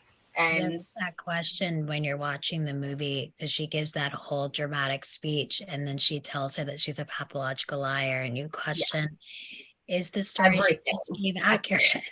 Yeah, and it's like, you kind of subtly question everything for the rest of it. Like, she kind of just outed herself as an unreliable narrator. She's great, and I don't doubt that most of the stuff is either stuff that she thinks is true or hopes is true or is actually true, but you cannot tell with her. And it's those little touches, even the thing at the end where she kind of snaps and she's like, my father is the head of the CIA and he can have you dead minutes, and like, okay, so we're still clinging to this, we're still going here. But then, even Susanna is revealed to not be, she's not perfect. She's still human. She's crueler, I think, in the version that they gave us in the movie. What I loved about that in the movie, though, is that both Georgina and Polly and a few of the others, it made them seem so innocent. And it made you really feel for those characters because it really felt like they were little girls who just had problems. And with, Lisa coming in, she was like the adult. Yeah. And everybody sort of took her lead. They were like children around her, just wanting her attention. Yeah, and I did find it interesting that like maybe it was the age, because like a lot of the actresses were actually really similar age. They were all in like almost all of them were in like their 20s. I think only one or two of them was maybe a little bit older, but it did find interesting that like you have like the super sweet innocent ones. You have Polly, you have Georgina, even to an extent you have MG, who like she's just unaware to a level. She's just basically pure attachment and whatever, there is no filter. That's fine. But you have like those kind of on like say the first tier, and then you have Lisa is absolutely the adult of the group. She is absolutely the leader, and she's come puppets and come dance for my amusement. But I think you have Susanna kind of in a good place as both kind of audience, a little bit audience surrogate, but also she's kind of the transition. She's the midpoint. She's not a girl, not yet a woman. If you'll borrow, forgive the pop culture reference. But okay, Heather. Jacob was doing something funny on the screen. No, we know. I'm sorry. But anyway, yeah, I did find it interesting that like Angelina Jolie basically walked up. I think it was like when they were it was like right after the first table read, and she walked up to Winona Ryder. They had like a brief conversation. Then she's like, and that's the last time I'm going to be nice to you or even like interact with you when we're not on set. Because if she had seen one shred of humanity, she could not have pulled off the like very visceral performance that she gives us in the movie. And I'm like, okay, anything that would have stopped that. I yeah, absolutely. Whatever your method was for achieving that, please continue that. It was great. But I do find it interesting. It's like you look at them and what was that? I think she won the Oscar for this. Oh yeah, she won Best Supporting Actress. This was the one that she won it for, and I mean, nailed it out of the one of the few times I will absolutely say they got it right. And yeah, okay. Look, going back to like 1991, this is my one little completely off topic gripe. I realize the Oscar for Best Actress in 1991 was Jodie Foster Toulouse. Okay, I get it. Clarice Starling was not going to be. She was the one to beat, and I get that. There is no justice in this world, though, because Angelica Houston in The Addams Family as Morticia Addams was not even nominated. It's like that is a travesty. Moving on. That was my one little gripe. Oh, Angel, you look so tired, sweetheart. Do you need to go to bed? No. It's been a very long day. I can't anyways right now. Okay. So good. We get to keep you. Come stay with us. More script notes. I'm just kidding. Yes, please. Okay. That's a good podcast. Yeah. Well, here's my question, Jacob. Have you've seen the movie? I don't think so. I felt like I had or something. Maybe should have seen images and this and that, but I don't think I have. No. Oh, okay. Is it now on your watch list or? To disappoint you, actually, no. And that's perfectly valid, whatever your reasons are. Okay. Did you actually have script notes, or were you just? No, I do. I have my little things I try to write during the thing. Beat us. Well, one just like when you go to think with the writer, you see like which words they like to use because they do it the same thing. Like when this person talks about a sunrise, they say it's pink, and then there's another word that they used often that like stands out, so you can tell different writers. Where for me, when I take that, I'm okay. I'm going to try and be aware of that, and whatever word I use, it'll be hard to do it of yourself, but I'm like, I want to purposefully use a different word at different times, if possible, because it stood out to me. And then other things like this had a lot of actions and descriptions on the way this person wrote theirs. It had a lot of sound notes too, and which I did notice. It has a lot of like what is it? Atmospheric sound. It has like, a lot of like, this is what's going on. Said something when he first looked at the script. He was like, "Is this a book?" And I was like, "It was." It's an adaptation of a book, and so I felt like a lot of the action description was literally ripped from the book. Yeah, I And like I you- worry about that sometimes too with like And like- my novelist background. You mentioned, Petra, that like there's like multiple more versions of this, and kind of like what we were saying offline, Heather, like sometimes like you start with this and then they whittle it down, whittle it down, whittle it down. So maybe the final one has a lot less action description because like, especially coming from a book, maybe it's like, let me put it in there. And then later it's okay, Yeah. let me see what I can take out. Yeah, And, Jacob was giving me a few notes about script writing because an approach. Again, it's not directly at you or your thing because I haven't seen it or anything, just in general. you might. But on the sound thing, Petra, I do have that written here too. Like a thing I would want to do differently now after reading this is it did like bong, bong, bong. And like even the way Rob was, his voice is amazing, but was reading it, you could tell as he said it at first, and I did it too when I was doing some word, you don't know where that word is coming from. So you don't know actually how to hear that or how to say that. And then it tells you where it came from afterwards. And I would get why the writer would do that. But this makes me want to go like a clock went dong, dong, dong. And then you know the type of bell you're hearing or what sounds are. Or even just pare some of it down, like just a clock chimes loudly or something, and they're startled by the loud chiming of the clock or something. It's I get it's meant to be atmospheric. It's kind of meant to, as you're reading it, put you in the scene with them. But I think there may have been, I cannot believe I'm saying this. Somebody's going to smack me someday. There may have actually been a little bit too much. I did like it. It's very cool, but there is quite a lot of it. Like I get why it's there. It's trying to be atmospheric. It's trying to kind of draw you in and paint a sound as well as a word picture. But it's like just reading that they're walking along crunching snow. I don't need to see that crunch, crunch, crunch, crunch. I thought it was interesting that the click switch or whatever swish was in the script, because that literally happens in the editing. It does.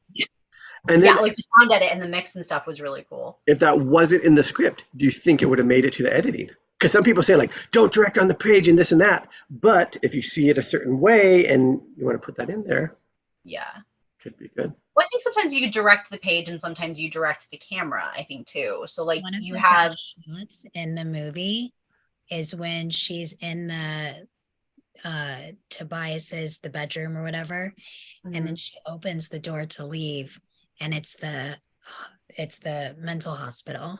Oh, I love that stuff. There were so many great transitions in the movie, and I think they kind of did something similar, like when she keeps, but it's a lot more like she flashes back and then she snaps back to where she is in this one, like the scene in the office when they get trapped in there and she's looking at the wallpaper and like the position of her hands, like where she's hiding.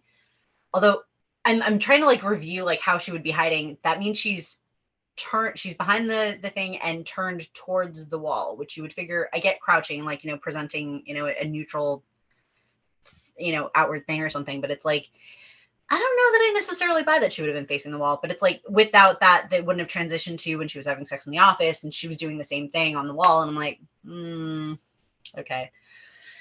But it was, I don't know. I think, like I said, the script to the movie is obviously sisters, not twins. They're definitely different, I think, overall experiences. And I think some stuff really worked, and I'm glad that they kept some stuff. And I think some stuff was maybe done better in one medium or the other. So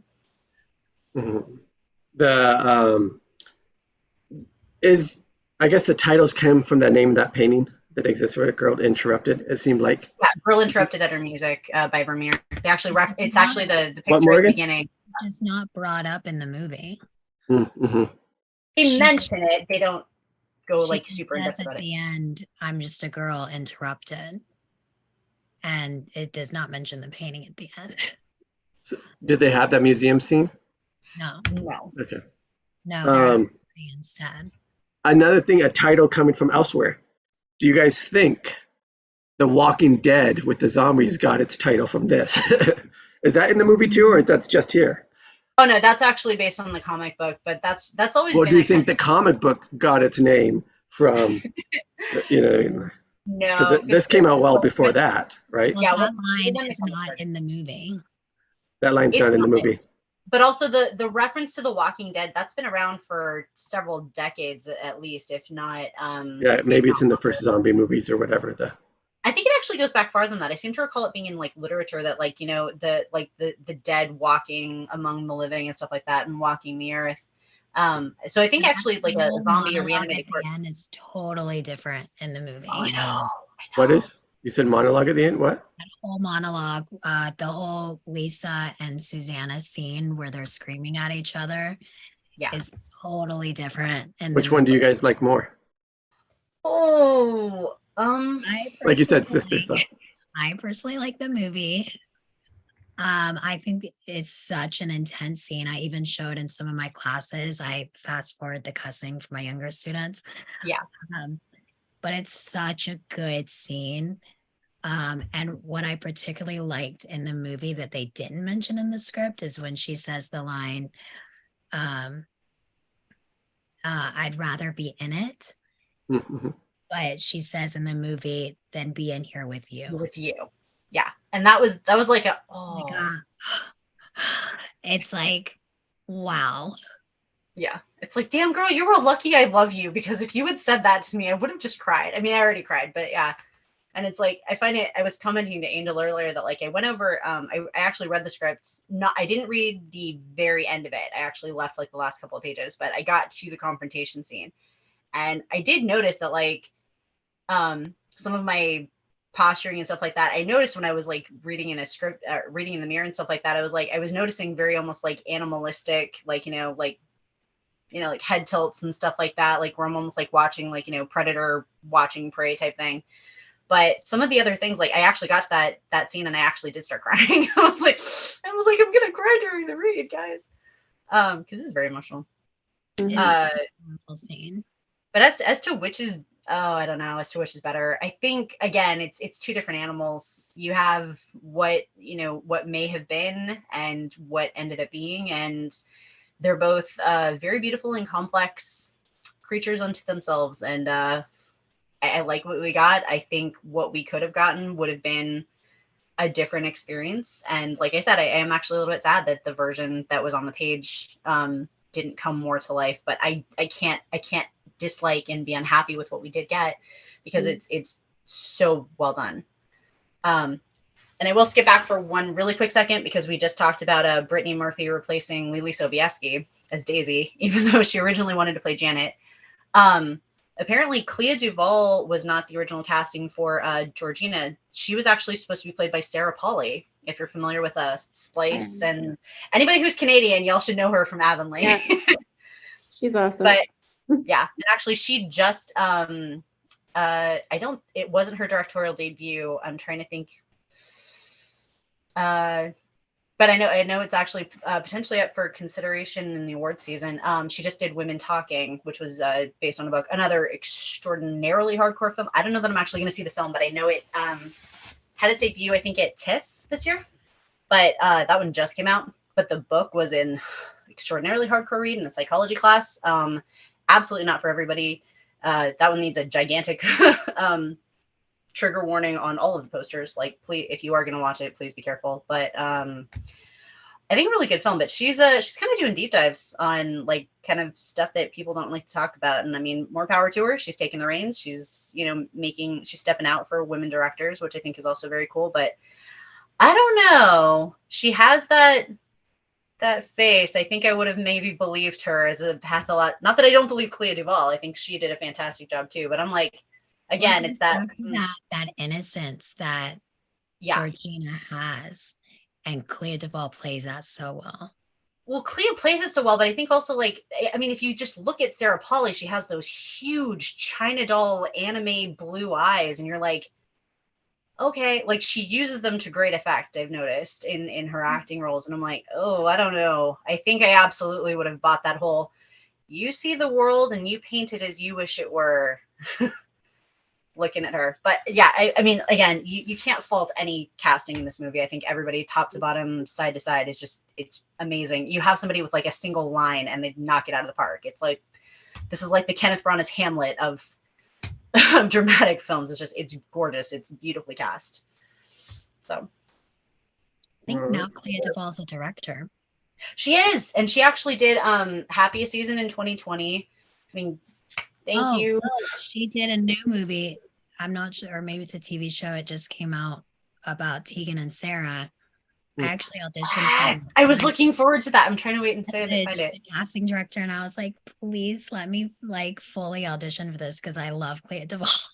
God, yes, do it. If you ever get on it, like just please just plaster. We have They to come. We messaged have me to back and report they're it. like, thank you so much for your response, but we're actually looking for real twins.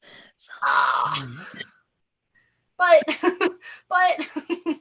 okay, no offense. If Tom Hardy can convincingly play the Krays, I'm just saying.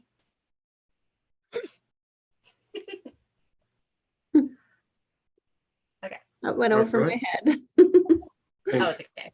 Don't worry about it. 7 minutes till we get to the next hour. Anything else you guys want to make Okay, sure we why don't say we- about this movie? Let me take like two. Oh, Lanta. Courtney Love auditioned for the role of Lisa Rowe. If we can just collectively put a thank you that didn't happen. No offense to Miss Love. No. No, please no.